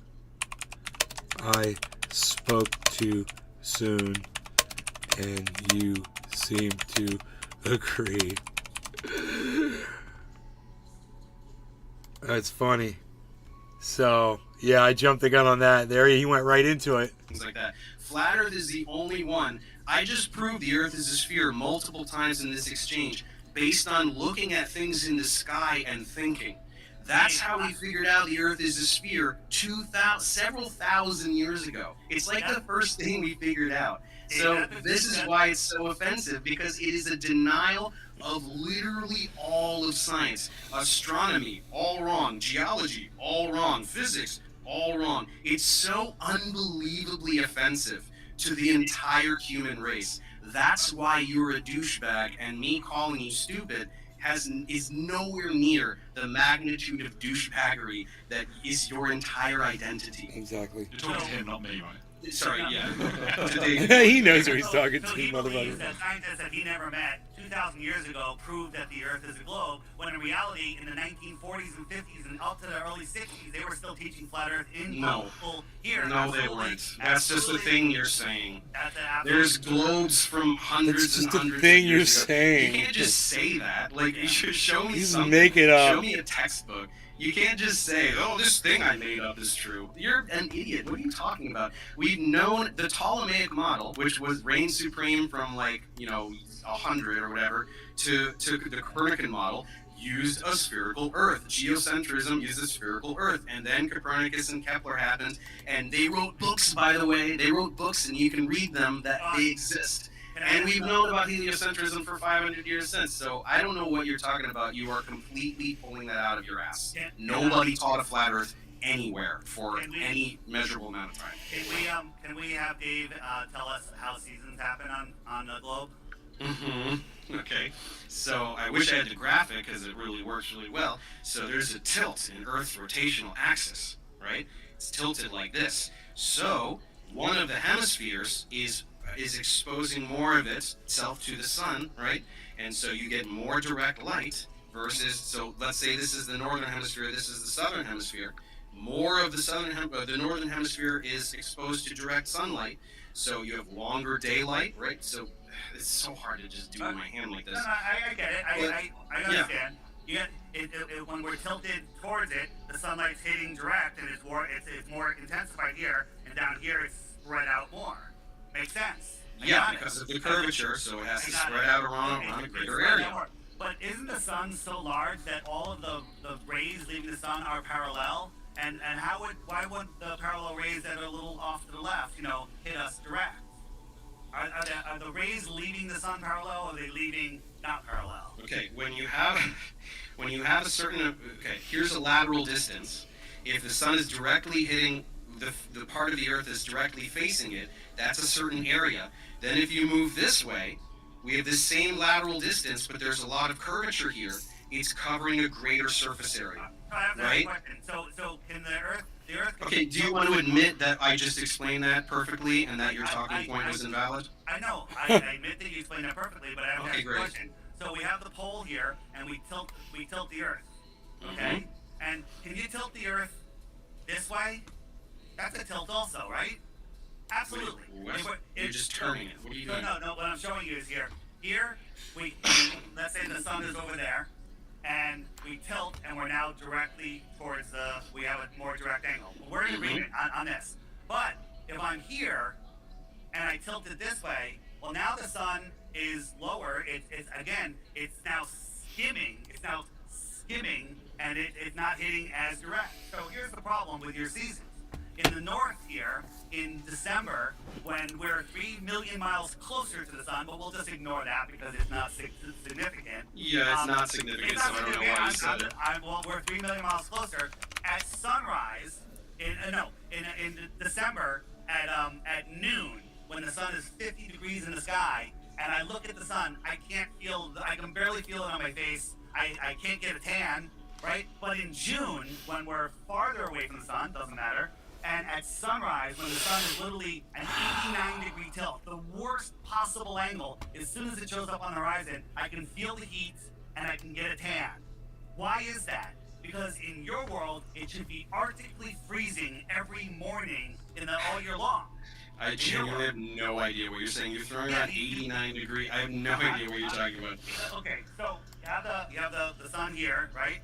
The sun, and we're tilted, so it's 34-degree tilt. Well, if I tilted it all the way down to the horizon, so I'm here and the sun's over here, okay?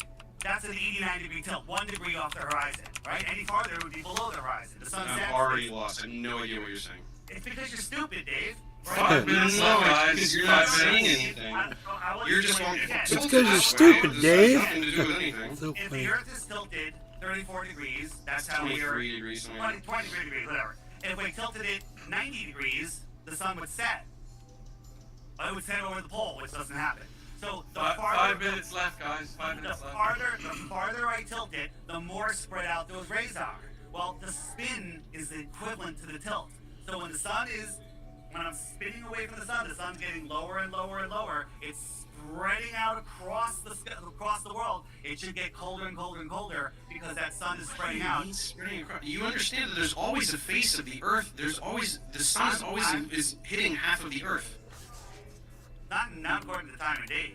All right, but The sun isn't always hitting half of the Earth. on the ball it would be, but it doesn't. Yeah. That's not Well, what it does though. So what are you talking about? David, you're not listening. Okay. I am. You're just not saying anything. I can tilt.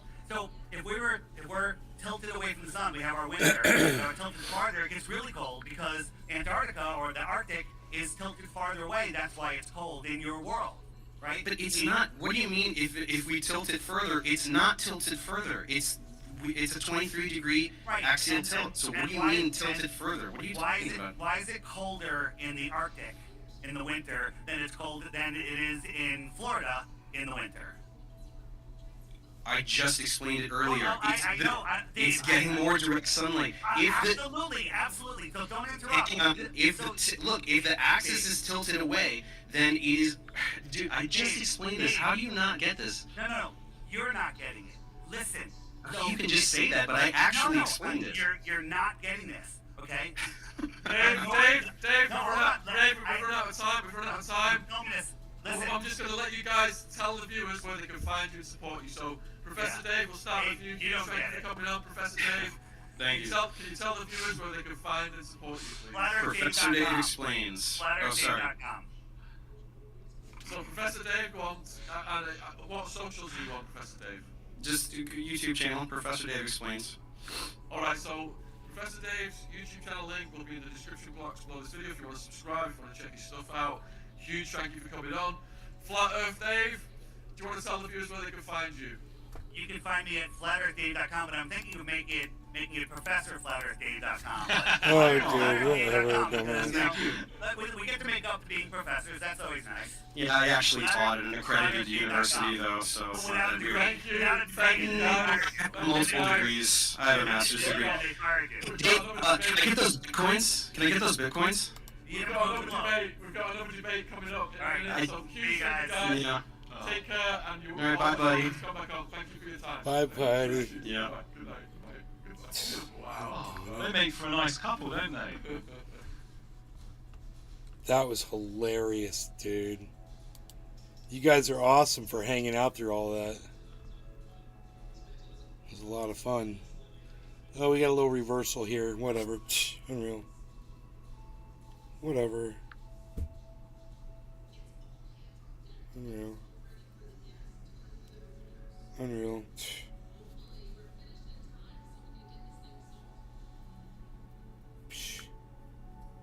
Unreal.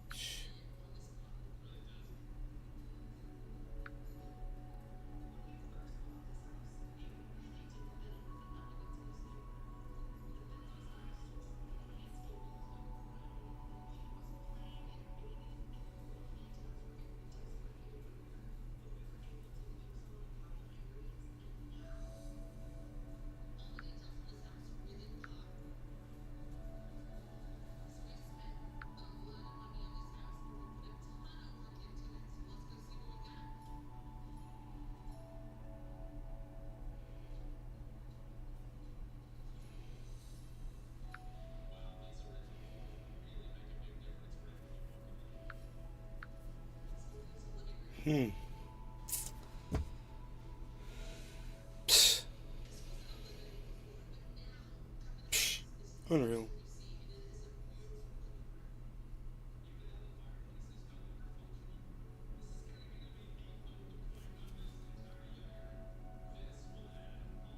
Unacceptable. Unreal, unacceptable.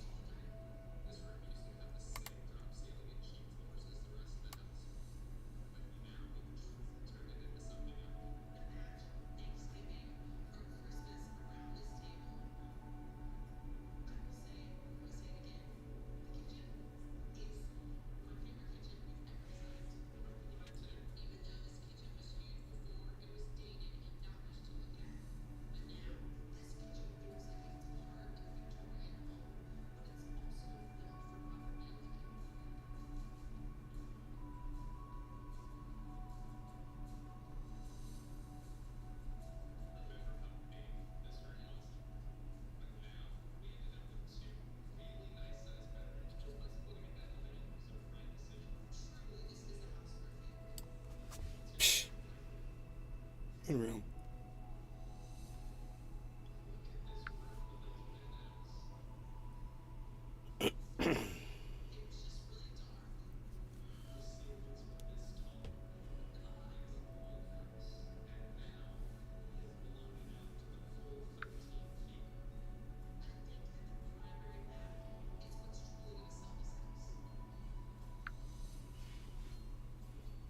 Unreal.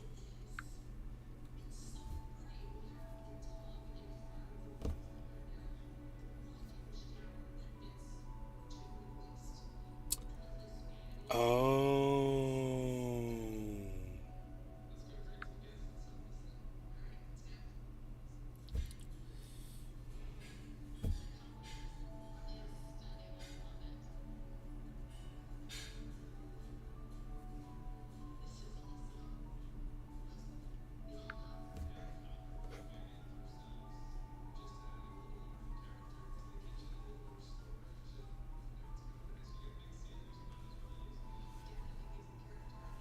Hell yeah.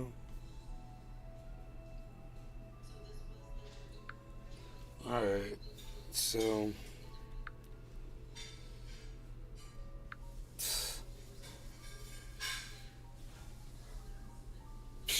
unreal. So unreal. Whatever.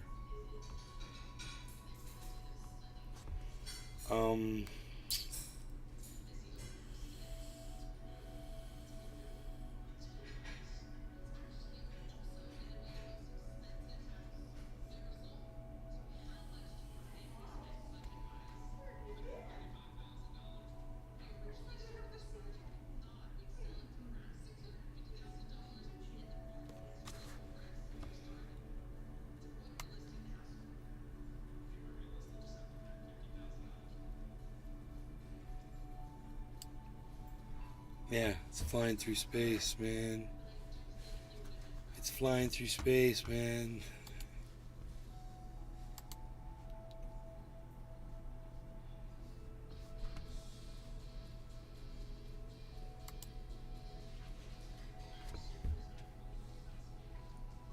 Oh, a double bottom just formed, guys.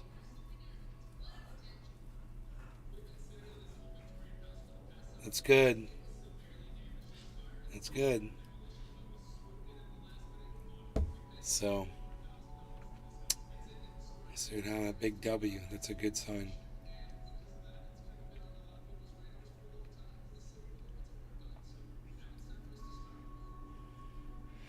Man, I wish we were still using that other software. I can't get it back on. I wonder if there's I get like a candle 1 minute. I like 1 minute candles.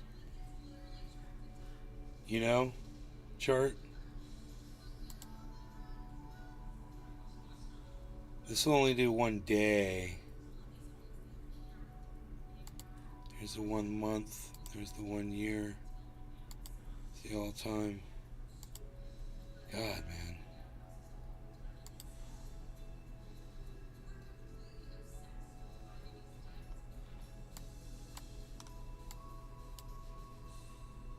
So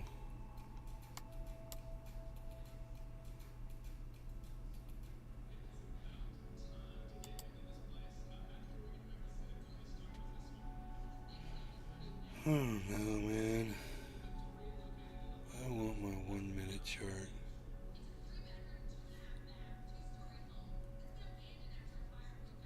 One-minute candles. I can't remember the name of that other crypto monitoring website I used to use, but it would have it, I think. This only goes down to 1 day.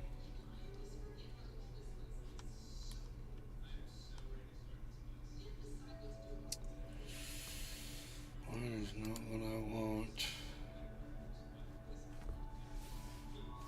I mean, we can watch from here.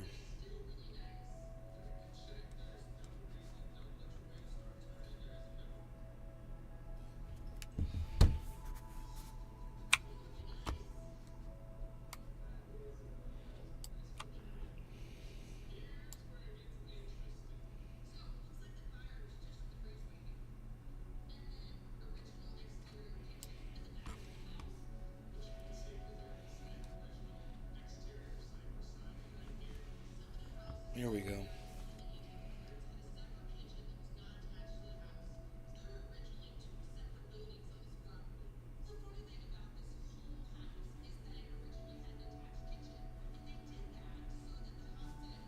This is a very exciting time, man.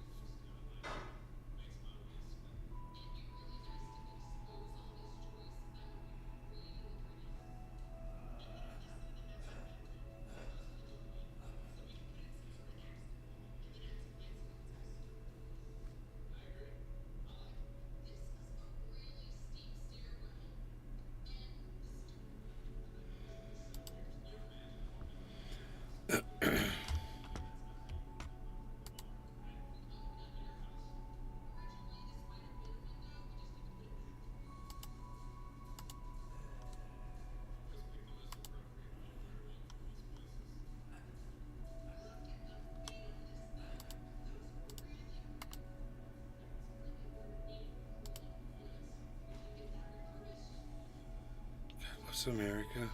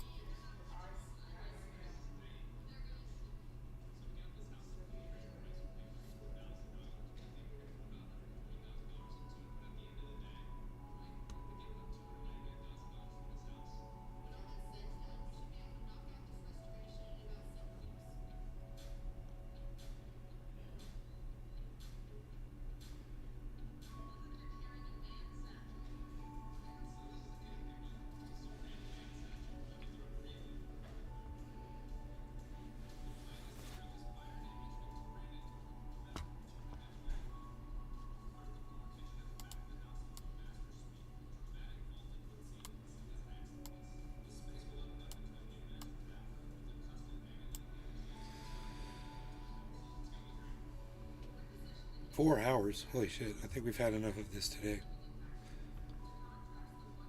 That's enough of this. You guys take care. I will see you on the next show. Thanks for watching. Bye, everybody.